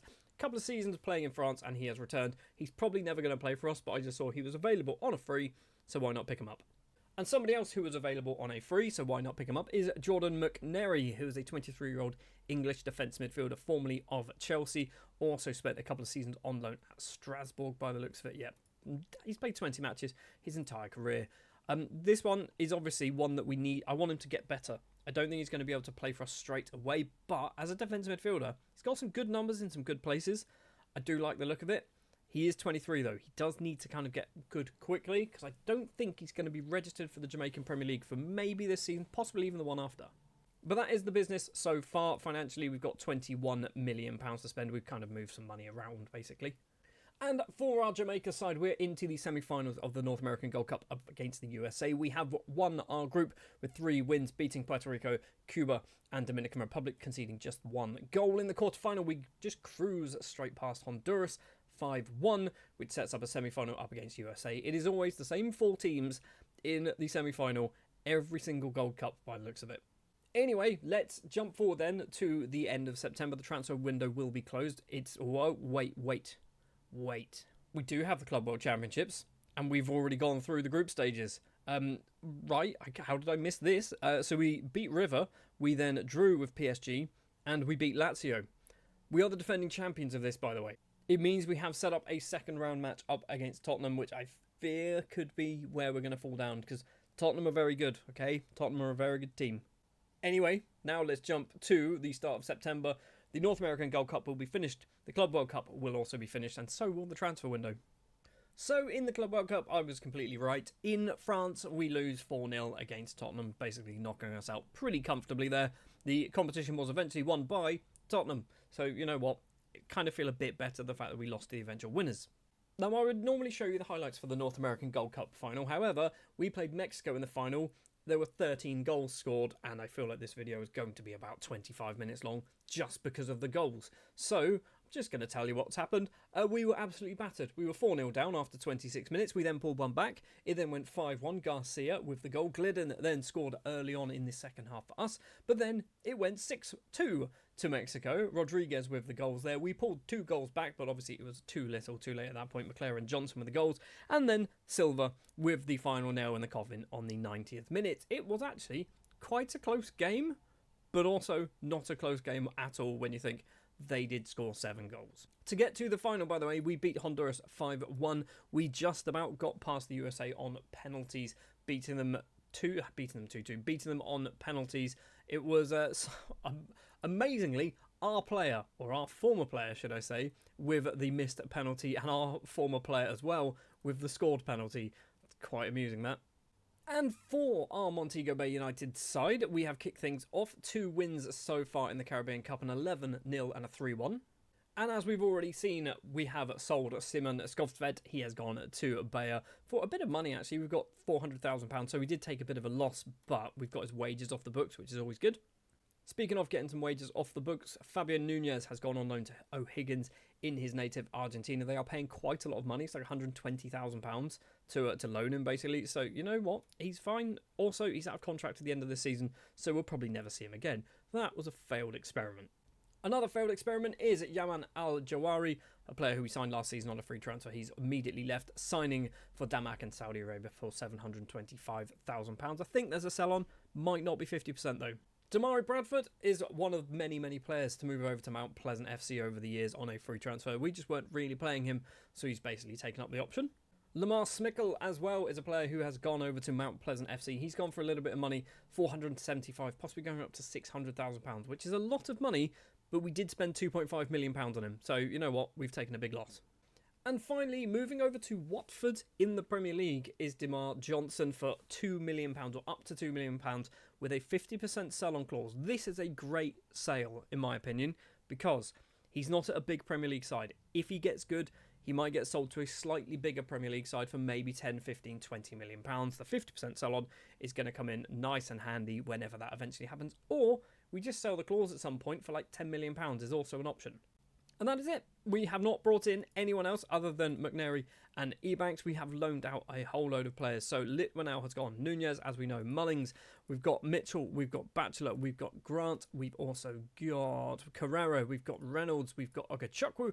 We've got Briggs, or Biggs. We've got Blaine, Wilby, Bro, and Ball, all going out on loan to various teams. Did I not spend any money as a little bit of a panic because this keeps going downwards? Yes, you are right. I am a bit concerned that we are running out of money. We've still got £28 million in the bank. It's a huge sum of money.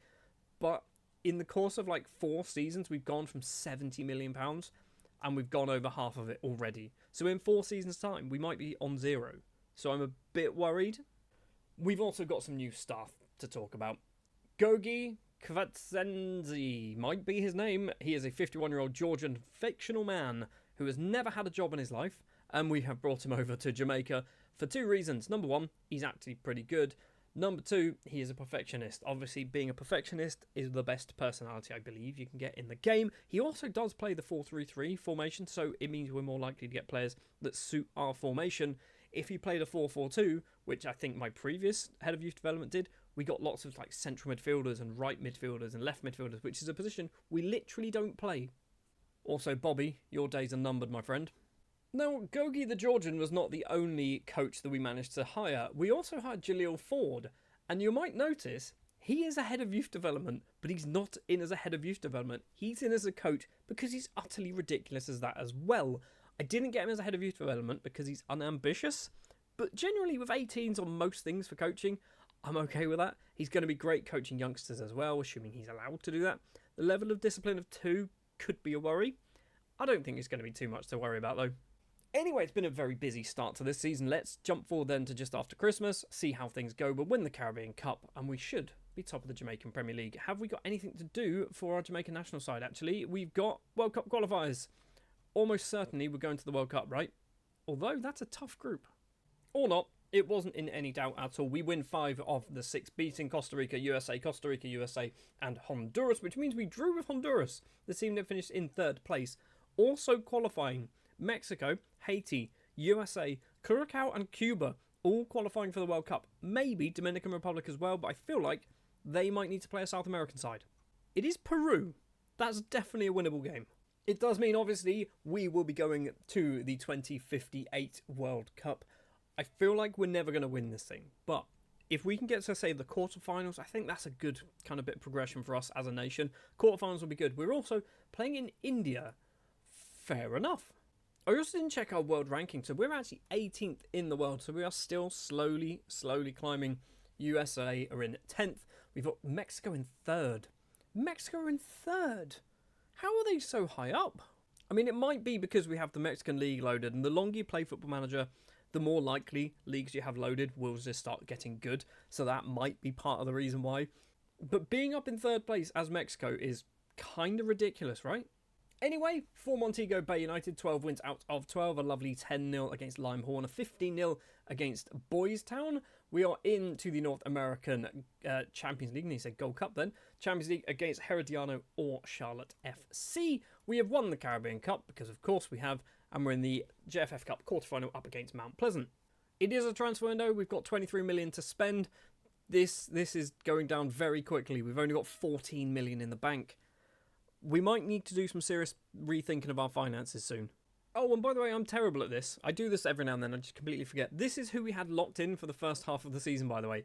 It's quite a lot of players. We had Cassidy as a right back, Tuati, Guadagno, and Mutt. So our entire back four was locked in, but most of them couldn't actually play in the Jamaican Premier League games. We've also got Gonzalez as a defence midfielder, Bacola as the attack midfielder, and De La Tejera. Again, can't remember. Is that his name? He was our striker, and I feel like he wasn't registered for the Jamaican Premier League, which is why he's getting annoyed. No, he was registered, he just wasn't playing. Might mean that Fideli is going to get annoyed, though, because if De La Tejera is going to be playing, Fideli's going to get very annoyed. So he's just been locked in for January. I should probably mention. I should probably get better at recording video, shouldn't I? Anyway, it is January. The transfer window is open. Are we going to spend any money, or are we just going to sell some people? The answer is to just sell some people. We've bought nobody, we've loaned in nobody, and we've sold 2 players. Romano Cassidy is the first one moving over to Sampdoria. He's gone for 625, possibly going up to £825,000. 50% seller clause in this one. He just wasn't improving. So, you know what, an Italian side coming in for him. Sure, if he gets good there, we might get some money back. And a player that I was literally just talking about, Gabriel De La Tejera, has also left the club, signing for Al Duhail for a nice sum of money, £7.5 million, possibly going to £8 million, with a 50% sell-on clause here. He was getting annoyed he wasn't playing. He played a few matches, or one match, I think, in the league, in fact, and he scored a goal, but I went, you know what, Fideli's better at football. So, De La Tejera can leave the club. I said his name wrong and differently every single time. Financially, we're still not in a good way, okay? It's not helped at all. But just to confirm to you, no transfers in, only 2 players leaving. I feel like one of the reasons why we are struggling financially, Nunez is on 58 grand a week, Batista 53 grand a week, Bacola 48, 40 for Gomez, 39.5 for Palmer, Fideli's on 37.5. We've got some big wages. Batista will be leaving the club when his contract expires. I'm going to try and obviously get rid of him early. It was a silly thing to do. Last season we spent £950,000 on him. He just doesn't play. We've also got Nunez, who's on stupid money for how good he is. He's obviously going to be leaving when his contract expires. Bacola's sticking around. Gomez is sticking around. I think everyone else is going to stick around. Carlington Armstrong wants to leave when his contract expires. But again, we've got a year and a half on that one. Kevon Johns is on a reasonable amount of money, but he's a good goalkeeper, so I'm not too concerned about that. What I'm saying is, we are overpaying. We are definitely overpaying some of our players, and definitely underpaying some others. Courtney McClare is on £5,750 a week, and he's probably our best player on paper. So I've remembered to do it this time. This is what we're going to lock in for the second half of the season. Tuati, Guadagno and Mutt will be locked in because obviously Cassidy has left the club. Gonzalez will be in that defensive midfield role. Bacola will be the attack midfield role, and it leaves the striker position free for Fideli to basically score lots of goals. The right back position is probably just going to be filled by Kevon Roy, who's really good. He's just a really good footballer. And we don't have our World Cup draw just yet, but obviously I think this is the bigger World Cup, isn't it? So there's a lot of teams that we could be playing. I think I said this earlier, I was thinking quarterfinals. I kind of just want to get out of the group stages. I want to win the group. That'll be good. And the last thing before we jump to the end of the season is taking a look at our brand new director of football, Hector Irons. He's 44 years of age, and he's just better than Bobby Clark. Bobby Clark was fun because it was Bobby Clark. He wasn't good at his job, however. Hopefully Hector's a little bit better. And by better, I mean he's better at kind of negotiating some of these prices. So this here, £875,000 is a Bobby Clark negotiation for this man who's worth £91 to £135 million. You probably, in all honesty, you want to add a couple of extra zeros on the end of that. Well, as you'd expect, we have won 26 out of 26 in the Jamaican Premier League. A bunch of, obviously, very good wins there. A positive 161 goal difference. North American Champions League semi-final up against fellow Jamaican side, Treasure Beach. Kind of want to lose it, but also don't want to lose it because we really should be winning this competition every single season. We're also in the JFF Cup final up against Treasure Beach. So Jamaica as a whole seems to be doing quite well. And speaking of Jamaica, we are obviously in a World Cup in just under 60 days. and we have our group, and we are in Group A with the hosts, India, New Zealand, and Poland. I would have to expect we're probably going to win that group. And obviously, because we are playing the hosts, we will be in the World Cup opener against India in front of, how big is this stadium? 72,000 capacity. We're also playing in front of 40,000 capacity as well against New Zealand. There's some very big stadiums in India. I don't quite know why. I'm assuming quite a lot of them are cricket stadiums that could also host football. I'm not sure though. Anyway, the World Cup is obviously going to be part of Season 34, not Season 33, so let's jump forward to the end of this season, see how well we do with Montego Bay United. I think we probably will play a couple of World Cup warm-up matches as well, maybe, or have we played them? Finland and Czechia might have been those two matches. Is it going to be a clean sweep for our Montego Bay United side across the board then? We've obviously won the Caribbean Cup, we've also won the JFF Cup, beating Treasure Beach 5-0, and we've won the Jamaican Premier League, beating Arnett Gardens 4-1. And finally, the North American Champions League final. We were up against Nashville, so we got past, was it Treasure Beach, wasn't it? And we absolutely dominated at Nashville. Bacola with the opening goal of the game. We make it 2-0 very shortly afterwards. Left-hand side is Diego Mut, the Spaniard. Takes a touch, gets past his man, plays it on the ground. Eddie Gomez is there to make it 2-0. 21 minutes on the clock now, and we get our third of the game. It is Kevon Roy on that right-hand side, goes for a little run in the middle, finds Gonzalez, puts it in the opposite corner. And then very little happened for quite a while, and then on the 75th minute, I think it's Carlington Cohen with the penalty there, making it 4-0. We are still not done, however. Lopez crosses the ball in. Fideli is there, and the Italian heads past Matai in the Nashville goal, making it 5-0. And there is still one more goal of the game to go. Pereira gets it back from Diego Mut. Mut gets it back from Pereira down the line to Cohen. Can he find anyone in the middle? It's gone all the way through to Diego Gonzalez. And it is a 6-0 victory in the North American Champions League. A North American Champions League where we limited Nashville to literally just 2 shots, one of them being on target, and Cohen getting a 7.6 in goal, which doesn't make any sense at all, does it? I did just want to find out, it is Carlington Cohen. So he's come for a youth intake a few seasons ago, in actually 2053.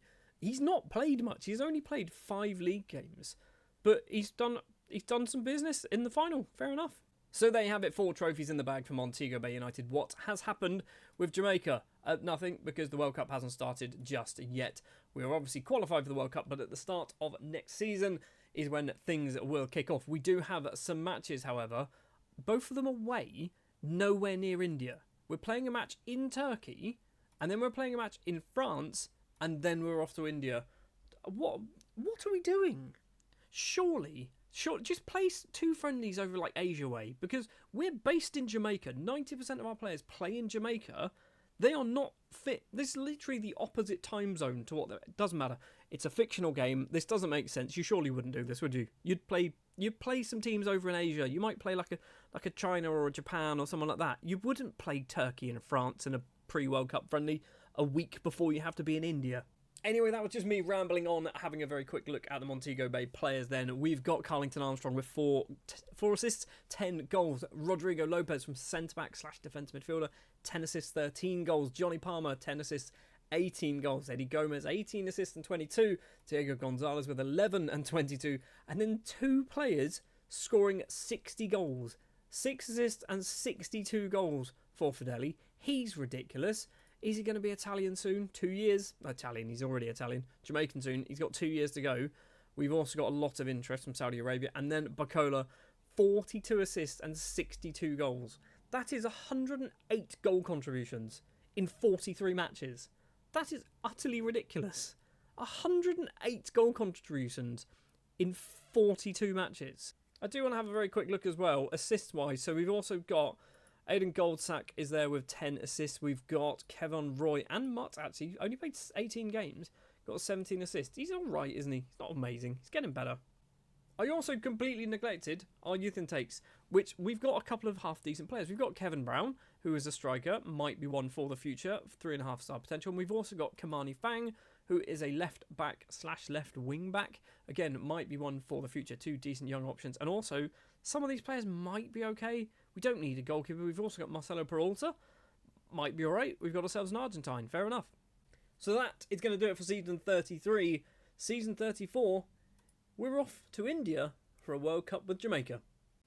The 2058 World Cup will be kicking off and completing, obviously, in this season. We have been drawn in Group A with the hosts, India, New Zealand and Poland. We also kick off the entire competition against India. It would be lovely to beat them like 8-0 in the opening game of the season. My hopes and expectations for this World Cup is I want to get out of the group stage. Obviously, we want to get out of the group stage. I would quite like to get to, let's have a quick look at the rules. The quarterfinals would be nice. Getting to the quarterfinals, I think, would be a pretty big deal for a side like Jamaica. I don't think we've got enough of us behind, like, basically to get any further than the quarterfinals. But if we get a lucky draw, maybe we can make it to the semis. I think the final's probably a little bit too far a reach. We've also obviously got Montego Bay United to worry about, but realistically, we win everything with them, don't we? So, without further ado, let's jump forward to possibly the end of the group stages in the World Cup, see how things go. We haven't kicked off the season, obviously. The transfer window is not open, which is why we're not really talking too much about Montego Bay United as of yet.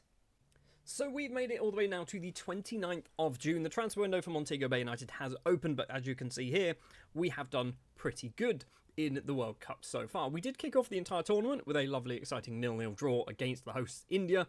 I would have liked to absolutely smash them, but clearly that wasn't the case. New Zealand, however, were on the end of an absolute hammering, losing 9-1. Carlington Armstrong with a hat-trick, DeAndre Batista with a hat-trick, Damar Johnson, Roxroy Wolf, and Johnny Palmer also on the score sheet. We then beat Poland to round off the group stages 4-0. Armstrong with 2 more goals than this, Wolf with another goal, and Trevan Grant with a goal in the 96th minute, setting up a second round tie against Australia, which we win 3-0. So we've beaten both of the big teams down under. Armstrong again, Wolf again, Johnny Palmer again. We are scoring lots and lots of goals in this World Cup. We move forward to face Mexico, a Mexico side that we do kind of beat quite often. I mean, if this button actually works, it doesn't work. Well, I'm sure there's a way that you can see how many times we've played Mexico, but I can't for the life of me find out. We have done not horrendously badly against Mexico. We do beat them on occasion, so I'm hoping we can do the same, which would put us through to the quarterfinal. A quarterfinal up against possibly Portugal or Belgium. The semi-final, if we make it all the way that far, France, USA, South Korea, Chile, Norway, England, Germany or Colombia. And then obviously the final is everyone else who's still in the competition, who isn't in that first list that we just mentioned. Just in case you're wondering, by the way, this is the squad. I haven't picked it. I've literally just asked the assistant to do whatever they feel like is relevant. I haven't picked anyone. We do have players like Goldsack. We've got Collier as well. Obviously, not a natural Jamaican. Same with Goldsack, in fact. So we've got a few players that have kind of come over to Jamaica and are actually qualifying and getting game time as well. Collier being a big one. Goldsack actually has got 10 assists in his last 7 games, which is a lot. He is out of contract tomorrow, though. And that contract obviously is with Montego Bay United, a Montego Bay United side that have not kicked off their season just yet. We've got £11 million transfer budget to spend, which is our entire bank balance. This is worrying. It's going downhill. I mean, the highest point now is right up the start there. So back in 2053, 5 years later, we've gone all the way down to 4.3 million. It's actually back up to 11 and a bit because of, I'm going to assume, season tickets and various things like that. But yeah, the window is open. I don't think we've done any business yet. No, we've done absolutely nothing at the moment. But obviously, plenty of time to do so. Let's jump forward then to the next point, I guess, in the World Cup for our Jamaica side. So as you know, we were drawn up against Mexico in the round of 16, which we did manage to win that one, beating them 4-3 in the end. Palmer, Wolf, Palmer and Forrester with the goals in this one. It means we go on into the quarterfinals. A quarterfinals up against Portugal that we somehow managed to get through as well. It was a 0-0 draw. We arguably should have won because Carlington Cohen did miss a penalty on the 38th minute, but we go through on penalties anyway. 6-5 by the looks of it, so Samido is the man to miss the penalty, which means we've made it through to the semi-finals. And a semi-final match up against Germany, and we took the lead almost immediately. Within the very first minute of the game, Roxroy Wolf is there. 42 seconds were on the clock when we take the lead against Germany, and just 11 minutes have passed, and we double our lead. Carlington Cohen putting it into the bottom corner, and we are not done. We are now on the 16th or 17th minute of the match. McClare collects the ball. What's he going to do? Plays it on the ground to Armstrong. Takes a few touches. Long range effort. Not very good goalkeeping. We beat Germany in the World Cup semi-finals 3-0. We have made it to a World Cup final with Jamaica. And up against Brazil It started off superbly well. 8 minutes on the clock. Roxroy Wolf? It's not Roxroy, it's just Roy. And it is Roxroy Wolf with the goal. We take the lead. And then on the 22nd minute, we double our advantage. Malcolm has the ball on the left-hand side, plays it on the ground. It is Nesta Firth making it 2-0, and that is how it ends at the break. The problem is, the team talk from the Brazil manager clearly worked because they've got themselves the Steam achievement of winning a match from 2 goals behind. Luis Eduardo with the ball here. It takes the deflection off Trevon Grant, making it 2-1. And they quickly get themselves a second goal of the game. Corner comes in from Lucas. Pedro Luis isn't quite big enough to get it. I guess Dorado with a ridiculously good volley blasts it past Johns. And then the winning goal of the game comes from the penalty spot. It is Lucas, sends Johns the wrong way. And Brazil lift the World Cup. But we were close. We were so close. The penalty in the 68th minute was the big kind of, not the turning point, but obviously that was the thing. A penalty, we shouldn't give away penalties. You should never give away penalties if you can really help it. But we've got to a World Cup final with Jamaica, which is just utter ridiculous. Considering we started this entire tournament with a 0-0 draw against India, we then go all the way through to the final and lose out to Brazil. It's mad. That is absolutely mad. When it comes to world rankings, we have skyrocketed from 18th to 10th in the world rankings. We are now the second best team in North America, and we're kind of closing in on Mexico, who are only in 6th place. The world champions, it's not world champions is Brazil. Argentina top the world rankings, Brazil in second, Spain, Italy, Portugal, and Mexico kind of follow up there, which is a bit strange. France, Netherlands, England, and then little old Jamaica, we're in the top 10. Anyway, let's come back down to earth, shall we, slightly. Back with our Montego Bay United side. The transfer window has closed. Let's take a look at the business that we have done so far. 5 players have left the club on permanent deals. Diego Gonzalez being the biggest one of them all. He actually came through our youth intake many moons ago. He's moved over to Al Riyadh for quite a sizable fee, 15.5, possibly going up to £19 million. There is a 20% profit clause in there. Basically, trying to get the 50% sold on, absolutely nobody was doing it. So I just went, you know what, a bit of profit will do. We might be able to sell that for a few £1 million in a few years' time. Also leaving the club is one of our World Cup heroes, Carlington Armstrong. Now at the age of 32, he's moved over back to England, signing for Brighton for £250,000. He was still playing, but most of them were kind of coming off the bench now, only starting six off the bench. So he's kind of been replaced in our squad. But I think we've got ourselves a pretty good player, a legendary player for Jamaica, I guess. Maybe not so much Montego Bay.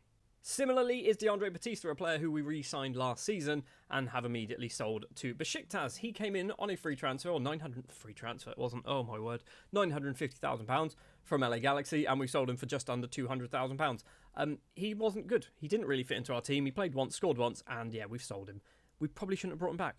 And the other big name player to leave the club is another World Cup hero, Kevon Johns, the 31-year-old Jamaican goalkeeper, 81 caps to his name, has moved over to Tottenham Hotspur, obviously in the UK, in the Premier League for £850,000. Yes, it's a massive loss, but he wasn't really playing. We've got Barrington Cohen, who is our number 1 goalkeeper. Johns was kind of here just to be a backup. He's gone over to Spurs to be a backup there.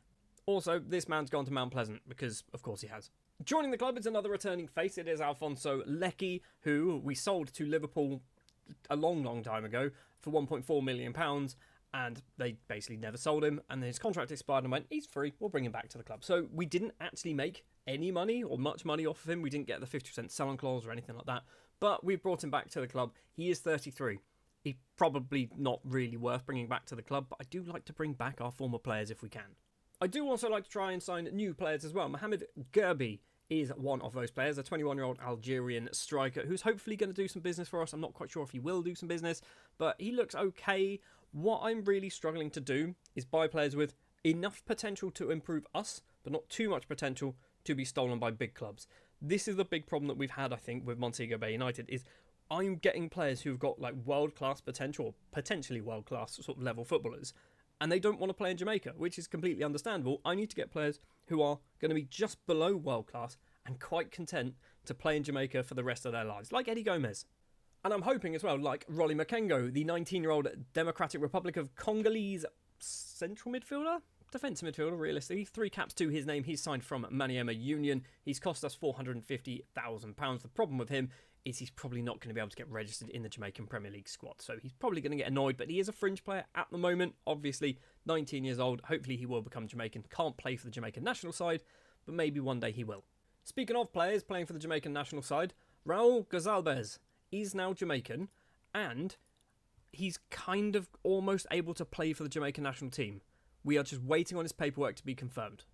As is Jean-Claude Cheristal, the American. He's waiting on his kind of paperwork to also be confirmed so he could play for the Jamaican national side. And I think we've got some other players as well who aren't too far off, like Guadagno. I think he's close, 141 days before he can become Jamaican. Who else are we going to have who might be close? I'm going to assume Bacola can't be too far off, surely. 841, okay, he's still got some time. Fideli as well, I imagine you're 502, so a year and a half for Fideli. So, yeah, we might have some decent non-Jamaicans who might be eligible to play for Jamaica, assuming they don't get into, like, the Argentina squad, for example. Anyway, we have kicked off the season for Montego Bay United. We've played once, and we have lost against ACPOS in, I say POS, it's Port of Spain, isn't it? Is it Trinidad? It is Trinidad and Tobago. We have lost the match, 2-0, which I think is our first defeat in the Caribbean Cup since probably when everything was in black and white. I don't know. We don't lose much in the Caribbean Cup. I hope this doesn't ruin our chances of winning it. I feel like we should be fine. And the final thing to mention before we jump through to around Christmas time, these are the 3 players that we are locking into our starting 11 because basically they're not registered for the Jamaican Premier League. We've got Diego Mut as our left back. He needs to get some game time to improve. We've got Guadango, who also needs to get some game time. He does play a lot for us, but not as often as he needs to. And Makengo as well is going to get locked in that midfield position. Everyone else obviously is up for grabs. It is now the 30th of December 2058. We have obviously topped the table. We have just beaten Malloy's 30-0, Dunbeholden 11. We've got Rivoli United at 12-0, so obviously scoring lots and lots of goals. Positive 82 goal difference. Always nice to see. The question is, did we win the Caribbean Cup? Yes, we did. Who did we beat in the final? Defence Force of Trinidad and Tobago. Third place was Athletic Club Port of Spain, also from Trinidad and Tobago. We will be obviously entering the North American Champions League as well soon enough. You can see AC Pos, and Defence Force are there in the first round. We'll be joining in at the second round against Columbus or Tigres. We always seem to get like a difficult pairing. Can we not get somebody a little bit easier in the first round? It is now obviously a transfer window. We have got £23 million to spend. I don't want to spend it, okay? I say that now out loud to you so you can all hear, and then watch me spend probably £10 million on players that I really didn't need. Just to sort of show you as well, no transfers have happened as of yet. Doesn't mean that they won't, however. Oh, and I'm an idiot. 2 other players have joined the club, but they were on last season's transfers technically, and they haven't been mentioned yet. We've got Alessandro, that's his name. Geraldo, who is an Italian striker formerly of Bologna. He's come in on a free, gone out on loan to Cavalier. Hopefully get some game time there, but apparently he's played once off the bench in the JFF Cup, so maybe he's not playing there. And another player to join on a free transfer is Jep Kleisner, who is a 19-year-old Danish right-back signed from FC Midtjylland. Once again, similar situation. Contract had expired, picked him up on a free transfer. I wanted to loan him out, but nobody really wanted him. He's actually sat in our reserves, and he's okay with that, which is good. If he becomes Jamaican, he might play for the Jamaican national side. There was also some other transfers here. So Ramon Mitchell did move to Mount Pleasant as well, doing the whole thing that lots of people do. We've also got Ryan Andrews. This man went to Watford on a free transfer. Don't know why that happened. Huggart Brown gone to Arnott Gardens on a free transfer. Keith Biggs to Mount Pleasant. We've got Hilton Blaine going to Veer United, and then a bunch of loans as well, as you can see there. So one of these days, I'm going to get better at doing these videos. We are 34 seasons in. Probably not going to happen between now and FM26.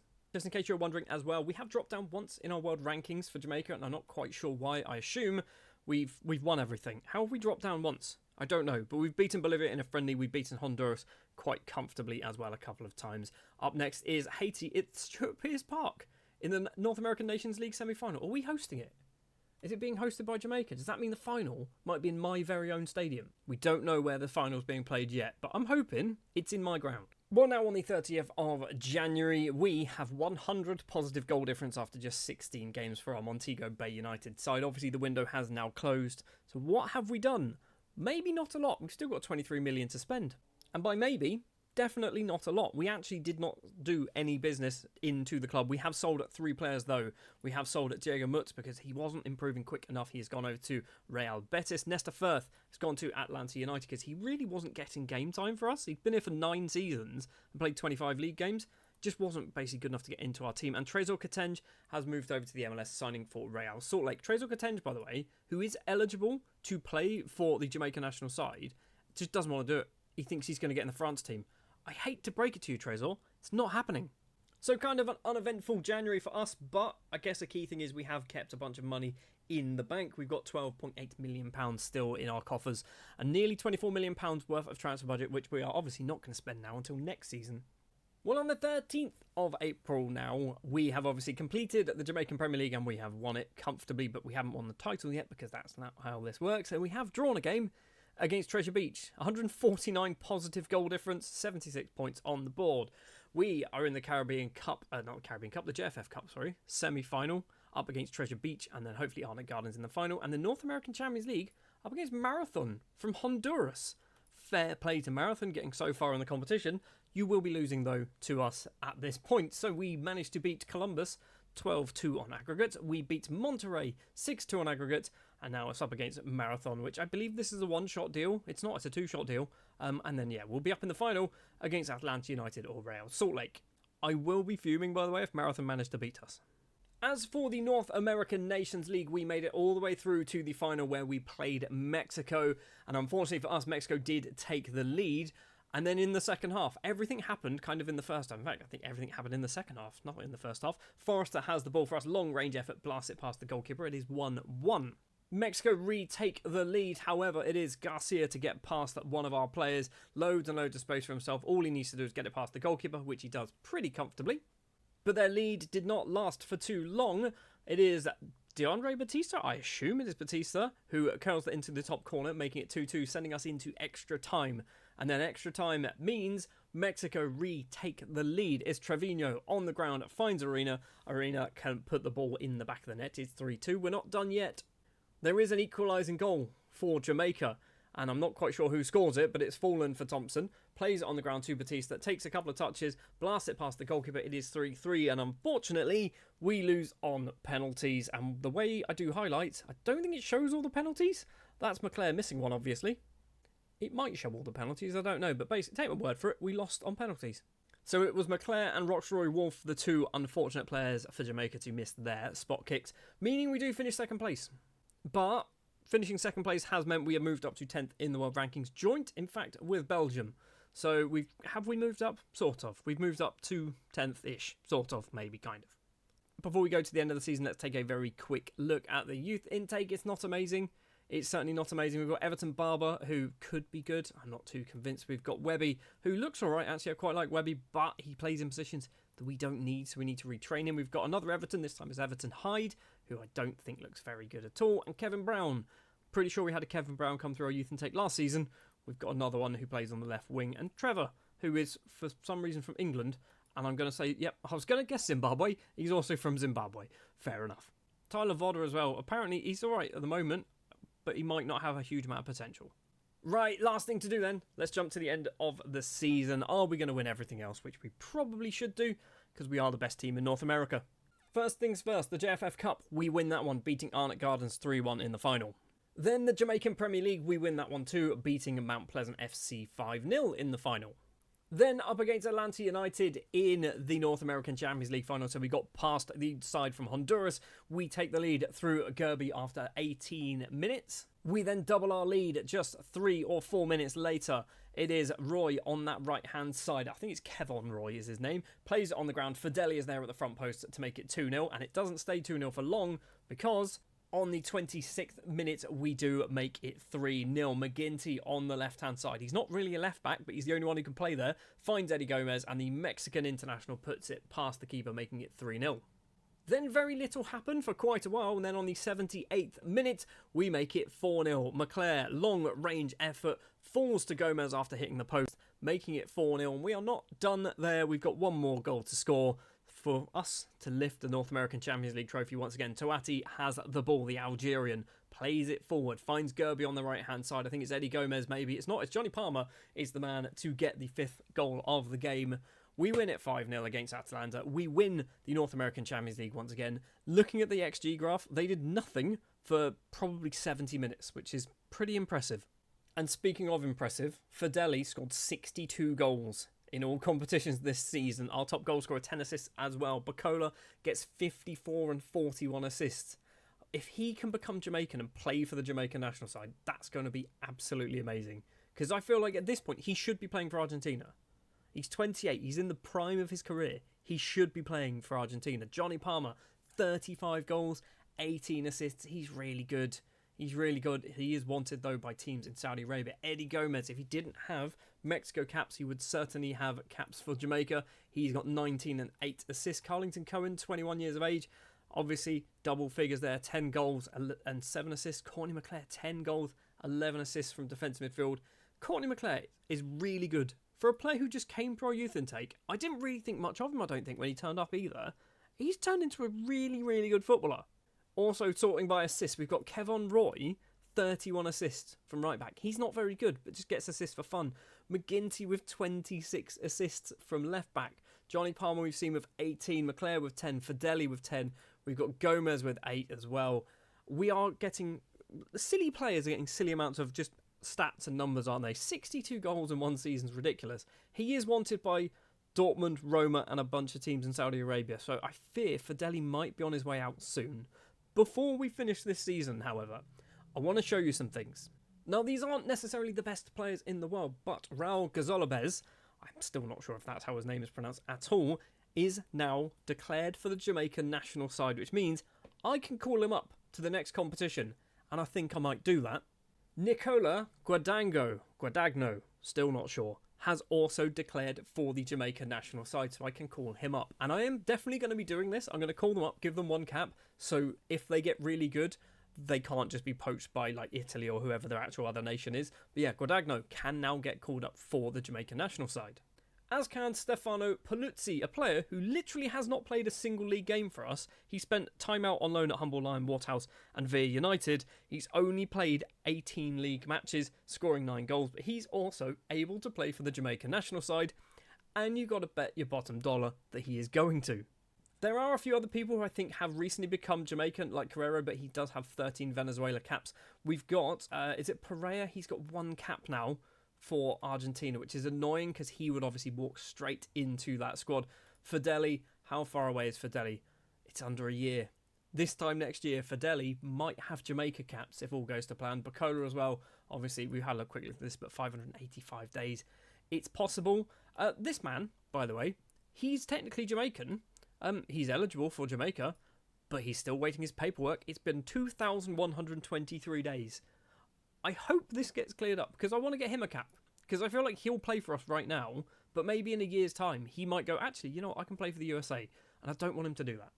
So all in all, it's been obviously a successful season for our Montego Bay United side, but it's also been a very successful season for our Jamaica team as well. World ranking of number 10. We've got a season summary. I literally never click these things. And we've also become the runners-up of the World Cup in 2058. I think we've only got one more World Cup in us between now and FM26, which means this could be our best ever World Cup performance. Although there is one more World Cup to go, which is clearly hosted by the United States, maybe we can go one step further and win the whole thing.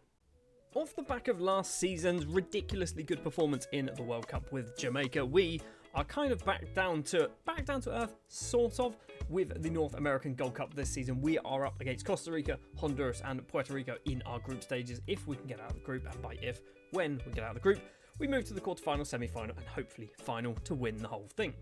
And just to remind you, we did win this competition back in 2055 and we have been runners-up either side of that as well. So it'd be nice to get a second Gold Cup to our name. Also, why is it only ever hosted by the USA? It was hosted by Costa Rica and Jamaica back in 2019, and Mexico and USA back in 2003, and Mexico by itself in 1993. Why can't we host it? And as for our Montego Bay United side, obviously it's the usual things that we're going to be fighting for this season. So it's going to be the Jamaican Premier League, the JFF Cup, the Caribbean Cup, which we always, absolutely every single season win, and the big one, the North American Champions League. We have, by the way, actually kind of confirmed our squad for the Gold Cup, and there is a few names in here which arguably shouldn't be in here. We have Raul Gazalbez, who is obviously a player who recently has just managed to get himself a Jamaican passport, so he's able to play, along with Nicola Guadagno, again, probably not good enough to play for the Jamaican national side, but he's in the squad because I want to get him a cap, as well as Stefano Paluzzi, who is probably the worst player that we have managed to call up so far, but he's probably going to get a cap, or maybe probably 6. He'll get 6 caps, won't he? Anyway, let's jump forward then probably to the opening of the transfer window for Montego Bay United, and obviously we'll be halfway through, most of the way through the Gold Cup as well. It is the 28th of June, 2059. The transfer window has opened for Montego Bay United, and I forgot to say something last season because it happened technically after the transfer window closed, or where we kind of came back after our transfer window closed, but the England transfer window was still open, and Arsenal have signed Rodrigo Lopez with a 50% sign-on clause, obviously. The 23-year-old Argentine defence midfielder and centre-back has gone for £18.25 million, going a little bit higher if he kind of hits some clauses. And like I said, there is like 50% sell-on clause in there as well. So Arsenal now have 2 of our former players. They've obviously got Rodrigo Lopez, and if we can find him, there he is, Adamar Aguiar as well. Both of them with 50% sell-on clauses. I fear they never leave, though. This is my worry. When you sell players to some of these big clubs, they might never leave. And if they never leave, you never get that 50% sell-on. Yeah, just for confirmation, I think we came back on maybe the 29th or even the 30th. And yeah, on the 31st is when Rodrigo Lopez moved over to Arsenal. Anyway, we are obviously at the start of our new season with Montego Bay United. But before we talk about them, let's talk about what's happening in the Gold Cup. Not a lot, really. We have played one match against Costa Rica, and we have actually lost it, losing 1-0, which means technically we are bottom of the group, but we do still have 2 games to play against Honduras and Puerto Rico. We should probably beat both of them both times, so it's nothing to worry about. And as for Montego Bay, obviously the transfer window has opened. We haven't done anything as of yet. No matches have been played. We will be up in the Caribbean Cup soon, in 52 days' time. But yeah, right now, nothing to talk about, so let's jump forward to the end of the opening transfer window. But also, before we get there, we'll probably have a Gold Cup, I'm going to hope, final. A Gold Cup final. So, up against Mexico in the Gold Cup final. We did make it there. We go 1-0 down after 37 minutes, and it's kind of not good news from that point onwards. Mexico double their lead. I say early on in the first half. It's actually not the first half, second half. It's still the first half. These are words. It is 2-0. Arana with the goal past Kevon Johns, and that was not the end of it. We did get a player sent off as well, but Mexico make it 3-0. Arana up against 10-man Jamaica. Can run down. It's cleared. It's fallen for Gamboa, who finds Rodriguez in the middle. Tries to do a little spin. Does a little spin. Johns really should have saved that, shouldn't he? And we lose 3-0 to Mexico in the Gold Cup final. Runners up every time. We are constantly runners up. Collier was the man to get himself sent off. We were obviously playing Paluzzi. He got 5 caps. He did score a goal, which is obviously quite good. Gazalbez, I think, as well, has been playing, as has Guadagno. Might be part of the reason. 6.2, 6.3 and a 6.3. We're just not good in this game. We're just not good against Mexico. And what does that mean for our world rankings? Well, it doesn't really mean a huge amount. We have kind of dipped down to 14th, but back up to 11th place, so not a lot has really happened. Now, let's talk about transfers to Montego Bay United. You can see there's a few there. First of all, players leaving the club. And Johnny Palmer is one of those players to leave the club. He was out of contract, I believe, end of next season, or might have even been this season, and he was just refusing to sign a new one. So we have sold him to Al Tawoon. He's gone for £2.1 million with a 50% sell-on clause in there. Didn't want to get rid of him. He's really, really good, but basically, he just didn't want to carry on playing for us. And we also say goodbye to Eduardo Gomez. Similar situation with Gomez as with Palmer. He was out of contract within the next season or two. Also, he is 32, will be 33 by the time January rolls around as well. He has obviously got himself that lucrative move over to Saudi Arabia. He's on £375,000 per week, which is considerably more than what they... I say more, it's not more than what they paid, but they paid £1 million. There is a sell-on clause of 50%. He's never leaving. He's 32. But, you know, just in case, on the off chance he decides to leave, we might get a few £1 million. We have spent £10.75 million in this transfer window. It might have been a silly thing to do because obviously we are slightly hemorrhaging money, but we have gone for it. Ricard Berrocal is the first man to join the club, the cheapest of all of the players to join. He has come in as the Eduardo Gomez replacement, and he's actually not cost a lot of money at all. $130,000 from Barcelona, or technically Barcelona B. He's hopefully going to get some good football playing for us. Hopefully as well he can become Jamaican, because I don't think he's anywhere near the Spain squad at the moment, and he is 22. Moving up in value, but moving back down the pitch, Hamlet Parry is next up. The Chilean, not international. I thought he was an international. He probably will be very soon. He's signed from Colo Colo for £1.9 million. A decent left back. I'm not convinced we can get all of these non-Jamaican players registered, though, for the Jamaican Premier League. And for £3.7 million, we have Lielson Bertoni, who is a Brazilian right-winger signed from CTB, which is, I can never say the name, Curitiba? I believe it's Curitiba. Yeah, good option on that right-hand side. He was the replacement for Johnny Palmer. We obviously had Baracol replacement for Gomez. We've also spent £2.5 million each on 2 players from other teams in Jamaica, because I kind of had to do it. We've brought in Huon Smith and Deshaun Minot. We'll talk about Deshaun Minot in a second, but Huon Smith for £2.5 million. Hopefully, he's going to be really good. He's got 4.5 star potential ability at 16 years of age. Signed from VA United. Definitely one for the future, but I think we might need to try and get him into the first team sooner rather than later, if we can kind of find a space. Obviously, I'm not going to force play him. And Deshaun Minot, who has signed from Montego Bay BCFC for £2.5 million. And yes, this... It's not nepotism. It's certainly not nepotism. But Montego Bay BCFC, I think, is technically the club I am. I think there's a bit of a weird mess up in the database that this might be the team that I am. Because the club colours here are green and blue, but the kit is red. And our club colours are green and blue, but the badge is red. So, like, something's kind of off, right? Something's kind of off, but it doesn't. We are 35 years into the future. I feel like we have missed the boat in fixing this problem. But also the thing with Montego Bay Boys Club Football Club is they are now a feeder club of ours, which is why I basically went, let's give you some money. Like I said, it's not nepotism, kind of cheating. We have spent way over the odds for one player who isn't good enough. Let's be honest, he'll never be good enough. But we just wanted to give him some money. I'm hoping that they become professional, or at the very least, kind of climb up the table. They've done. Not amazing, actually. They've won it back in 2045-46, this league, but they haven't been promoted to the top league ever, I believe. Can we even find that out? I mean, I guess we can have a look at this, and it just says St James Major League for the entire thing. So, yeah, they've never been promoted, but they have won the league a couple of times. Yeah, a few times down here as well. So maybe they might get promoted, and then obviously our feeder club kind of agreement will probably just get terminated.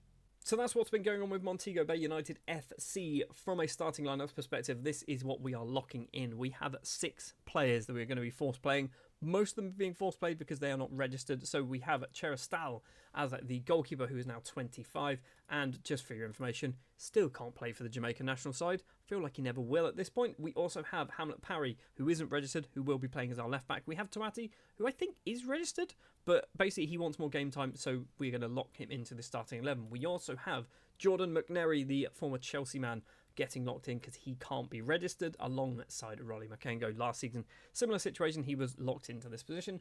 And Baracol, who is registered, we are playing him on that left-hand side, because if we don't, I will show you what happens. It will be Devon Malcolm playing on that left-hand side, and I don't want Devon Malcolm playing there. He should be that position or that position in my eyes. So yeah, we're kind of not making Malcolm play. It's going to be Baracol instead. Oh, and we've won our first game of the Caribbean Cup 6-0, which is a much bigger improvement than last season when we actually lost our opening game. Right, time to jump to just after Christmas, see how well things go. We'll be top of everything. We'll have won the Caribbean Cup, and I guess, what's happening with the Jamaican national side? Are we playing anybody? We're playing Angola, and we'll probably play some, whatever it is, the North American Nations League stuff as well. Yep, I was right. So we did play a couple of North American Nations League qualifiers. So we beat Angola 6-2 in a friendly. Suriname, we beat them 5-1 and 6-0. So we have qualified for the North American Nations League, where we'll be up against... It's not really a qualifier. It's a quarterfinal. It's not a qualifier. It's a quarterfinal. These are kind of the qualifiers, aren't they? So we will be up against Haiti in the semis, and then probably a final against USA. And as for Montego Bay, we've won the Caribbean Cup beating Portmore United, and we are top of the league, 10 games played, 10 wins, so we're even top of the table with 2 games in hand. But we are joint on points. Mount Pleasant are up there. I completely forgot to mention as well, and I do this all the time, a whole bunch of loan players have gone out as well. So Guadagno, I guess, is kind of a big one. The Jamaican international, Guadagno, has gone back out on loan to Cavalier, and he's not playing for them, which is somewhat annoying. Luis Carrero has also gone on loan to Cavalier. Again, he's gone there, and he's just not playing for them. I feel like they should stop loaning my players. If you're not going to play them, don't take them. Obviously, transfer window will be opening, or it has technically opened, but no business has happened. We've got nearly £20 million to spend. We're probably not going to spend nearly £20 million, but the money is sort of burning a hole in my pocket. Maybe we do spend it. I don't know what's happened, but our money, obviously, I keep mentioning, it was going down, and now it's sort of flatlined. It's sort of flatlined, But we haven't really done, like, I guess we have done big transfers. It was, as Rodrigo Lopez was kind of the big transfer, wasn't it? That was the one that sort of saved us. Also, Diego Gonzalez last season. So we did actually bring in £40 million last year, which I kind of didn't really talk too much about, did I? So, yeah, we'll see what transfer business we can do. I'm going to say we'll spend £4 million on 3 players. That's my guess. Or we'll do absolutely nothing. It's also an option. We've done no business. Not even leaving the club, joining the club, leaving the club. Nothing has happened at all. So, it's kind of a weird update for the end of January, isn't it? Normally, we have a whole load of things that have gone on. We have obviously played a lot more matches. In fact, we played 6 more games. We've won all 6 of them. Still quite clearly top of the table in the North American Champions League. We will be up against, who is it going to be? It's Real España or Sporting Kansas City. So Real España from Honduras, so it's probably going to be Sporting Kansas City because it's normally an American or Mexican side that we play. And speaking of America or Mexico, obviously we have not played the North American Nations League yet. Haiti will probably get beaten, won't they? And then it will be the USA or Mexico in the final of that one. I do keep looking at some of these players going, oh, he's nearly got himself a passport, but he's got himself a cap now. So Pereira can't play for the Jamaican national side. Tuati's got loads of caps for Algeria, so obviously that one's not going to happen. Hamlet Parry, obviously a new signing to the club, might get good enough, although probably will get poached by Chile. Bertoni, by the time he's eligible to play for Jamaica, he will be 33, so there's probably no... we've missed the boat on that one, I think. We've also got Jordan McNary. He's got a couple of years to go. He could make it. He's got 3 years. It's a long time. McNary might not be good enough to play for us. Rolly Makengo, if he sticks around, he's got a long time to go for Makengo. Obviously, Beracol, new signing, so that's not going to happen anytime soon. But by the time he could become Jamaican, he'll be like 28 years old. So maybe that's something that can happen. But this one here, this is the big one. 333 days. He could become Jamaican at the end of this season. And if he becomes Jamaican, he could actually play for the Jamaican national side. So can Francisco Fedeli. Now, Fedeli hasn't got his paperwork yet, but he does have his passport. So, first of all, he doesn't count as a non-Jamaican footballer now, but he can't play for the national side at the moment. We do need to wait for this to happen. I don't know how long it's going to take. Obviously, what's his name? Cheristal, just to confirm, I don't think he's got his yet. No, his 2,375 days, and he's still not got it. I hope Fedeli's comes a little bit quicker than that, because my worry is Italy might poach him. Is he good enough to play for Italy? So let's just sort by this. Their number 1 striker is him. He's very good. They play 1 striker, and it's Ricci. They've also got Spagnoli. Again, he's very good playing for Chelsea. He might not get the chance to get into this team. He's obviously good, but is he that good? If we can convince Fedeli to play for the Jamaica national side, that's going to be utterly ridiculous. He might win us a World Cup. Anyway, World Cups aren't happening now for another, 3 seasons? Something along those lines. Let's jump forward then to the end of April, where the regular season will have finished. I assume the North American Nations League thingy as well will have taken place. We've also got World Cup qualifiers, and the Copa America takes place at the end of this season as well. Kicking things off then in the North American Nations League final up against Mexico. They take the lead thanks to, I'm assuming that was Eduardo Gomez, right? That was Eddie Gomez. Hernandez has the ball for them on that right-hand side. We're only 17 minutes in. He's in on goal. He dodges multiple tackles, puts it into the bottom corner. It's 2-0 to Mexico, but things are about to turn on the upwards for our Jamaica side. Kevin Roy finds Johnson, back to Roy. Carlington Cohen in the middle. Loads of space for Malcolm. Takes a few touches, gets very lucky with the deflection of Hernandez. It is 2-1. And into the second half, we get ourselves on level terms. Junior finds McClare, back to Cohen in the middle.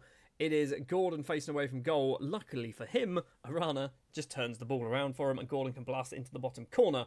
And that takes us all the way through to penalties. And that penalty there, which was the very first penalty, is the one that wins us the game. We beat Mexico on penalties 4-3. Just to confirm, it was Eddie Gomez. Obviously moved to Al Ittihad last season. Eddie Gomez scored and Jesus Hernandez also scored. So 2 of our former players on the score sheet. Aldo Lara, also one of our former players, scoring a penalty for Mexico. And they still lost. This, by the way, was the man to score the winning penalty. His name is Carl Dowell, and he plays for Chicago, and he's not very good. And what has that done for our world ranking? Nothing. It's done absolutely nothing. We are kind of flatlining here. We've been 11th now for a fair few kind of iterations, I guess. We are still a long way behind Mexico, but we are ahead of the United States still. I want to finish after 40 seasons. I want Jamaica to be top 5 nations in the world, okay? It should be doable. And as for our Montego Bay United side, we have won the league or top the table at the very least. 26 wins out of 26, 125 positive goal difference. We have a Honduran side in the North American Champions League semi-final, and we also have the LA Derby in the other semi-final, so that could be an interesting one. In the JFF Cup, we should hopefully be winning that up against Mount Pleasant in the final. All we need to do is get past Arnett Gardens first. Obviously, a few more months have passed, and Fideli still does not have his paperwork. And neither does Jean-Claude Cheristal, which is kind of frustrating. We've also had our youth intake come through, and as always, it's not very good. We don't seem to get particularly good youth intakes at the moment. Owen Duncan is the main man by the looks of it, and he's got 3.5 star potential, and he's pretty rubbish at the moment. There's no one, there is literally nobody here that stands out to me as somebody who could be good. Ramel Brown, probably not. Ryan Escoffery, maybe, probably not though. We've not had a good youth intake this time around. I didn't confirm this, by the way, but this is the list of players that are getting locked in for the second part of the season. I think we had Tuati in the first half, but I've dropped him because basically he plays now. We don't need to lock him in. He just gets into the starting 11. So Cheristal's still there. Parry, Makengo, McNary, all there. Berocol, who obviously can play in the league, has broken his leg, annoyingly. But he's injured for one more day. He's probably going to play again in a minute and then break his leg again. Good news, he didn't break his leg again. We're now at the end of the season, the 20th of May. Let's see what has happened. JFF Cup winners for the, what is that? I'm going to assume like 11th or 12th time in a row. Jamaican Premier League winners as well, beating Cavalier 4-0 in the final for the 9th time in a row, I think. And LAFC were the lucky side from Los Angeles to get through to the North American Champions League final, or should I say the unlucky side, because they go 1-0 down. McNary with the opening goal of the game after 27 minutes. We double our lead on the 42nd minute. It's Kevin Roy down that right-hand side. He's got a few options in the middle. Plays it towards Berocol at the back post, and the Spaniard heads in to make it 2-0. Into the second half, we missed a penalty and a chance to make it 3-0. However, on the 75th minute, we do make it 3-0. It is fallen to Fideli. A big shot from the Italian, making it 3-0 and finalising us to be champions once again of the North American Champions League. Every season at this point, right? Every season we just win this thing. How many times have we won it now in a row? We've won this more times in a row than the JFF League, or the JFF Cup, sorry, or the League, or anything like that. We've literally only ever lost it once. If we get to the final, we win it. That's kind of ridiculous, right? Records, we have won it 23 times out of in the last 24 seasons. 23 of the last 24 seasons has been won by us. And I've just seen as well, most overall goals by a player in a season, Fideli with 14. And that's this season. He got 5 goals this season, or technically last season actually, against Columbus as well. We've also got Solis there with the highest average rating. How's he getting on? He's retired. He retired last season. Fair enough. So once again, we've won everything, because we always do win everything. Let's take a look at the squad then. Our squad is getting smaller. I kind of challenged myself a little bit to try and get this squad smaller, make it a little bit more compact, because we have a huge, huge squad. We still have a whole load of players out on loan. If I just do this, there is still players here like Bachelor, Litwin, Alguadagno, Barnett, Carrero, all out on loan. But the team that are kind of the core team that are staying here is getting a lot smaller. So players with double figures for goals. Berocol with 23 and 19 assists in his debut season in Jamaica. Considering he broke his leg as well, that's impressive. We've got Carlington Cohen, 30 goals, 13 assists. I didn't think he was that good, right? I didn't think he was that good, but he's just doing the business. Done really well this season. Lielson Bertoni, 32 goals, 20 assists. He's wanted. Who wants him? 13 clubs, mostly in Saudi Arabia. We also have Cremonese. That's an interesting one. If they come in for him, I'd probably sell him. I wouldn't sell him to the Saudi teams or the UAE teams, probably not even the Brazilian sides, but Cremonese might be a team to buy Bertoni, that's his name. We've also got Bacola, 33 goals in 33 starts, 17 assists as well. He is wanted. Who's he wanted by? Teams in Saudi Arabia. This is not a worry, obviously, it doesn't really matter, but he's got a very steady decline in his recent performances. And finally, Francisco Fideli, 49 goals in all competitions, 6 assists as well for the 26-year-old. Is he Jamaican? I mean, he is Jamaican, but does he have his paperwork? He's not got his paperwork. Somebody give him his paperwork. Who wants him? Teams in Saudi Arabia, go away.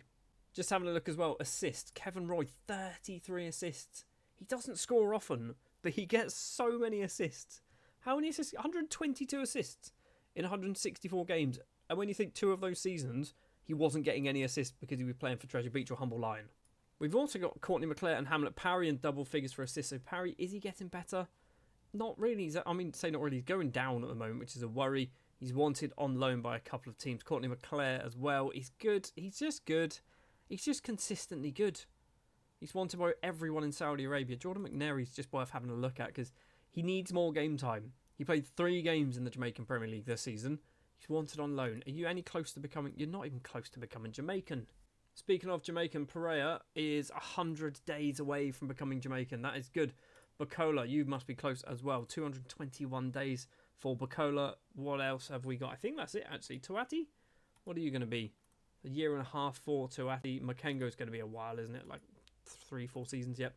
Makengo's got ages to go yet. So we're getting closer to having some additional players able to kind of represent Jamaica, but also, more importantly, I guess for us, they're not going to be taking up those foreign player slots because we can only have 5 of them per season. And if I'm honest, most Jamaican footballers aren't particularly good. Some of them are amazing, obviously, but for the most part, they're not the best players in the world. This is how the squad currently looks. If we sort by ability, we've got players like this man getting into the squad. He's 35. Why is he getting called up? Maybe I should kind of take a bit more control over this. So that is season 35 out the way. We have won everything with Montego Bay. We've managed to win the North American Nations League, and at the start of season 36 we'll be heading off to the Copa America, a competition that we have not managed to win yet. We did come 3rd place back in 2056, so 4 seasons ago. Can we do it again, or can we go that 1 step further, or 2 steps further technically, and win the final? We know our group, it's Bolivia, Ecuador and Uruguay, which is obviously going to be a very, very tough group. But actually, when you look at all the other groups, they're all pretty tough. Group D is arguably the one that you want to be in. It's Argentina will beat everyone, and then just kind of a fight between Costa Rica and Paraguay for 2nd place, and Suriname are definitely finishing bottom. 4 years ago in the Copa America, we finished 3rd place with Jamaica, beating Chile in the final. We did get knocked out, obviously, in the semi-final against Argentina, a 3-2 defeat. This time around, I want to go one better, and by one better I mean get to the final. Obviously I'd love to win it, but finishing 2nd is obviously better than finishing 1st. And for our Montego Bay United side, we obviously want to win everything like we want to do every single season. We have been drawn in Group A of the Copa America up against Bolivia, Ecuador and Uruguay, the hosts being Bolivia. We will kick off our competition though against Uruguay by the looks of it at 12 o'clock on the 17th of June in just 2 days time. So let's jump forward to probably the end of the group stage. We have just about managed to get through the group stage. In fact, we are one of 2 teams that have technically got through the group stages at the moment. Brazil, Mexico, Chile and Argentina have got through, but they are not sure whether they finished 1st or 2nd. Ourselves and Uruguay have qualified out of Group A. We've beaten Ecuador and Bolivia, a nice 6-0 win there, but obviously we did lose 3-0 actually against table toppers Uruguay. It does set up a quarterfinal tie against nobody. We don't know who it's going to be yet. And as for Montego Bay, obviously the season has yet to begin, but it is transfer deadline day, or transfer window opening day, more likely. We have some money to spend. And that money has been increased slightly by 2 players leaving the club. Mohamed Gerbi actually left last season to join Austin FC for $250,000, potentially with a little bit more. I think there's a sell on in there, might not be 50%, but basically I just didn't want him at the club anymore. He was constantly getting annoyed that he wasn't playing, so I went, you know what, off you go, bud, we don't need you. And we have also sold Giovanni da Costa, the Jamaican international. He has gone to Al Shamal over in Qatar for £825,000, possibly going up to £1 million. It is technically a very big loss, but as you can see here, he wasn't playing, he was getting annoyed, he was out of contract in a year anyway. He's moved over to the Middle East, and he's not even getting paid a lot of money. That's not what you do. You don't go to the Middle East to get paid £3,500 a week. Anyway, that is all the business that has happened so far. Obviously, transfer window has just opened. We have got 15 million to spend, but we are almost in the red when it comes to our overall finances for the club. Just £7 million in the bank. We might need to start looking at selling some clauses. And some clauses, by the way, if you are interested. Diego Gonzalez, we can get 1.7 million. DeMar Johnson, 12.34 million. That's big, but he's wanted. He's wanted by teams in Saudi Arabia. Ride the wave. If we can get maybe £25 million from that, that would be even better. Brendan McCleary, which is not really worth anything, and Hewan Smith as well, we don't really want to sell because it's going the other way. So without further ado then, let's jump forward to probably about September time, so we'll know what's going to happen in the Copa America. We'll jump straight to probably the final, hopefully the final anyway, and obviously we'll see what transfer business we've managed to do for Montego Bay United. Hopefully we've managed to get a bit more money back in the club. Up against Brazil then in the Copa America, things did not go to plan. We go 1-0 down thanks to Lucas with a penalty early on. Into the second half we go, and Brazil managed to double their lead. Garcia, ball forward to Luis Eduardo, long range effort, really should have been saved by Kevon Johns, but doesn't manage to do it, and it goes from bad to worse. On the 70th minute, Brazil make it 3-0. Fabio collects the ball on the left-hand side, goes on a lovely mazy little run all by himself, tucks it past Johns. It's now 3-0, and it does not end there. Brazil make it 4, and in fact, Fabio, that man, once again makes it 4. Loads and loads of space for the bearded Brazilian on that left-hand side. Johns probably should do better again. Doesn't manage to do it. It is 4-0 to Brazil. We do get ourselves a consolation goal, however, right in injury time. Christian from the penalty spot does make it 4-1, but we have been knocked out of the Copa America at the quarter-final stage. You were expecting that to be in the semis or in the final or even in the third place playoff, but no, quarter-finals. In the quarter-finals, we drew Brazil and got absolutely battered. Mexico, Chile and Argentina were the other teams to get through the quarterfinals, which set up Mexico beating Chile in the semis and Argentina beating Brazil. Semi-final, Chile actually finishing in third place, beating Brazil 1-0, and Mexico lifting the whole thing, winning 4-1 against Argentina. So it's not been a particularly good season for our Jamaica national side. Maybe things will change, though, for our Montego Bay United team. One major transfer to mention, and that is Barrington Cohen, the 25-year-old now goalkeeper, has moved over to Sampdoria for not a huge amount of money. 700,000, possibly going to 875. Big 50% sell-on clause in there. This was a sensible transfer to do, if you ask me, because it's not the biggest teams in Serie A that he's gone to. It means that if he does well at Sampdoria, maybe a Juve might go, oh, actually, yeah, we'll take you, because you're already here. We don't need to do too much scouting. We'll take you for £20 million. He's currently worth 4.6 to 6.6, so maybe he needs to do a bit of improving. But obviously the 50% sell on there will obviously be very, very helpful when that eventually comes in. We've also sold Lielson Bertoni to Al Wehda in the United Arab Emirates. Now, this was a player who I wasn't expecting to kind of play for us for too long, but when the offer came in for 8 million, possibly going to 8.75, I went, that's just instant money. We did spend 3.7 million on him, but we have doubled our money, more than doubled our money on Bertoni. He had a good season, but we didn't really need him, let's be honest.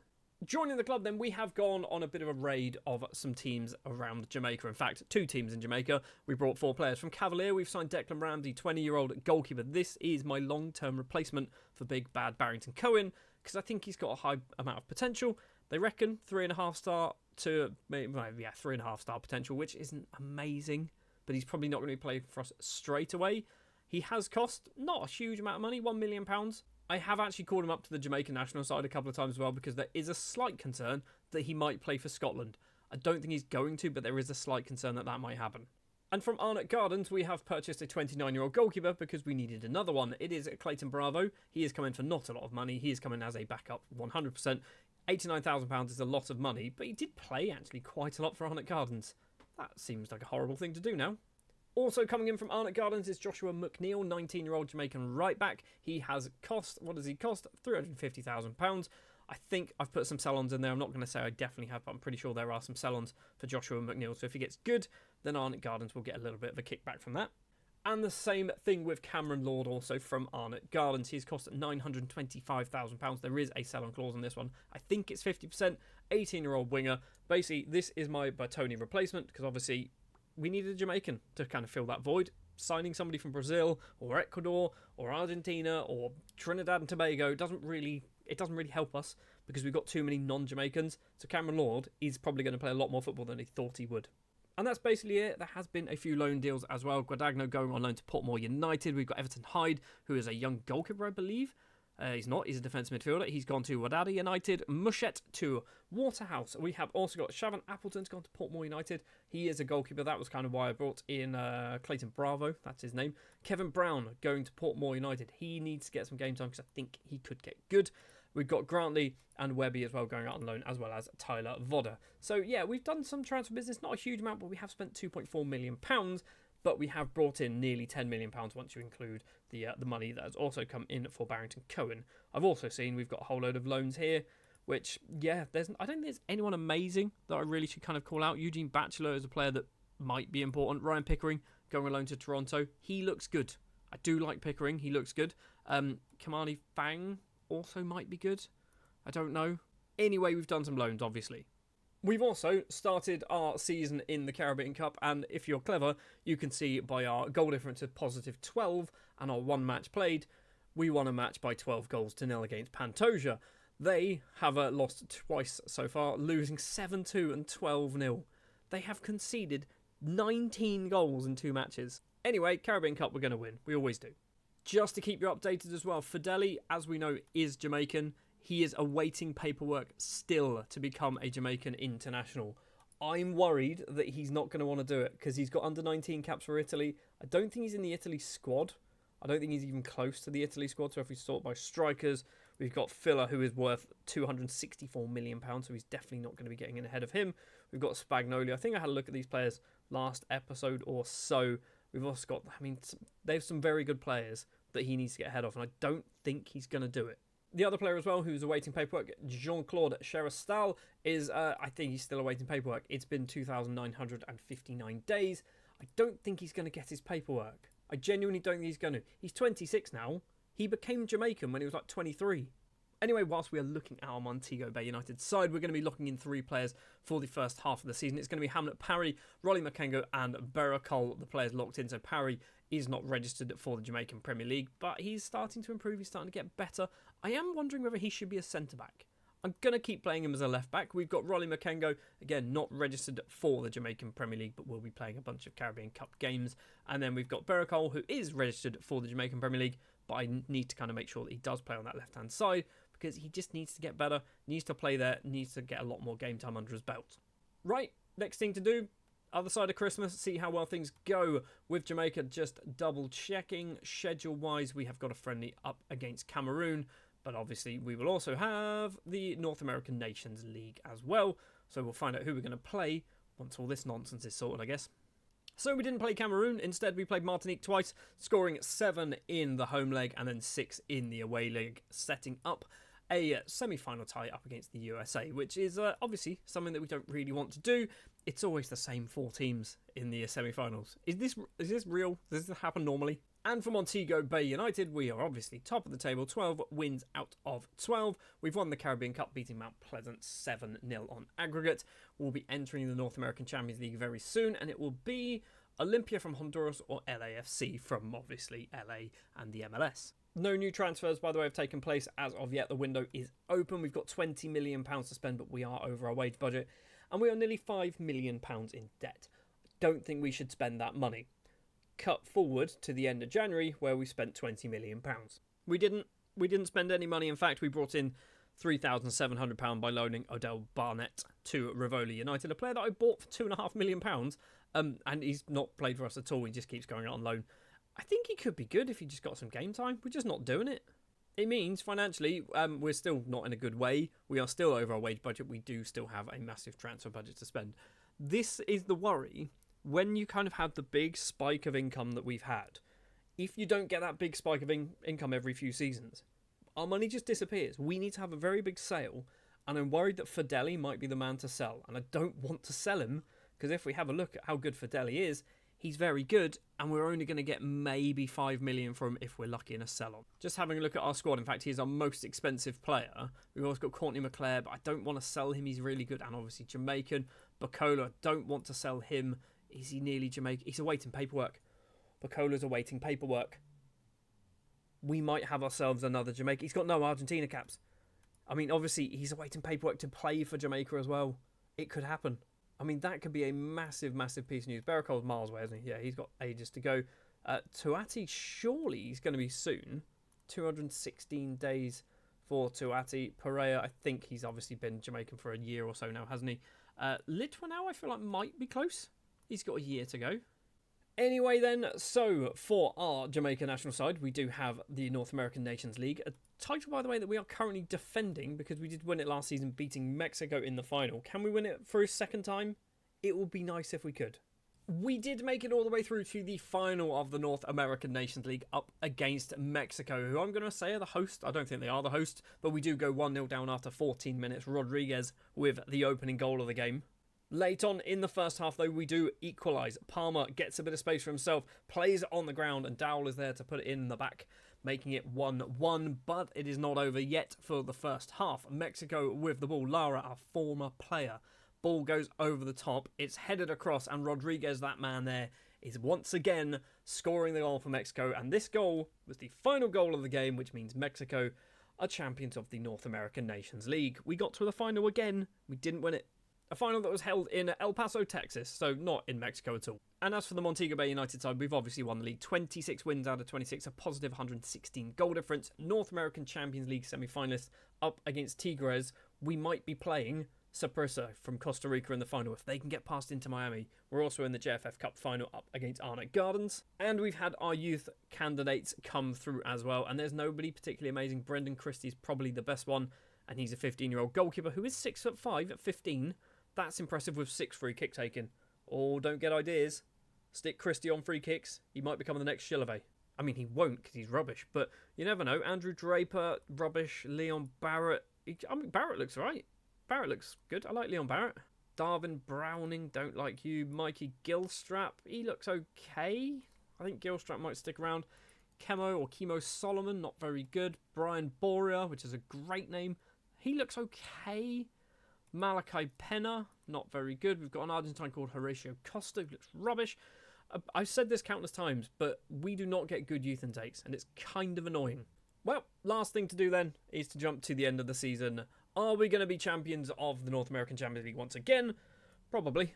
JFF Cup winners, 7-0 victory against Arnott Gardens in the final. The JFF Cup's actually moved ahead of the Mexican Expansion League Champions Trophy into 4th place, behind the US Cup, behind the Mexican Super League Super Cup, and the Mexican Champions Trophy, whatever they are.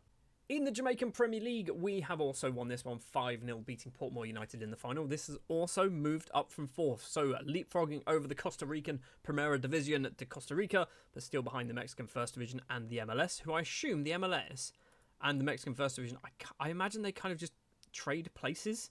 I mean, we do have the MLS and the Mexican First Division on, and I think we've got the Canadian League on. We don't have Costa Rica or Honduras. And in the North American Champions League final, it was Saprissa, our opponents. We opened the scoring, though, after just 7 minutes. Bacola with an early penalty for us, and it turned into, actually, the Bacola show. Hamlet Parry has the ball on the left-hand side for us. 30 minutes almost on the clock. Bacola doubles our lead and doubles his tally for the game. Into the second half we go, 63 minutes on the clock. Touati, the Algerian, finds Kleisner on the right-hand side. The Dane plays it on the ground. It finds Bacola, and Bacola can round off his hat-trick. But we were not done there. Bacola was done, I think, at this point, but we were not. Kleisner, once again with the ball on the right-hand side. He's got 4 options in the middle. Plays it on the ground. It falls to Lord, and the youngster signed from Arnott Gardens at the start of the season makes it 4-0. And there is one final goal to go. Bacola's cross comes in. Pereira's there at the back post, making it 5-0. So Bacola gets 3 goals, 1 assist to his name in the North American Champions League final. Fideli, who's obviously very, very good at scoring goals, scores absolutely nothing. So that is how everything finished. We won the Caribbean Cup, we won the JFF Cup, we won the Jamaican Premier League, we won the North American Champions League. Can we win the Club World Championship for a second time? Maybe. You'll have to find out next season. But before we get there, let's have a look at some players then. We have got 7 players, and he said 6, 7 players who have scored double figures. So Pereira, one of them, from centre-back, scoring 10 goals. Devon Malcolm, 15 goals, also 7 assists for Malcolm. We've got Carlington Cohen playing in that attack midfield role, I assume, with 16 goals from just 10 starts. 20 and 21 for Cameron Lord, the 18-year-old. 1 cap as well to his name now, so apparently I've decided to give him a cap. Berakol, 35 assists and 28 goals. That's ridiculous. I want you to become Jamaican, because I feel like you'll get into the squad. Speaking of players who should get into the squad, Francisco Fideli is one of those players. He scored a lot of goals, didn't even count, 31 and 3. So I think he actually had a broken leg for part of the season. And Bacola, 60 goals, 26 assists. That is utterly ridiculous. And I think I don't think this is new. It might be new. It's Jamaican. He's actually Jamaican. He's in the squad, by the way. He's been called up to the Jamaican national team. That's how we look at the squad. We have Bacola. He's in there. That's amazing, right? The fact that Bacola is now in the Jamaican national squad. He's decided he wants to play for us. Doesn't think he's going to get in the Argentina side. We've got a world-class footballer, right? And we just need to get you to finalise your paperwork, and then we might have 2. And I know he's not world-class, but you need to finalise your paperwork, and then we could have 3. I've got America caps. When did that happen? Hilariously, or maybe somewhat insultingly, he made his debut against Jamaica of all teams as well. I'm looking at you, Litwa, now. I need you to get your Jamaican passport, get some paperwork signed, and you can be our new goalkeeper, maybe. Although you'll get America caps as well. Or Turkmenistan, which I kind of want that to happen, if I'm honest. Because this is the quality of their footballers. Amazing. 36 seasons have been completed. We have got just 4 more seasons to go before we finish off our time in Jamaica. Obviously, this is season 37, and a season where, for our Montego Bay United side, we're in the Club World Championships up against Al Ahly, Borussia Dortmund, and SEP, which is Palmeiras, if I'm not mistaken. The Club World Championships, by the way, is a competition that we have won in the past. We beat Chelsea in the final just, what is that? It's 8 years ago. Happens every 4 years, doesn't it? So 8 years ago, we won the Club World Cup. Can we do it again? I'm thinking probably not. Also, from a competitions perspective for our national side, we have got ourselves the North American Gold Cup. We also have the World Cup and North American qualifications, which realistically, we should just be cruising straight through that. No problems at all. The North American Gold Cup, which I think starts very soon. It does. In fact, it kicks off. It's already kicked off. So USA are playing Antigua and Barbuda today. We have won this in the past back in 2055. I would love to be able to win it again. But the problem that always seems to happen, much like every tournament that involves the USA and Mexico, when you go to here, you look at the finals and semi-finals, it's normally the same teams in the same finals. So if we look back at the semi-finals, you've got Jamaica, you've got Mexico. No USA, because they got knocked out by us. Okay, fair enough. And no, that was a different year. Doesn't matter. What I'm trying to say is, it's always the same 4 teams, for the most part anyway, in the same kind of positions.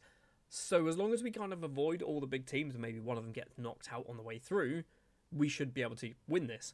If we end up drawing a USA or a Mexico at some point, that's where we'll probably lose. Anyway, it is the start of a brand new season. The transfer window has yet to open, but from a financial perspective for Montego Bay, we are just about in the black with £550,000 roughly. We did stoop as low as negative £13.64 million, but once you kind of factor in, we got nearly £5 million from season tickets and various other things. Investments as well is apparently a thing that our board just give us money, because otherwise we'd hemorrhage money so much so that we would cease to exist as a club, I imagine. Anyway, let's jump forward then to some point in the Club World Cup. I'm not quite sure what point, and also the North American Gold Cup as well. It is transfer window day. The window has swung wide open, and obviously, have we done any business? No, we have not. We've not done any business yet. Like I said, we've got a bit of money, 7.3 million to spend, 1.7 now in the bank, so a bit more money has come in. A lot of those has come from gate receipts, though, from the Club World Championships. The Club World Championships, by the way, we have managed to make it through to the next round, the second round, up against AC Milan. In our group, what happened? So we finished second. We beat Al Ahly and Palmeiras, but we did lose against Borussia Dortmund. So we've done all right to get out of the group stage. Second round will be AC Milan. I don't think... Oh, we do know. If we get past AC Milan, it'll be Man United or Flamengo. If we get past those, it's Porto, Nice, Boca or Bayern. And then the final will be any of the other teams still remaining in the competition. Don't think we're going to get that far. And as for Jamaica, we have made it through to the quarterfinals of the North American Gold Cup. So in the group stage, we won all 3 of our matches, beating Martinique 6-0, Honduras 5-0, Canada 5-2. Meaning we have to play against the Dominican Republic in the quarterfinals. Obviously, the bad news here is Mexico, Costa Rica and USA are the ones getting through, which means if we get through, we're up against Costa Rica, which means it's Mexico or USA in the final. Anyway, let's jump forward to the end of the initial transfer window. The Gold Cup will be complete, or not, it is the Gold Cup, isn't it? The Gold Cup will be complete. The Club World Championships will also be complete, and so will the transfer window. So the Jamaican trophy cabinet, I imagine, is relatively empty in the grand scheme of things. However, in the North American Gold Cup, we managed to get ourselves all the way through to the final, so guaranteeing us at least a silver medal in this competition. We do take the lead early on in the match. Mexico, however, who are our opponents, do make it 1-1 late on, actually. We scored early in the first half. They then scored in the 70th minute or 67th minute, something like that. Into extra time all of a sudden. It's 1-1 at the moment. McGregor has the ball, plays it to Palmer on the right-hand side. A couple of options in the middle. Batista is one of them. Batista puts us back in the lead. A lead that doesn't last for particularly long at all. It is Mexico to make it 2-2. Trulio, might be his name, gets the ball, plays it across to Garcia, puts that ball past Big Bad Barrington Cohen, making it 2-2. The match is not finished though. As we move into extra time, cross comes in. McBride doesn't quite get there, but somebody else does. Who is it? It is Mullins to make it 3-2, but it is not game over because Mexico want to go to penalties, don't they? Corner comes in for Mexico. It is Aldo Lara, our former player, with the goal there. And it means we move all the way through to penalties. And I'm not going to just make you suffer through watching all of these penalties, but we did manage to win, even though we did miss an early penalty, because basically the Mexican middle, kind of two or three of the middle players, just were absolutely awful when it comes to penalties. I think it's this one. I think Aldo Lara is the first one. Cohen definitely had moved before the ball was kicked, but it doesn't matter. We'll claim that one. Big old Jersey Dudek save there. We then score. I think that equalises the game, but then Tristan steps up for Mexico. Cohen once again making a magical save, meaning we just need to score this goal, I think, and then basically we are champions of the North American Gold Cup. In the other competition that we need to talk about, we are up against AC Milan, which, as you can probably work out, means we didn't win. We actually lose this match, just 1-0. It's Brancalini with the goal there, meaning AC Milan knock us out of the Club World Championships. I mean, it's a competition that nobody really cares about, right? It's a competition that was actually won by their Milan counterparts, Inter Milan, or Blue Neri, in a 1-0 victory in the final against Man United after extra time. Well, there you go. Anyway, other things that have been going on. Transfer window has swung open for Montego Bay, so let's see what business we've done.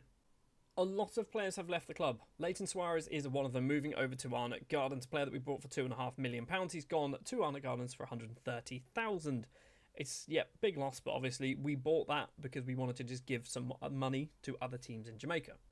Also leaving the club is Kamani Fang, who is a 19-year-old Jamaican left-back who's moved over to Porto.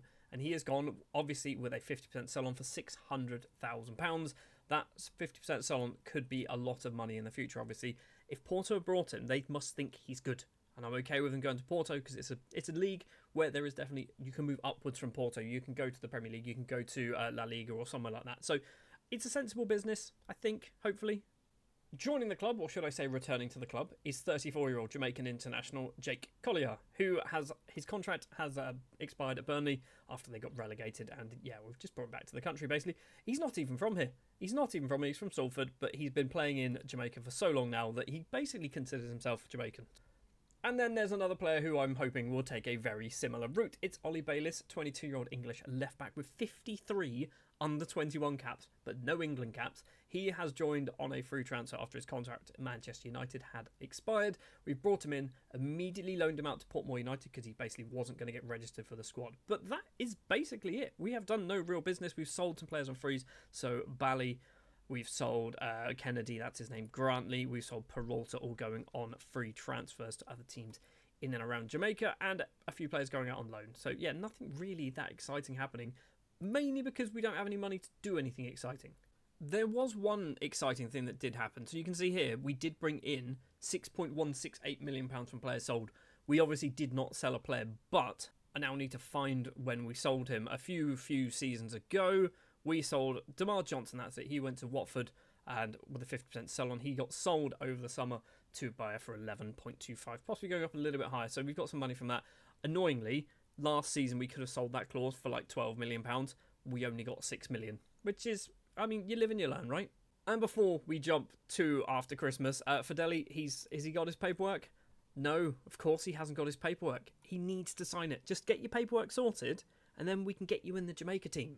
Like Bacola, who's got 7 caps now and 3 goals. He's scored some goals. His start, by the way, to the Jamaica national side was horrendous. He was really, I say horrendous, it wasn't like awful, but he didn't score any goals in like the first 3 matches.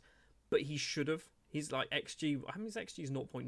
Maybe he shouldn't have. But he had like 14 shots over the course of these games because we battered Guatemala and Suriname, and he just didn't score any goals. These are the players that we are locking in for the season, and it's only 2 people, so Hamlet Parry is one of them. Is he going to become Jamaican anytime soon? Nope, still got 1,000 days. And we've also have Bejenk, still not sure if that's how you say his name, Litwinow, the 22-year-old American, and Turkmenistani is 123 days away from becoming Jamaican and should be becoming eligible as well, hopefully. So he's going to be getting some game time because I think he's good. He just needs some game time. He's not registered. I don't think he's registered for the regular seasons. If he is, he's going to be our number 1 goalkeeper. We do currently have 5 goalkeepers. So arguably, I'm okay with him being our number 1. I mean, Declan Ramsey probably, maybe should be our number 1. I don't know. Okay, we're sticking with Litwinow for now. Right, let's jump forward then to after Christmas, see what's happened in the Caribbean Cup. Obviously, we've won it. We know that by now. And hopefully, Fideli has decided that he wants to become Jamaican and play for the national side.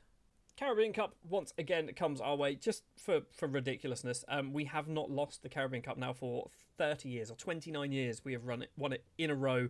So, yeah, this competition's kind of pointless. Most of the time as well, Mount Pleasant finished second. In the Jamaican Premier League, 12 wins out of 12, a lovely 10-0 and an 11-0 victory there. So top of the table, 68 positive goal difference, 36 points on the board. North American Champions League, who will be up against it is Houston or Tigres, which it's probably going to be Houston, isn't it? And the JFF Cup, we've not actually done anything yet, but it will be Portmore United in the quarter-final. As for Jamaica, we have played a few more matches. I think we have probably played quite a lot of games. So we've done a lot of North American qualifiers, and judging by the fact that these are all green circles, I think it's safe to assume we've qualified for the World Cup. A positive 33 goal difference, 16 goals scored against Bermuda, 7-0 and a 9-0. We've got a 5-2 and a 4-0 against Trinidad and Tobago, a 5-0 and a 3-0 against Costa Rica. So, yeah, we've qualified for the World Cup. Trinidad and Tobago go into a playoff. Mexico and Curacao qualify for the World Cup. That's pretty impressive. Suriname, Canada, and Antigua and Barbuda will go to some form of qualifiers. Why are the USA not there? It is being hosted in the USA. That's probably why Curacao have managed to qualify for the World Cup, because I imagine if it wasn't in the USA, they probably wouldn't be going. Anyway, transfer window obviously is open. Financially, it's still not looking good. Minus 3 million in the bank, but we do have £9 million to spend if we want to spend it and just ruin ourselves financially a little bit further. We will go forward to the end of January and see if we actually decide to ruin our club financially, or if we can make a little bit of money from something, maybe selling a clause or 3. We just don't have the money. We just don't have the money to do anything in January. We have loaned out Horatio Costa. He has gone on loan to Wadada United, and that's everything. Literally, that is the only thing that we have managed to do because we don't have the money to do it. Yes, we've got the budget, but we don't have the bank balance, so I'm not going to kind of cripple ourselves financially. I'm wondering, actually, I haven't checked this. So we do have a bit of debt. Not a lot of debt, but we've got a bit of debt. I could have quite easily financially ruined this team, by the way. I feel like you should be proud of me for this number being just literally 1 million. That could have been 20. Anyway, obviously, football matches have taken place. We have now won 16 out of 16 in the league, 48 points and 84 goal difference. And I don't think Jamaica have done anything. We have got a friendly against Scotland and Bulgaria, which is 2 very kind of funny teams to bring over to Jamaica. I guess we're bringing them over for World Cup kind of training and like pre-tournament friendlies, things like that. But yeah, we've got Scotland and Bulgaria to play. And can Fideli join us? Can Fideli go? He can. He can join us. Fideli is unwilling to consider Jamaica. He's decided to play for Italy. Oh, that's so frustrating. All of that time, thousands of days, like 2 or 3 years waiting for that paperwork to be signed for him to represent Jamaica at the national level, and he can't do it. Instead, he decides he wants to play for Italy. And I feel like he's not going to play for Italy. He's just not going to get in the team. He's not going to get there. Fila's ridiculous. You're not better than Fila. You're not better than Ravasi. Ravasi's insanely good. Just change your mind, bud. Change your mind. Play for Jamaica. Go to a World Cup with us. Right, that has to be the dream, right? Before the World Cup kicks off at the start of season 38, we need to get Fideli registered for the Jamaica side. I don't think it's going to happen because I feel like he's got his heart set on playing for Italy in the World Cup. I'm just going to have a quick look. I don't think there's anyone else who should be eligible to play for us. I think everyone who is part Jamaican is either now got Jamaica caps like Bacolas and Yugazalbez, or they basically don't want to play for us, or they can't play for us, like Cheristal can't play for us. Litwinow, is he Jamaican now? He is Jamaican, and he's awaiting his paperwork. So maybe Litwinow might also come to the World Cup with us if we can. Just before we jump to the end of the regular season, 2 players are locked into the starting 11. So Litwinow has actually been dropped because I didn't want him playing every single game of the season. We've got Cheristau, who's arguably our best goalkeeper. So he's probably our number 1. We've also got Litwinow's obviously played a few, and so has Ramsey. Ramsey, I think, has picked up quite a bad injury. Or not, he's pulled his groin. Anyway, we have got Hamlet Parry keeping his place as that left back. Is he close to being Jamaican? Not even close. And Tuati has been locked in as a centre back, not because he doesn't get, like, he's not registered, but because he doesn't play. They never play him, so I'm having to lock him in. If we have a look, we probably can't see, but he's played a lot of football off the bench. Well, not even a lot of football, just 9 league starts. He doesn't play a huge amount of league football unless we sort of force play him. So that is what we're doing with Tuati. Right, let's jump forward to around April time. Obviously, we'll win the league. And let's see how far through the North American Champions League we've got as well. We did drop points. We actually dropped points. We have drawn 3-3 with Mount Pleasant, but I have just been kind of curious, right? Longest undefeated run. Where is that? Does that exist? Most matches without losing. 289. It is currently ongoing. We have not lost a league match since the 11th of February, 2052. That is two seasons. That is 10 full years. That is over 10 years of not losing a league game, which is ridiculous. The most matches won in a row is 86, which is what, two, maybe 3 full seasons there. We also didn't concede a goal for 15 matches between 2047 and 2048. Admittedly, it's only in the space of about 3 months, but still, not conceding a goal for 15 games is kind of silly. Anyway, we're also in the North American Champions League semi-final. LA Galaxy, our opponents, Atlanta, play Mount Pleasant in the other semi-final, so it could be an all-Jamaica final, but we have been knocked out of the JFF Cup against Veer United on penalties. It's the first time since 2048-49 that somebody other than us is likely, or say likely, is going to win the JFF Cup, but there we go. We've also had our youth intakes, and as you'd probably expect, it's garbage. Most of the time it's garbage. Malik Small is probably our best current ability player. He looks alright as an attacking midfielder. It looks like he could do a job. We've got Diego Bignall, who's probably one of our better potential players, and he is absolute dog chocolate. And for our pre-World Cup friendly, we've actually set up 2 more. Poland and Guinea will also be heading on over to Jamaica to play a couple of matches. We did beat Scotland 3-1, but we also lost against Bulgaria 3-1. So, not the best start to the World Cup. We do have Romania, Uzbekistan, and the Ivory Coast in Group B. Just have a quick look at this, just in case anyone's interested. Saudi Arabia, South Africa, Sweden, and the United States are in Group A. Obviously, we're in Group B with Ivory Coast, Romania and Uzbekistan. We've got Senegal, Spain, Syria and Wales in Group C. Colombia, Congo, Denmark, Mexico and D. Democratic Republic of Congo, Netherlands, Poland and Trinidad and Tobago getting to another World Cup. Fair play to them. Canada, Croatia, Italy and Mali. England, Ghana, Paraguay, South Korea, Australia, Chile, Curacao, Portugal, Argentina, Greece, India and Turkey. India qualifying on merit is pretty impressive. Last time they qualified it's because they hosted it. That's a horrible group for Iran and Nigeria. Brazil, Germany, Iran and Nigeria in Group J. Group K is Algeria, France, Japan and Suriname. And Group L is Belgium, Morocco, New Zealand and Uruguay. So there's a lovely variety of, obviously, fixtures taking place. I think we play all of our group stages games in one stadium. So we're playing in the Los Angeles Memorial Coliseum.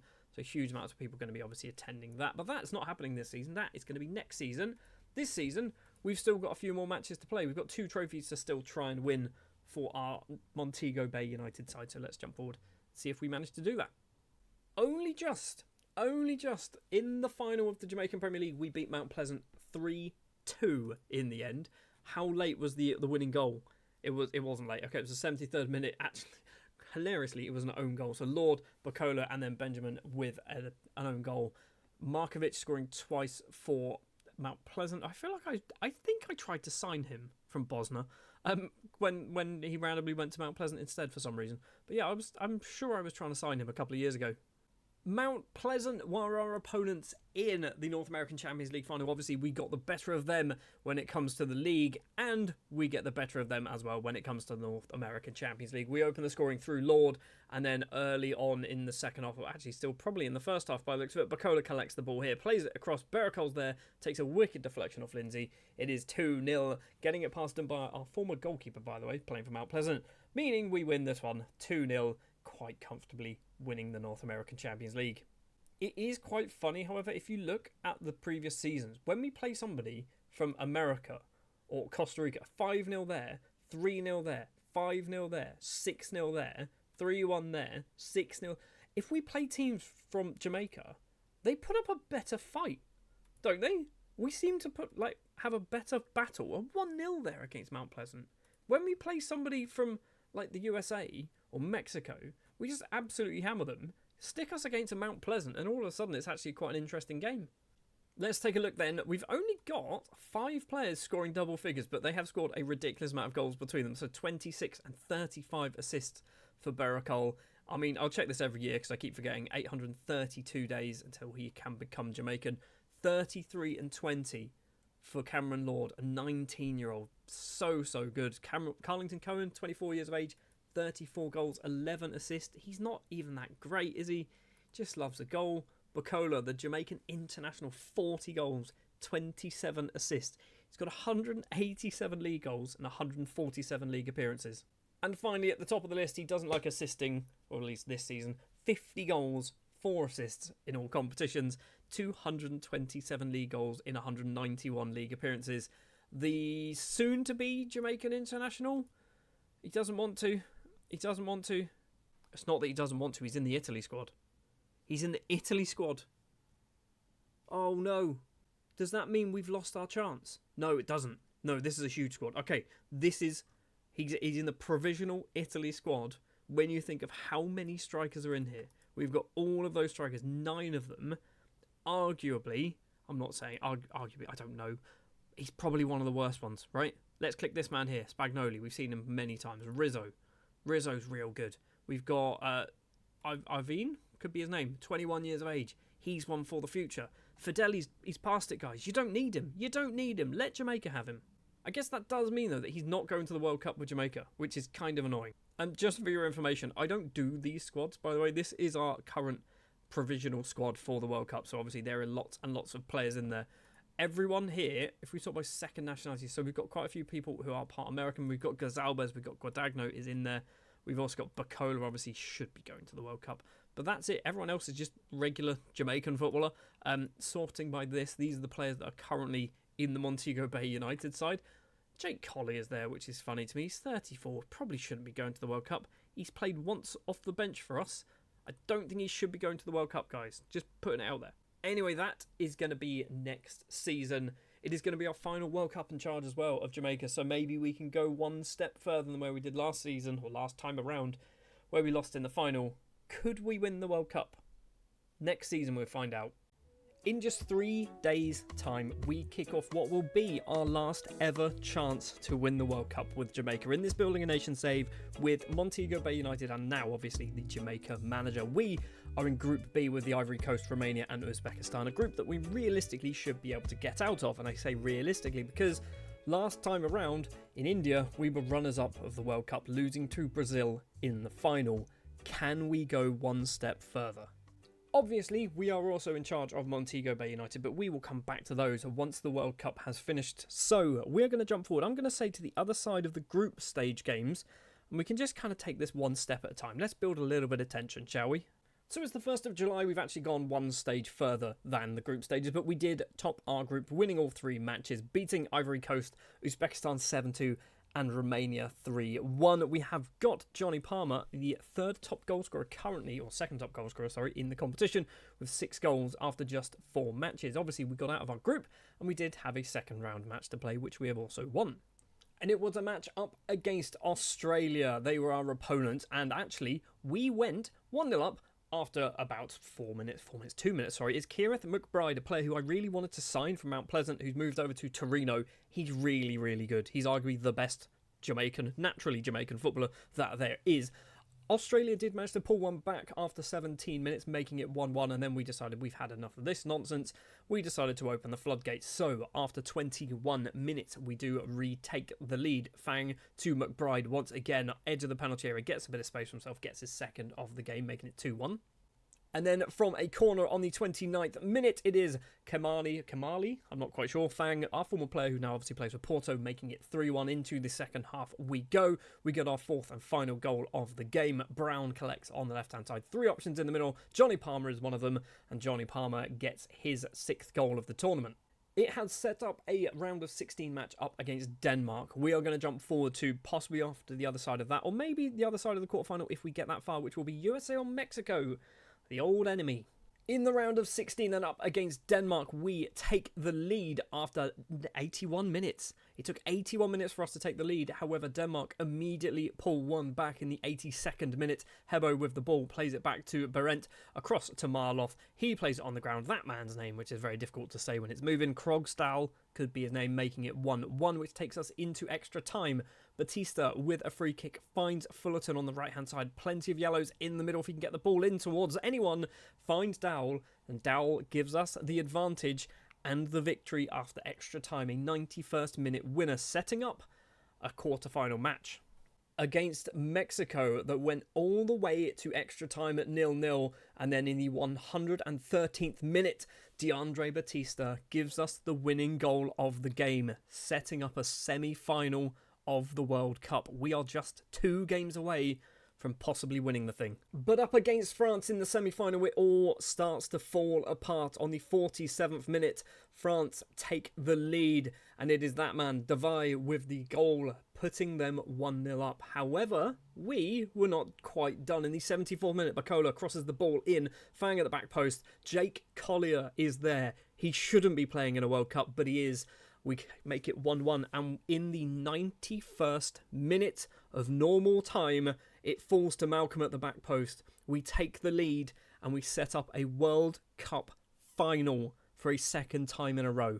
Last time it was up against Brazil. This time it is up against Federico Fideli's Italy. Or is it? Because he's not in the squad. Something we need to kind of keep an eye on. We take the lead. 12 minutes on the clock. DeAndre Batista with the opening goal of the game puts Jamaica in front. However, right before half-time, Italy get themselves back on level terms. Chiofi, might be his name, finds Fila, a player who's keeping Fideli out of the squad, makes it 1-1. And that takes us all the way through to extra time, where Jamaica take the lead in the 101st minute. Dowell with the ball, crosses it in, finds Smith, rockets of a header, 2-1 Jamaica.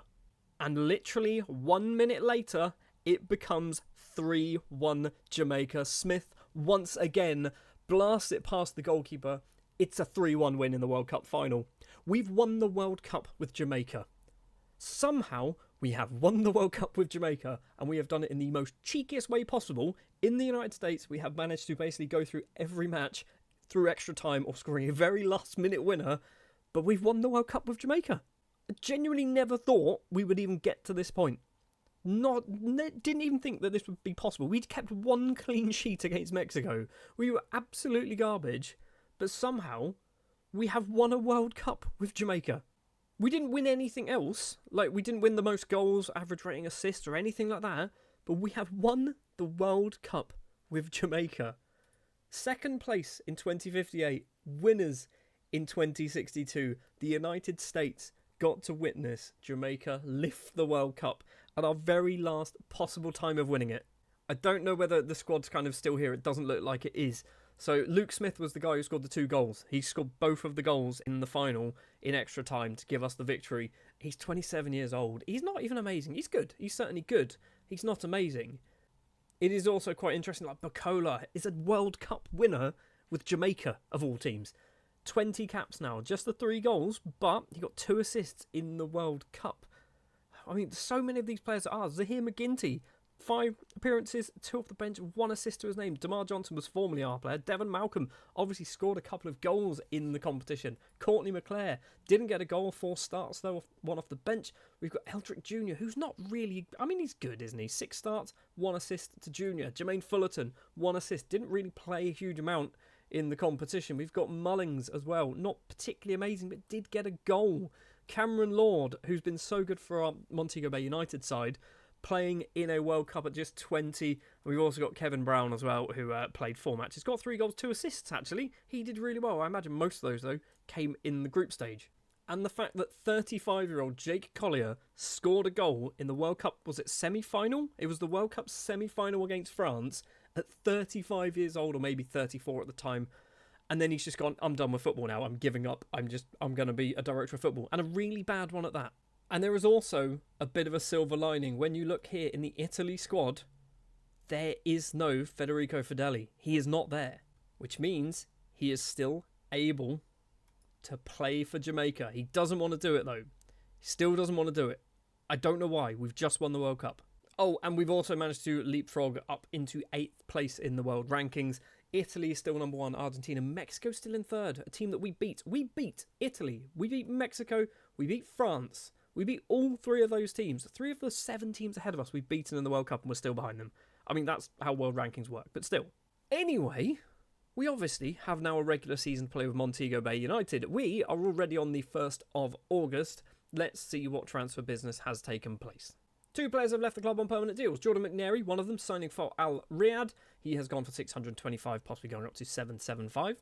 And Rolly Makengo has also moved over to the Middle East, signing for Al Fatah for 1.1, possibly going to 1.2. There is obviously a big sell-on clause in the Rolly Makengo deal. And that's it so far. We've loaned out some other people. You can see here, so Escoffi, Barrett, Costa have all gone out on loan, and nothing so far has happened. Obviously, it's still the 1st of August. There is still another month or so to go of our transfer window, so we have the opportunity to do a bit more strengthening. Problem is we don't have the transfer budget, okay? We haven't got the transfer budget. We might need to do some more selling, or maybe we're going to have a very quiet summer.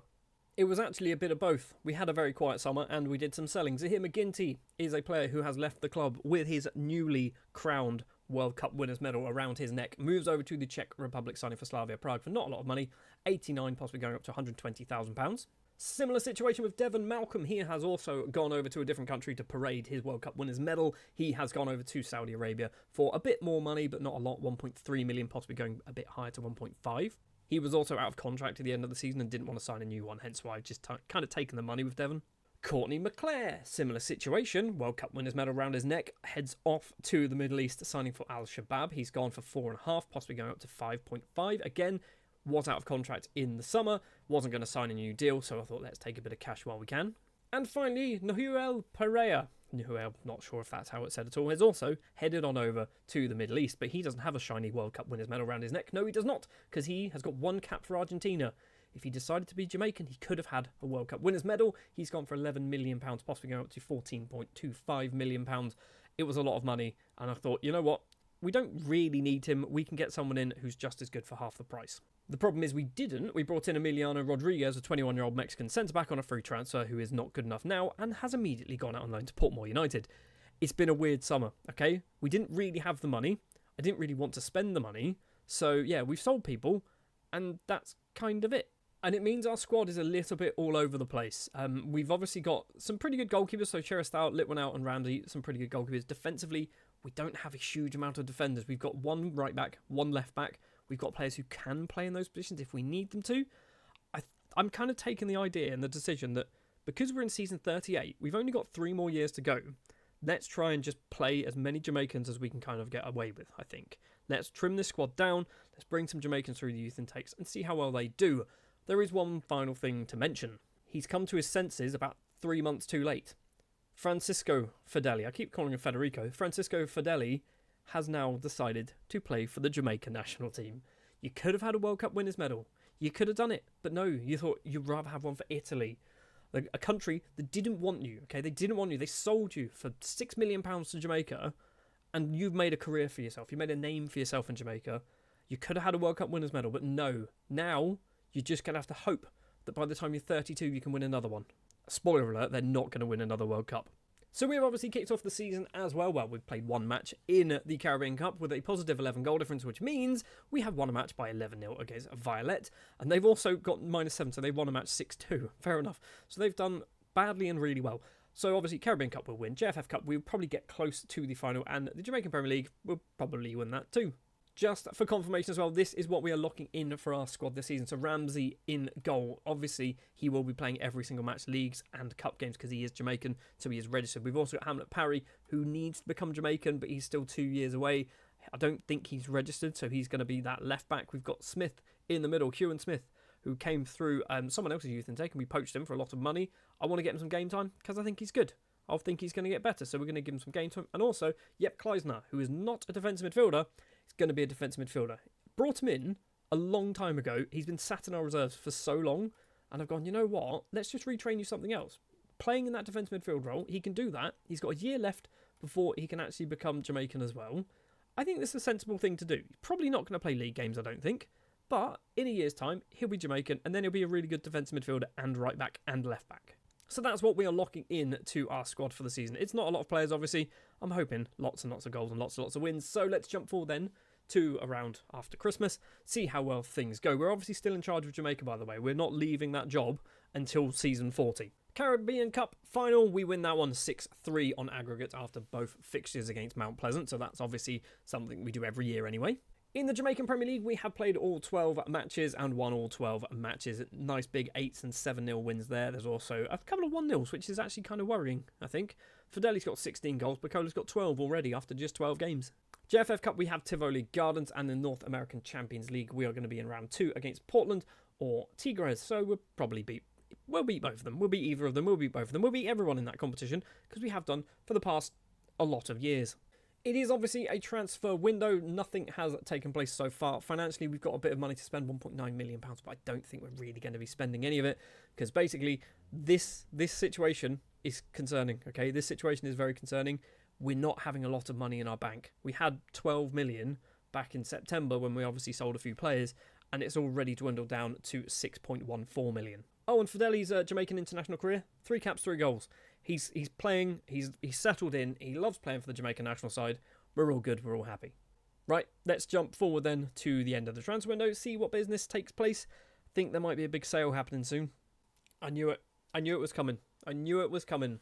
Francisco Fideli has returned back to Italy after deciding to be Jamaican, which is one of the reasons why I didn't sell him up until now, because I wanted him to get his Jamaica caps, and now he can't play for Italy, and it doesn't matter where he's playing. It doesn't matter if he's playing for us or one of the best teams in the world or whatever. He's gone to Juve. He's gone for just £6.5 million. It is not a lot of money. There is a 50% sell-on clause in there.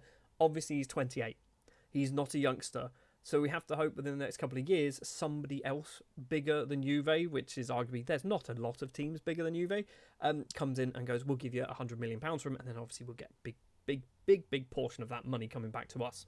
We have also brought in a couple of players on free transfers. Claudio Valenzuela is a Chilean left winger, under 23 international, formerly of Audax, might be their name. He's coming on a free. He's definitely kind of one for the future. Bit of a squad player. He's not happy because he's not registered in the Jamaican Premier League. Somebody who is registered in the Jamaican Premier League is Justin Lozano, a 25-year-old Colombian defence midfielder. Similar situation, free transfer this time from Atletico Nacional. We needed a better defence midfielder because I think what we had was not great, so Lozano has come in. And that's it. We've also loaned out... Oh, no, it's not it, actually. We've also sold Jean-Claude Cheristal. He's gone to Al Sadd because he was getting fed up.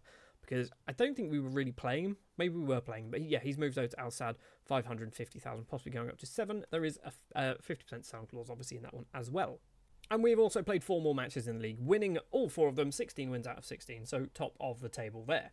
I guess the next thing to do then is to jump forward to the end of the regular season, see how well things go. We should win the league, obviously. And I think, let's have a quick check. Are Jamaica doing anything? They have got the North American Nations League as well. So we've beaten Martinique. We have beaten Martinique twice, in fact. That's where Fideli scored a hat-trick.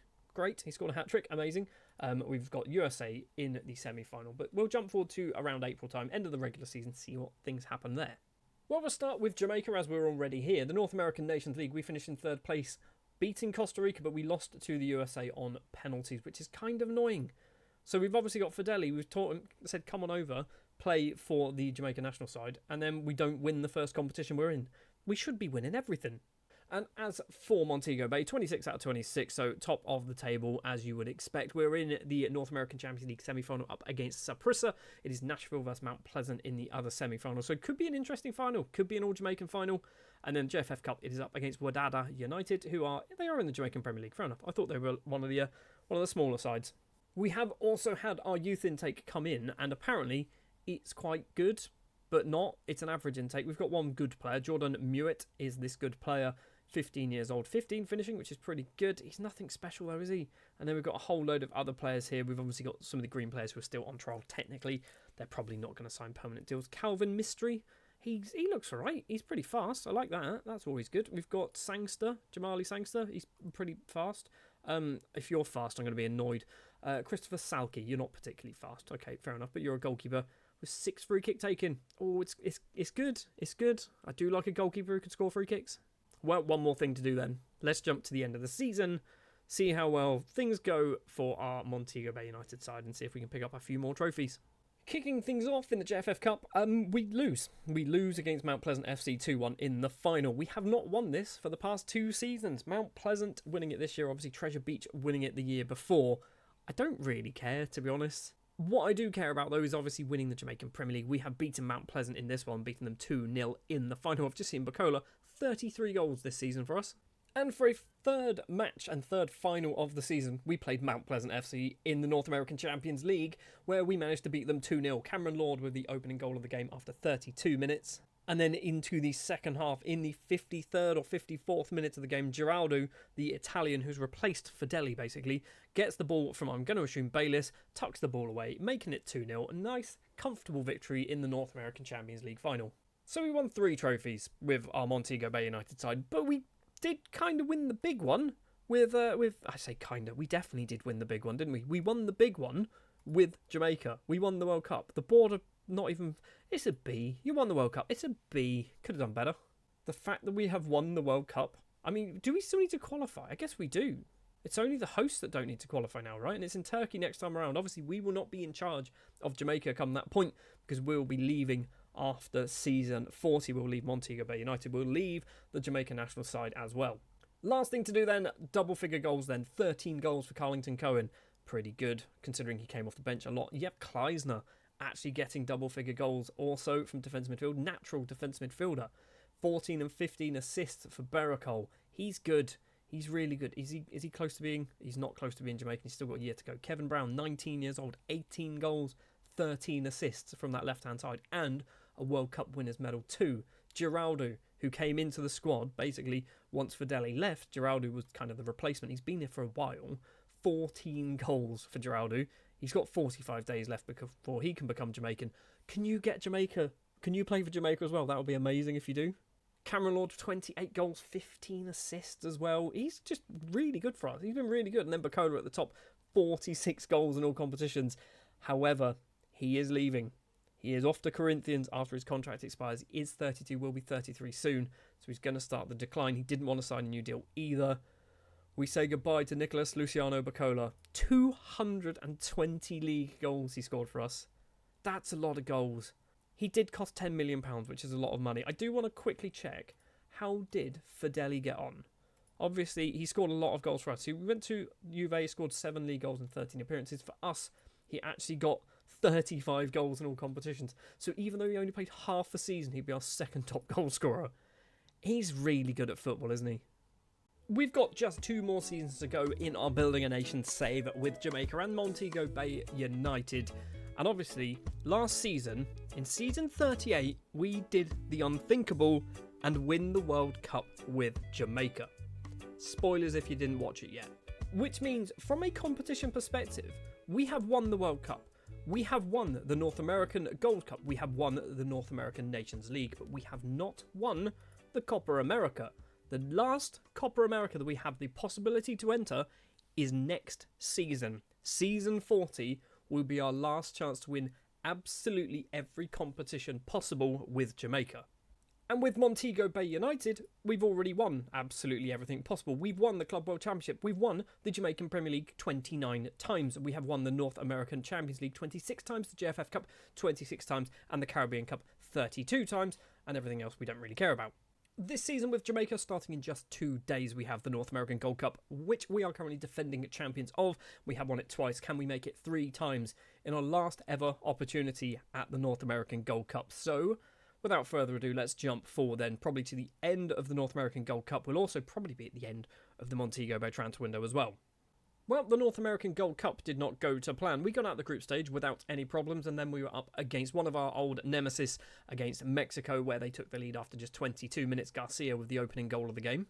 They doubled their lead just before half-time. Jardon's ball over the top towards Gamboa, gets past Mullings. Rodriguez is there, making it 2-0. And you can probably tell from the tone of my voice that it does not end 2-0. It becomes 3-0 on the 77th minute. Silva into Garcia. It is off the bar or saved. Castillo, though, can get the follow-up, making it 3-0, meaning we get knocked out of the North American Gold Cup at the first knockout round. A Gold Cup, by the way, which was obviously won by Mexico or USA. It was Mexico this time round. The final was Mexico versus USA. Just think, if Mexico and USA drew each other in the semi-final, we could have had Costa Rica or Haiti in the final. But no, we get a repeat of literally every final that's ever taken place, minus Jamaica. So for Montego Bay United, it is currently now the 9th of September. The transfer window has opened and closed, and only one major bit of business has taken place leaving the club, and that is Hewan Smith. He has moved over to Porto on a permanent deal and then immediately loaned back to us. He's gone for £1.5 million, which is technically a loss, but there is a 50% sell-on clause in there. He's come back for the season because they're quite happy to do that,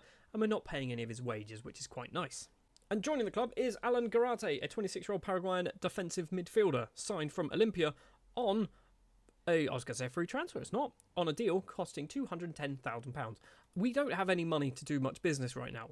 That's all we've done. We've brought in Hewan Smith and we've signed Garate on a permanent deal. Everyone else is loaned, so Gilstrap, Gordon, Fury, Messam, Costa, Solomon, Christie, Draper and Escoffrey going out on loan. I will double check actually because I always forget this. We've brought in some other people. Bear with me. So first of all, we should probably mention Bacola. We mentioned this at the end of last season that he is leaving the club. He has moved over to Corinthians on a permanent deal after his contract expired. He's still good at football. He is forever loved at Montego Bay United and Jamaica as well, but it was time for him to move on. We've signed a 27-year-old goalkeeper who basically we needed a backup, and that is Malachi Thomas. He is our backup goalkeeper for the season. He's 27, got 7 under 20 caps, and will never play for us.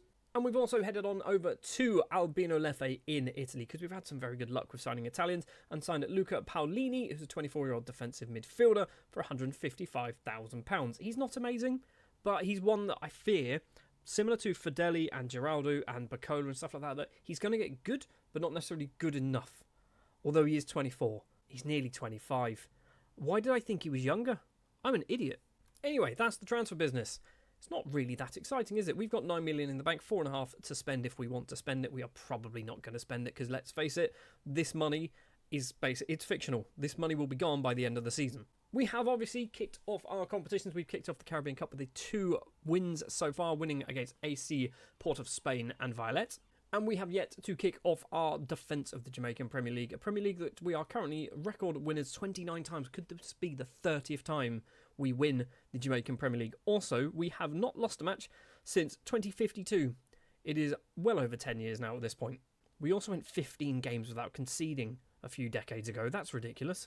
So players getting locked into our starting 11 for Montego Bay United. We have got 4 people getting locked in. Rodriguez is one of them, player that we signed last season as, I was going to say replacement. He wasn't really a replacement. He came in and then immediately got loaned out. He's going to stick around this time around. He will be playing cup games only, not registered for the league. But Rodriguez will be our defender. We have Paolini, who we've just seen will be playing in that defence midfield role alongside Lozano. Lozano, I don't think is registered either. Nope, he's not. He's not happy about that. Paolini, I don't think is registered. Nope, he is also not registered. And Valenzuela, I know isn't registered because he never is registered. He is going to be playing on that left-hand side. So yeah, quite an uneventful start to the season. Unlike season 38, where we won a World Cup, we've won absolutely nothing and got knocked out by Mexico in the first knockout round of a competition. Let's jump forward then to just after Christmas, see how things go for Montego Bay United. We should be top of everything and win the Caribbean Cup, as you'd expect. And for Jamaica, we should probably beat Egypt and Saudi Arabia in friendlies. You'd hope. Well, we comfortably beat Egypt, and then the match against Saudi Arabia got cancelled, and then we beat Haiti and lost to Haiti. Fedeli starting to get some goals, which is nice. 11 goals in 12 caps for Jamaica at 29 years of age. If only he came to us a year earlier, he would have had a World Cup winners medal and a lot more goals probably. For Montego Bay United, we are top with 12 wins out of 12. Any big ones? A 15-0 win. That might be a record. We've also got the North American Champions League. I'm assuming we won the Caribbean Cup. Yep, of course we won the Caribbean Cup. And the JFF Cup. Arnett Gardens will be our opponents. So let's just double check. Record for the highest win. Where is the highest win? Biggest win was actually Montego Bay versus Harbour View in literally to the day, 2051. So what was that? 12 years ago to the day we won a match 20-0.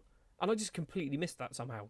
Or did I miss it? I feel like I didn't miss it. I probably did remember it. It would have been months ago for me in real life. In the North American Champions League then, we go in at second round and it will be Charlotte FC or America. We love beating America, don't we? And it is a transfer window right now. The window has just opened. We haven't done any business. We've got 13 million to spend. A lot of cash has come into the club. I'm not quite sure. Players sold 8 million. What's that from? So let me just sort this by income. 8 million pounds has come from somewhere. So it has happened in December. So I'm kind of trying to look through the news to see if there's anything. And I can't find anything. Chances are one of my former players has been sold for, I'm guessing, 16 million pounds, and I just haven't realised who it was. Anyway, that doesn't really matter. We've got a bit more money in the bank and obviously a bit more transfer budget to spend. So maybe January might be a little bit more interesting. We are going to jump forward to the end of it, see whether we do spend 13 million pounds. No, we haven't. We've barely spent any money. We did spend a little bit of money, but not a lot. We've also sold Justin Lozano, the player who we signed last season, maybe the season before. He wasn't playing. He was getting annoyed. We sold him to Atlanta United for 475,000, possibly going up to 600. So a bit of a profit there on a player who just wasn't playing for us. And for £18,500, we have signed a Polish and Spanish footballer called Artur Ostrowski, maybe, could be his name, and immediately loaned him out to Rivoli United. He's obviously 19 years old, one for the future. He's gone out on loan to Rivoli to get a bit of game time and hopefully improve. He's already scored once for them in the league, which is nice to see. He's not the only player to join. We've also picked up Francisco Ortiz, a Chilean international with just one cap to his name, signed from University de Chile. He's coming on a free transfer. It looks good. This is one of the reasons why we sold Lozano, because I feel like Ortiz is a better player than Lozano, so he's come into the club. So far, he's come off the bench once. And that's it. That's all we've done. We've loaned out some more people. So Ostrowski, you can see there, Joshua McNeil to Mount Pleasant, Guadagno to Pescara, so going over to Italy. I mean, he's never going to get much better, is he? He's rubbish. I thought he was going to be amazing. We signed him. Where did we sign him from? We signed him from Ostimare, whoever they are. But yeah, I was hoping he'd be good. Apparently not. We've also loaned out Reggie Morgan to Bodles. Could be their name. That's it. That's all we've done. So we've still got £6 million of our transfer budget to spend. I did move some things into wage budgets and stuff like that, which is why that's considerably less. And the wage budget is considerably more. Players locked in for the second half of the season then. It's the same three that we were expecting. So Valenzuela, Paulini and Rodriguez. It was obviously Lozano as well locked in there, but he's no longer here. He's off playing in the MLS. And before we jump forward to the end of the regular season, we're also going to have the North American Nations League taking place for Jamaica. We're up against Costa Rica in the semi-final, USA, Mexico in the other semi-final, which means we might get our chance to win another trophy with Jamaica before we eventually retire at the end of season 40. We've got one league trophy, North American Nations League trophy there. We've got the Copa America as well next season. 2 more trophies up for grabs, and that's all we've got. So in the North American Nations League final, we were up against Mexico, so we got past Costa Rica and they got past the USA. We take the lead. It is Johnny Palmer with a goal after just 18 minutes. But this match was a bit of an exciting game, shall we say. Just before the halftime whistle goes, Mexico get themselves on level terms. Silva with the ball, blast it past Big Bad Barrington Cohen, making it 1-1. Into the second half, in the 59th minute, Mexico take the lead. Trulio with the goal of the game there for Mexico. It's now 2-1, but we get ourselves back into the game. Or do we? Smickle with the ball here, down the right-hand side, finds Addison, ball forward to Palmer. In the middle is Francisco Fedeli. We do get to see a Fedeli goal in a Jamaica shirt on camera. I was worried we wouldn't see one of those, but we do get to see one. So it is now 2-2. We take the lead shortly afterwards. Johnson with the ball, edge of the penalty area, gets tackled, loses it. It falls to Johnny Palmer, and Johnny Palmer and Johnson both celebrate. Not quite sure who managed to kick the ball in the back of the net. It's 3-2, but Mexico then decide, we want to get more goals, please. Trulio in the penalty area, plays it back to Davalos, long-range effort, blasts it past Cohen. It's 3-3. And then just before the 80th minute, on the 77th minute, Trulio, all he has to do is get past Cohen and does it with ease, making it 4-3 to Mexico, meaning that they win the North American Nations League. Now, it gets even more frustrating when you see Palmer had a goal disallowed, so did Fedeli. So arguably, we should have scored 5 goals to their 4, but goals were disallowed. I mean, I don't know why they were disallowed. Maybe they were just quite ridiculously offside. But still, we've lost another trophy, another tournament to Mexico. We always seem to lose to Mexico. We do better against the USA, right? I mean, we can probably see this, right? Previous meetings against Mexico. This button doesn't work. It just doesn't work, guys. As for Montego Bay, 26 out of 26, so obviously a very good season there. We are in the North American Champions League semi-final. Atlanta United, Austin FC and Mount Pleasant are the other semi-finalists, so it could be another Mount Pleasant final. Speaking of a Mount Pleasant final, that's who we've got in the JFF Cup. We've also had some youth intake, obviously, because we are in season 39 out of 40. Most of these players we're not even going to see if they get any good, but we've got Stephen Campbell, who apparently has got some potential, 3.5-star potential ability, 14 at finishing, which is pretty good to see. Nothing else majorly kind of standing out there. We've got Dwight Cohen, defensive midfielder.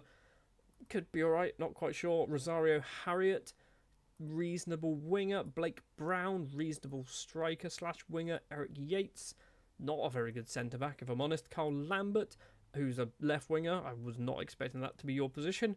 Kamar Cuthbert, who looks rubbish. I've said it once, I said it 1,000 times. We're never going to get a good youth intake, are we, with Montego Bay? I'm almost certain, by the way, it has something to do with Jamaica's kind of youth development rating. I think I checked at the start before I actually played the game, and it's like 60 something, like 61, 62, which means they're not going to be getting a huge amount of world-class footballers regardless. Obviously, over 40 years, that should have increased. I don't think it's going to have increased to like 130, 140, which is where you're going to start getting proper world-class footballers. Well, next thing to do then, let's go to the end of the season. North American Champions League will probably up against Mount Pleasant.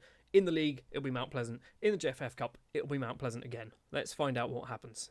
Well, if this final of the JFF Cup is anything to go by, I want it to be Mount Pleasant in every single competition from this day forward. A 7-1 victory in the final. I want to have a look at this, sorry. I'm not going to show you the goals, obviously, but Rodriguez, Geraldo, Toati, Lord, Cohen, Bayliss and Geraldo all with the goals there.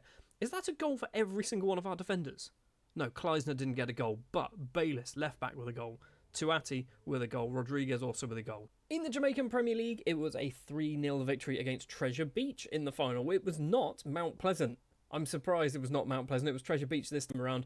3-0 win there. Nice, comfortable victory. So obviously we have won the 30th. It is the 30th league title for Montego Bay. And in the North American Champions League, it was once again Mount Pleasant FC as our opponents. We take the lead. Cohen with a penalty in the first half. Into the second half already we go. And Mount Pleasant actually get themselves back into the game. Grantley with the ball, edge of the area, finds Melligan. First time shot, blasts it past Declan Ramsey, making it 1-1. But obviously, this is the North American Champions League, and we can't be losing. So we retake the lead in the 88th minute. Smith finds Cohen. Little spin from Cohen past Litwinow, who is obviously our former player. I think his contract expired, and that's why he's gone to Mount Pleasant. Into the bottom corner. Cohen gets the ball again. We are in the 90th minute now. Are we going to make it 3? Of course we're going to make it 3. It's Cameron Lord with a stooping little header at the back post. 3-1 against Mount Pleasant in the final of the North American Champions League. And that is our 27th victory in the North American Champions League. So we could end it with 28 wins in the North American Champions League, which is probably a record for any Champions League competition ever. I am just going to check the European one, just to check. 22 for Real Madrid. That's a lot, isn't it? Not that this really makes a difference. I'm just going to have a quick look at this. I mean, it's the same teams over and over again, isn't it? No one particularly exciting. Benfica were runners-up. We've got Porto being runners-up as well. But most of the time... Well, Porto did win it a couple times. Fair enough. 2038-39 and also 2032-33, which is arguably quite, like, near to real time, right? It's like 8 years away, but still, you know what I mean. So there you have it. We have won everything once again. Caribbean Cup, Jamaican Premier League, North American Champions League, and obviously the JFF Cup at the end as well. With Jamaica, things did not necessarily go to plan, as we were knocked out of the North American Nations League at the final. Obviously, in the final, we did lose against Mexico, but we got there, which I guess is a good thing. We have North American World Cup qualifiers, competition that we're not going to be in, but if we win the group, we'll be qualifying for that World Cup as well. And then next season, season 40, our final season in charge, is our final chance to win the only trophy, which is kind of ridiculous, the only trophy that has eluded us in charge of Mexico, and that is the Copa America, hosted in Uruguay, 2064, our last chance to win a trophy. Could that be the icing on top of the cake? Before we go then, let's take a look at some players, and lots of people have scored multiple goals. So 10 goals for Valenzuela, considering he's not played a league game, pretty impressive. 10 goals as well for Kevin Brown. Most of his appearances coming off the bench. Eldrick Jr. from centre-back with 13 goals. 13 goals is a lot of goals for a centre-back. Leon Barrett. Who's Leon Barrett? 15 goals for Barrett. He came through youth intake a few seasons ago. Fair enough, you're all doing all right. Cameron Lord, 27 and 19 assists. He's got 68 league goals in 98 appearances. He's also wanted by Albatin. We've got Ricard Berrocol, 34 and 29. He's getting... I say he's getting good. He just seems to be slowly improving. He's got 97 days left before he can become Jamaican.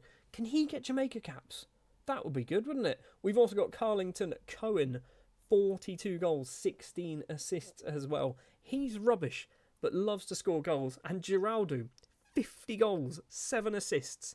He's literally come in to replace Fideli and arguably done just as good, if not better. Also, he's eligible to play for Jamaica. He's kind of not going to get in the Jamaica team because of Fideli, which is kind of funny to me. I know I should probably do this at the end of next season, but I want to check it now. So, where is it? Most goals in a season. Can we find it? Most overall goals in a season. There's a 66 there for Bacola. I mean, that looks like the biggest one. When you think Hudson in 23-24, 7, 23. I think this is when I came in charge, wasn't it? In 25-26. And then all the goals. We've got Mladenovic scoring silly amounts of goals. Aguiar, 62. I mean, Bacola getting 66 from attacking midfield. That's ridiculous. He is out of contract in 7 months. Do I sign him? Do I bring him back just for a laugh? Well, we've got one more season to go then with Montego Bay and Jamaica. It's only the Copa America. That's the only thing that is eluding us. Can we win it in season 40?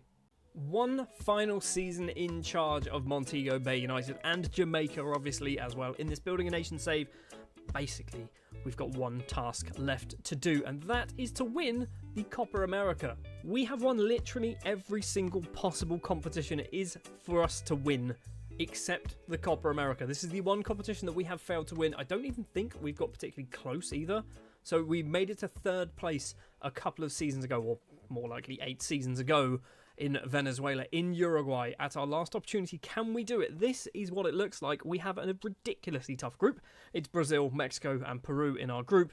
Once we get out of the group, assuming we do get out of the group, then it's just the quarterfinal, semi-final, and then hopefully a final where we will lift our last ever trophy in charge of Jamaica. I say last ever trophy, we probably will have another competition to do as well, won't we? The North American Nations League, maybe? I don't know, something else might take place. And as for our Montego Bay United side, it's business as usual, win everything, because we normally do. So, without further ado, let's jump forward then. I'm going to go to the end of the group stage games first in the Copa America with Jamaica, see how well things go, and then hopefully we can keep on progressing and lift that final trophy. In the Copa America then, things did not start off to plan. A 3-1 defeat against Mexico. We did get a goal through Bacola with the assist. Lara also on the score sheet, obviously our former player who was only here for a year with us.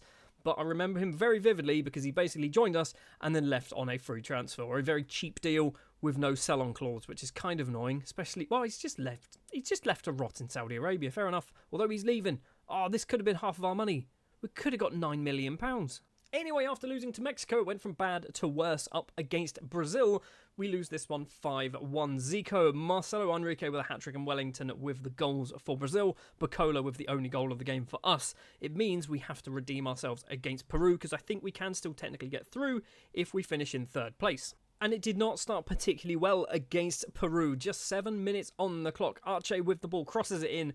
In the middle is that man's name. Heads past Big Bad Barrington Cohen, making it 1-0 to Peru. So we've got a lot of work to do to get ourselves back into this game and hopefully qualify through the group stages. Brown plays it on the ground to Cohen in the penalty area. Does a little spin, plays it on the ground again. It is Palmer at the back post to make it 1-1. And then as we go into the second half, Peru coming forward with the ball on the right-hand side. And unfortunately, Peru do retake the lead. Arche with the goal past Barrington Cohen once again. Just 47 minutes on the clock. And it goes from bad to worse in the 89th minute or possibly even 90th minute by the time the ball hits the back of the net. Arango with the ball, or Aranga maybe, could be his name, with the ball on the right-hand side. Puts it past Cohen. It's a 3-1 defeat against Peru. And what makes this 10 times worse is that we've been sacked. We've won the World Cup. 2 years ago, we won the World Cup with Jamaica. And then because we lose all 3 of our Copa America group stage games, we get sacked from the Jamaica job. I think it's a bit harsh, right? We are 10th in the world rankings. Obviously, we have dropped down from 8th. We've been 8th in the world rankings since winning the World Cup. And we have just slipped a little bit since then. But I've been sacked. And I imagine all my staff as well, or most of my staff have probably gone. I don't really recognise a huge amount of these names, if I'm honest. St. Clair Morris is definitely gone, so, I mean, that's a good thing. St. Clair Morris is basically the one doing all the hard work, isn't he? He's been my assistant manager with Montego Bay since 2045, with Jamaica since 2052. We were in charge for 12 years. It wasn't like a short time we were in charge of Jamaica. So getting sacked after 12 years, maybe not so bad, but we won the World Cup, guys. Not only did we win the World Cup, we also were runners-up in the World Cup the year or the competition before. So our time in charge of Jamaica, we won the World Cup, we won the North American Gold Cup twice, I believe. We won the North American Nations League as well. So we've won everything, apart from the Copa America, which obviously, you know, you've just seen what happened. Well, we will always have the 2062 World Cup final against Italy, where we win in the United States to be crowned world champions, okay? We are world champions. We are still world champions for the next 2 more seasons after this, technically, when the World Cup goes off to Turkey, and probably they get knocked out in the group stage, assuming they even make it. Anyway then, I guess we are just back to business as usual then for our final season in charge of Montego Bay United. We haven't even done anything. I don't even think the transfer window has opened yet, or if it has, it was opened like a few days ago maybe. It is open and we have actually done some business. So Darwin Browning has left, going on a free transfer to Barbican. He was never going to play for us. And joining the club, we have 2 young Jamaicans. He's not young, he's 26. He's young compared to me, particularly in game, because I think I'm 78. It is Gawain Ely, a 26-year-old Jamaican central midfielder, brought in to basically be a bit of a squad player, because we have kind of lost quite a lot of players. We have also picked up Samuel Ngono, who is a Cameroonian international central midfielder, formerly of Portmore United and Colombe Sportive. And the good news about Ngono is he is nearly Jamaican, so he's basically going to count as homegrown, hopefully very, very soon. That is the reason why I brought him in. Basically, the last 2 players left their clubs at the end of their contract. I went, you're too good to just disappear off the face of the earth. And this guy was so close to being Jamaican, I thought, let's just sign him, get him to become Jamaican, and then he can carry on his career. We also loaned out a whole bunch of people already as well. So we have got Minot, we have Mewett, Messam and Lamb all going out on various loan deals. We haven't done anything else other than that so far. Right, we're going to jump forward then to the end of the transfer window. We have a bit of money, 4 million to spend. Probably not going to spend a huge amount of it, let's be honest. It is the final summer transfer window, so maybe we should. We're probably not going to, but let's jump forward, see what business we've done. It's the 8th of September and 2 big transfers have left the club. Hamlet Parry, the Chilean international left-back, centre-back, left midfielder, has moved over to Saudi Arabia because of course he has. He's gone for £1.1 million.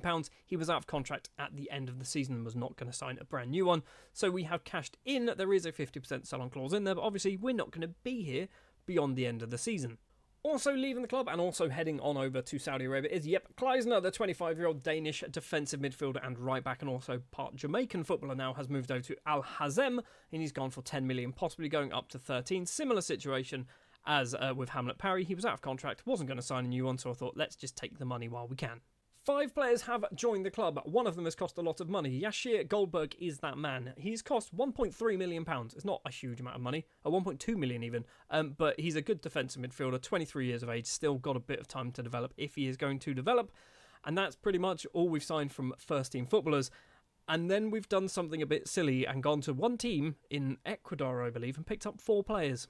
Deportivo Quito, okay, they've got no more players anymore because we bought all of them.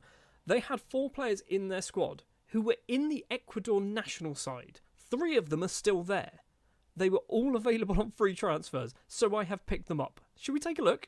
Starting with Manuel Delgado, the 19-year-old Ecuadorian attacking midfielder, 5 caps to his name. Once again, I will say this every time, free transfer costs us absolutely nothing. 2.5-star current ability, 5-star potential on Delgado. Christian Broja is a 19-year-old Ecuadorian goalkeeper, capped under 23 level, so he was the one player who wasn't in the Ecuador national team at the time, I believe.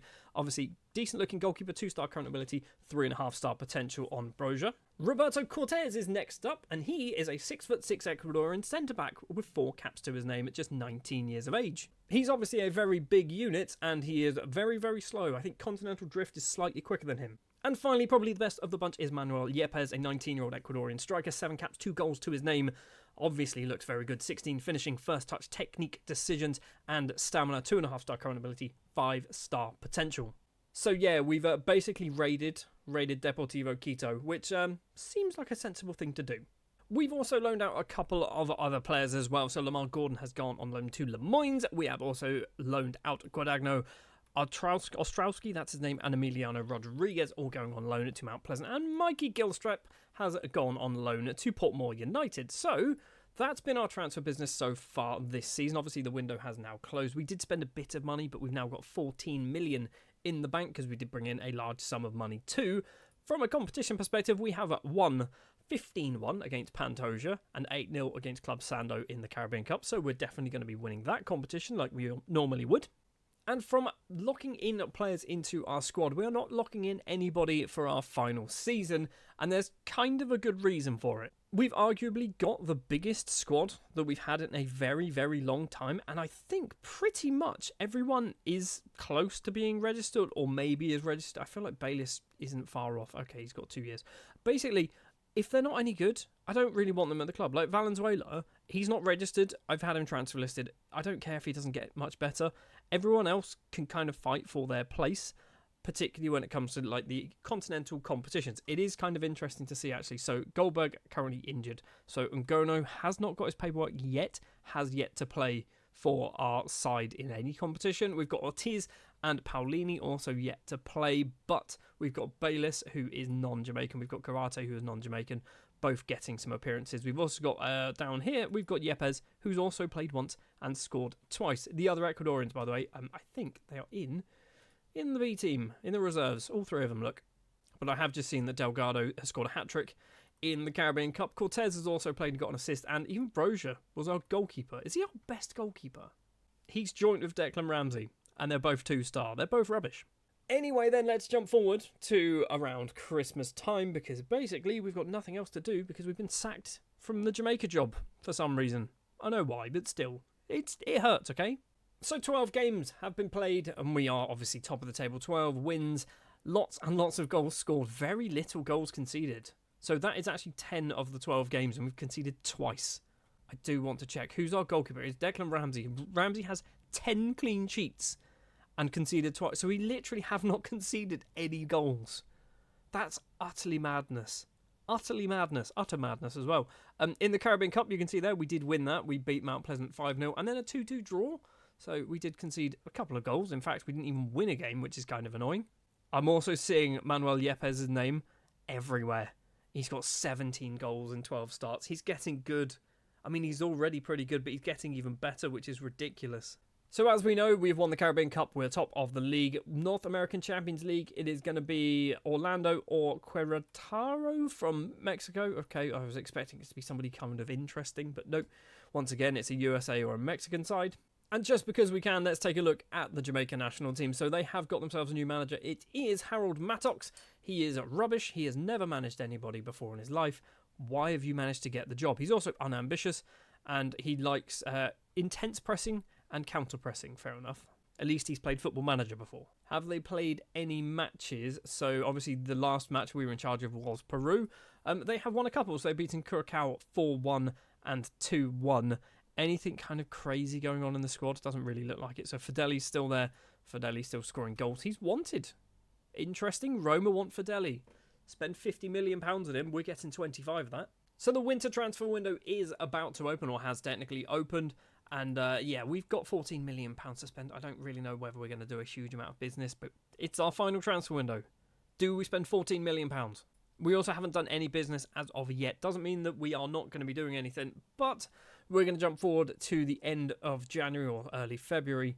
See if we can spend £14 million. I don't want to, but I feel like we might spend possibly £5 million.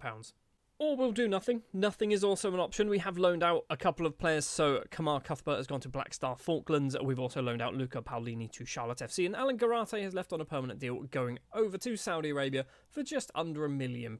Because we were playing him, but he wasn't playing a huge amount of football. And that was it. It was kind of an uneventful final transfer window, wasn't it? We still obviously have money in the bank. We've now got £17.8 million. I think we brought in some money from kind of some clauses going as well. Let's double check actually. Did Fideli go? No, he didn't. He is still at Juve. It looks like he might have signed a new contract because his value has increased dramatically. He's scored. He's not doing as well as I would have hoped. He's still doing all right. 23 goals in 64 games. And for us, we have obviously kind of just carried on what we would normally do. We have won 16 now out of 16, conceding another goal. Rivoli United, the lucky third team to score a goal against us this season. We've not kicked off the North American Champions League or the JFF Cup semi-final. We'll be up against Via United, with Mount Pleasant probably going to be our opponents in the final.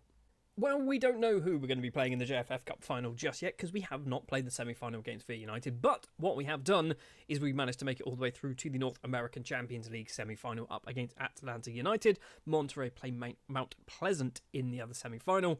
I'm hoping it's Mount Pleasant in the final, and I'm kind of hoping we lose. When it comes to the Jamaican Premier League, we've obviously won it with 26 wins out of 26. We've started conceding goals. What's happened, guys? Declan Ramsey's only got 16 clean sheets. Only. Michael Walters has 7. He's horrendous. And Benarek lit one out is also up there with 7 clean sheets as well. So I love the fact that he's still playing in Jamaica. That's kind of nice. I do want to double check, actually. So most goals scored in a season. Where is it? Can we see that? Most team goals, 177 goals in one season. We are still on this undefeated run, by the way. So most matches without losing, 373 now. So we are 13 years deep into that run, and it's obviously ongoing. Most matches won in a row. We are currently on a 93-game winning streak, which is 3 years long as well. I do think we have kind of broken Jamaican football, but it's okay. That's what part of the fun is of doing a Building a Nation save, right? The other part of the fun of Building a Nation save is our youth intakes, and this is obviously the final one, so I'm expecting superb football players turning up. Alex Parker is at top of the list, and he doesn't actually look awful, does he? 1.5-star current ability, 3.5-star potential on old Alex here. Glenn Stewart is a very fast striker by the looks of it. He's got 1-star current ability, 3.5-star potential. I like Glenn. Glenn looks good. Shamari Brown, similar situation. Actually, another fast striker, does also look pretty good. 1.5-star current ability, 3.5-star potential there. And then Kenneth Smith, who is a right winger, again, doesn't look awful. It's taken 40 years and we've got a reasonably good youth intake. I know we've had good players come through, but it's never been a good youth intake. We've had like one really good player who turns out to be a superstar, and that's about it. These 4 arguably could all be good footballers. Even Marvin Sinclair here might get good. He's only 15. We've also got Lamar Gordon, who is rubbish. Brian White as well, who is not also very good either. So we've had some success, I'd say. Older Gogi here, who we signed from nowhere, realistically. He's been in the country now for 8 full seasons. He's not really done the business, but he's a perfectionist. We should be getting the best people. How is old Mattox getting on then? So we have stayed at 10th in the world ranking, so we did drop down from 8th to 10th. Have we played any more matches? We have, and they've won the North American Nations League. Fair play, mate. Fair play. Wasn't expecting that. Beating Mexico in the semi-final. Fideli with a penalty, and then, not with a penalty, sorry, with a goal in the 5th minute, and then winning on penalties. Mullings with the winning penalty there. And then in the final, a 3-2 win after extra time. Francisco Fideli is the man to score the goal. Let's have a look. Let's watch it. So I have already noticed, I'm not going to show you all the goals or talk you through them, but Cheristal is in goal for the USA, which kind of makes me happy that we beat them. So it actually goes 2-1 to the USA with that goal there in the 89th minute. So USA are currently winning this. A penalty in the 91st minute from Johnson that makes it 2-2, taking us to extra time, which means the Fideli goal not only wins the competition, but also we shouldn't have been in this position anyway. Also, it's not we, is it? It's not we. We're not Jamaica anymore. We don't care. I'm happy for Fideli, though. Well done. That is his 26th goal for Jamaica, by the way, in just 22 caps. If only you decided to be Jamaican about 3 years earlier. Because you could have done it. You were just awaiting paperwork. You didn't do enough chasing. I've just seen, by the way, I forgot to mention this, but we did loan Hewan Smith for another season from Porto. He was given an objective to get 19 clean sheets. He is devastated that he didn't get 19 clean sheets out of 26 games. Just to put it in perspective, we got 16. We got 16 clean sheets. There was only 3 more matches that we had to keep clean sheets in, and he would have just got his objective. But 19 clean sheets in a 26-game season is arguably too many, right? Anyway, that's going to do it. Let's jump forward to the end of the season. Let's see what happens in the North American Champions League. Let's see if we can win the JFF Cup and obviously the Jamaican Premier League too. JFF Cup then, Mount Pleasant were our opponents, winning this one 3-1 in the final. Yepes with 5 goals in the entire competition, so I imagine he probably scored in the final. In the Jamaican Premier League, it took us to extra time to get past Mount Pleasant with a 1-0 win. Who's the man with the goal? It is Kevin Brown. I'm going to assume it's Kevin. It is Kevin Brown, the youngster, who's actually, he's good. He's really good at football, beating Mount Pleasant in the second final so far. Have we got them in the third? Yes, we do have Mount Pleasant in the third of 3 finals, and it is only a 1-0 victory. Lord with the ball on the right-hand side finds the young Ecuadorian Yepes in the middle, making it 1-0 after just 12 minutes. Litwinow is devastated once again, but we have won the North American Champions League for, I think, the 29th time? Maybe 30th, not quite sure, but it's quite interesting actually looking at this squad. So I didn't lock anyone in for the season. So Broja is playing North American Champions League football matches. He's played a few league games as well. We've also got Cortez, another one of our new Ecuadorians. We've got Escofri, who came for our youth intake a while ago. He's not very good, but playing as a right back for some reason. But we are not done when it comes to competitions, because we have one final competition that we can win with our Montego Bay United side, and that is the Club World Championships, a competition that we did win back in 2053. So what is that? That is 12 years ago. Can we do it again? I don't think we can. It's not really what you want to hear from somebody trying to entice you to keep watching a YouTube video, but I genuinely don't think we're going to win it. We've got Benfica, Newcastle, and Barcelona SC, which is the Ecuadorian Barcelona side. We should get out of the group stage, but normally what happens is we get knocked out by the first half-decent team that we meet. Before we get that far, though, I do want to have a quick look at the squad, because I think these are going to reset by the time we finish. So Kevin Brown has 10 goals. Didn't really play a huge amount of football, did he? Hewan Smith has 10 and 10 and only 14 clean sheets. I think, so yeah, he is absolutely devastated that he didn't get the 19 clean sheets that he needed. He's very good at football. Francisco Ortiz, 13 goals. I'm surprised he's played as much as he has, to be honest. But he's done all right. He's done some good goal scoring. 41 assists for Beracol. 26 goals. He's not got any Jamaica caps just yet, but he is eligible to play for the Jamaica national side, which is always nice to see. He's good at football. He's still only 28. He's got plenty of time to go.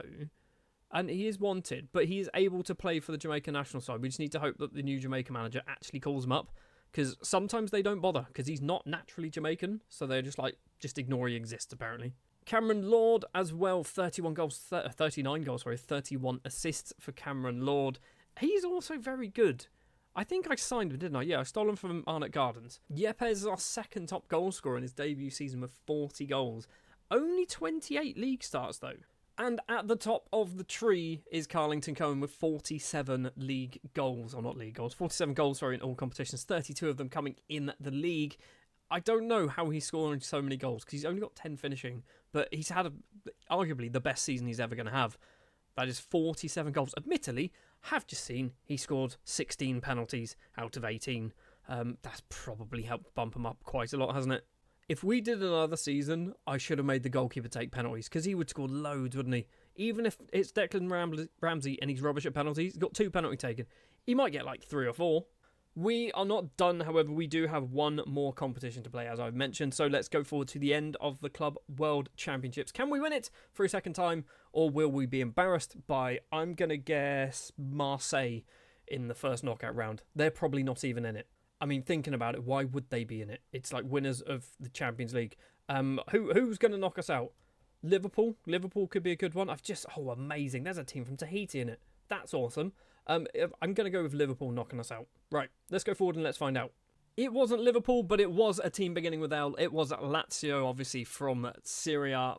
They were the team to knock us out. Nakamori with the opening goal of the game past Broja on the 80th minute, so we actually held on for quite a long time. We did score a goal after about 6 minutes, which got disallowed, but Lazio scoring in the 80th minute, and then in the 84th or 85th as well, Unlevu with the long-range effort past Broja, 2-0, and we are knocked out of the Club World Championships. I told you it wouldn't last very long. I knew we were going to get knocked out pretty quickly, but second round? No. I would have liked to get past one round.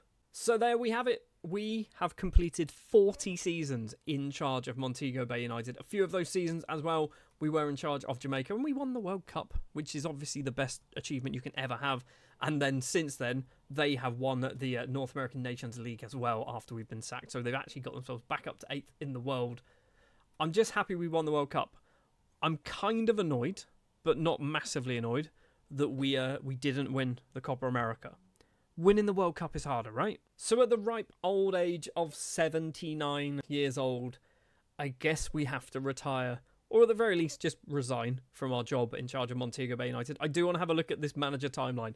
It's not something I've seen at all, but this scroll bar here is there's a lot that's gone on. there is a lot that has gone on. So we were hired on the 1st of May 2025.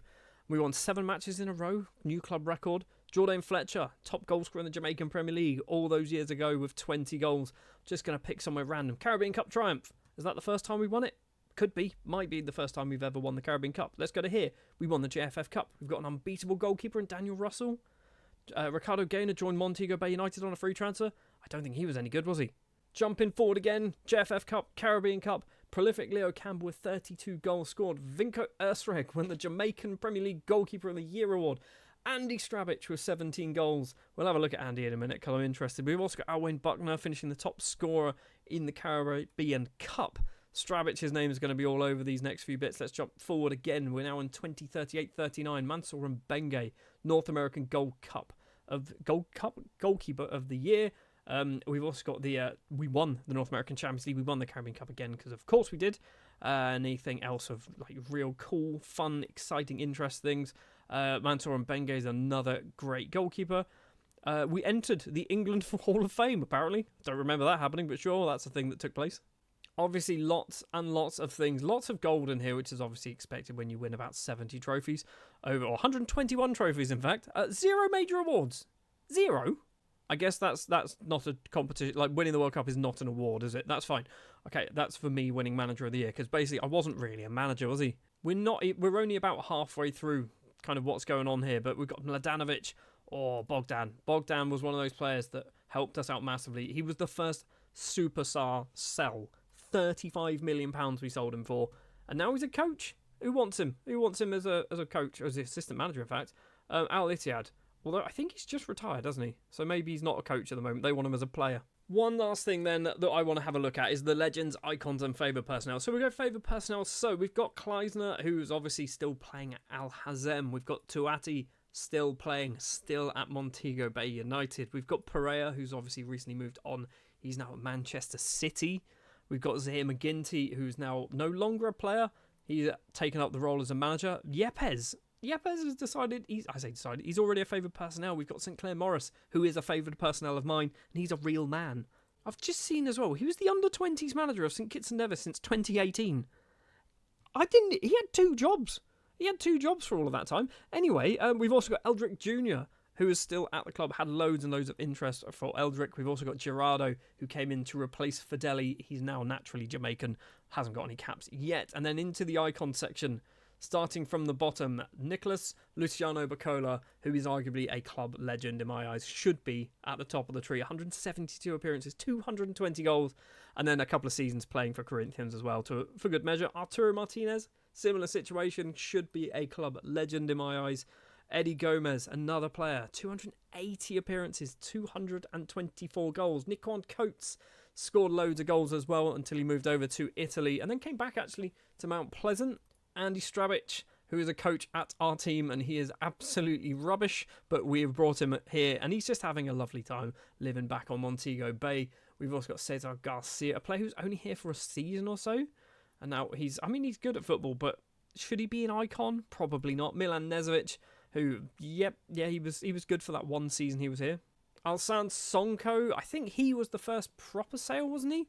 It was either him or Soli. One of those two were kind of the first big sales with like 50% sell-on clauses that really helped us out financially. We've got Carlington Cohen still at the club, only 27, 125 league goals. Kevon Roy still at the club. He has got damaged cruciate ligaments, so he's not really done a huge amount of football for us this season. Alfonso Leckie, who was sold to Liverpool, I believe, then went on loan to Fulham, and then we brought him back, and he still played 11 times. He probably wasn't good enough to do it. Kimoni Talbot, superb footballer, scored loads of goals, 175 league goals for Talbot. Buckner, legend, absolute legend. How was he not a legend? He's only an icon. 322 appearances, nearly 250 goals. Courtney McClare, he's still playing at 33. He's still good as well. 270 league appearances for McClare. Ollie Bayliss still at the club. He's not... how was he a legend? Or not a legend, whatever this one is, an icon. I don't get that one. Johnny Palmer definitely should be considered an icon. 185 appearances, 133 goals. Leo Campbell from way, way back in the day, a real man. 116 goals scored for us. Colin Hernandez, a Trinidad and Tobago international who came for our youth intake. Loads and loads of games for Hernandez. Devon Malcolm, who is still playing over at Al Fayda. Now, in Saudi Arabia, I'm going to assume, not a huge amount of appearances, not even 100 for us, but loads of goals. Fideli, what else can we say about Fideli? 244 league goals in 206 games. That's probably like a record, right? He's probably the record holder. And then when it comes to legends, some of these will actually be pre-existing. Obviously, myself there. Cameron Lord is a legend. He is a legend at 23. Ricard Berrocol, a legend at 28, still at the club as well. Aguiar is a legend. Really? I mean, he did score 123 goals in 2 seasons.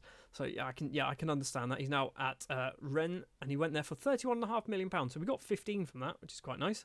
Jesus Hernandez is also a club legend. We sold him to Man United, who then eventually went over to Bayern Munich. So we got 20 million as well from that. He's now on his way out of Bayern Munich, off to... Okay, I was expecting to say Saudi Arabia, but no, it's potentially Italy, Spain, or the north of England. Severo Depas, I'm surprised. Wasn't he a right back, wasn't he? He only retired, he retired about 13 years ago. 211 appearances for Depas. We've got Theodore Whitmore, who's a real man, Paul Davis, and Ian Goodison, also all real men. So let's have a very quick look. Can we just do an overview, overall records then? So, we have got most points in a season of 78 points, which is obviously every single season, I think, at some point. Fewest points, we weren't here, so it doesn't really matter. Most league goals, 167, but also fewest league goals of 15. So it's a very big swing there, isn't it? Players, most league goals by a player is Alwyn Buckner at 247. Most overall goals by a player in a season is Bacola with 66. Kamar Dalissa, most league appearances by a player. He's still playing? He's not still playing. Okay, obviously went over to Hoffenheim. Fideli, 50 goals in 1 league season. Bacola, an 8.91 average rating in 42 matches. It's quite a lot. Colin Hernandez, our youngest ever player, our oldest ever player, is Mensash Staple, playing against Saprissa in the North American Champions League semi-final. Fair enough. We did score a goal after 12 seconds. Jason Foster against Humble Lion. Didn't know that was a thing that happened. We've also got 6 goals in 1 game by Fideli. Bacola with 42 assists as well. 31 clean sheets in 1 season is insane. And that was not the season just gone, the season before that. We've got 31 clean sheets. Bacola with 18 Man of the Match awards. Carson Ebanks, youngest ever goal scorer, and then oldest goal scorer is Owain Gordon back in 2026. I'm not going to go through everything because obviously there's going to be a whole load of things that have taken place. Our highest transfer fee paid is Bacola. Mladenovic is our highest received. There's been loads of other transfers, obviously. You can have a look at things there, see where we've definitely wasted money on this man here, for example. So that's going to do it. Our time in Jamaica comes to an end, and I guess our time in FM24 pretty much comes to an end as well. We are going to be doing Building a Nations in FM26 as well. I've got 3 nations lined up. Whether I'm going to do all 3 of them, I don't know, but we're going to see what we can do when it comes to FM26. So if you're not subscribed, do consider subscribing so you get those videos when they pop straight out fresh onto your YouTube algorithm.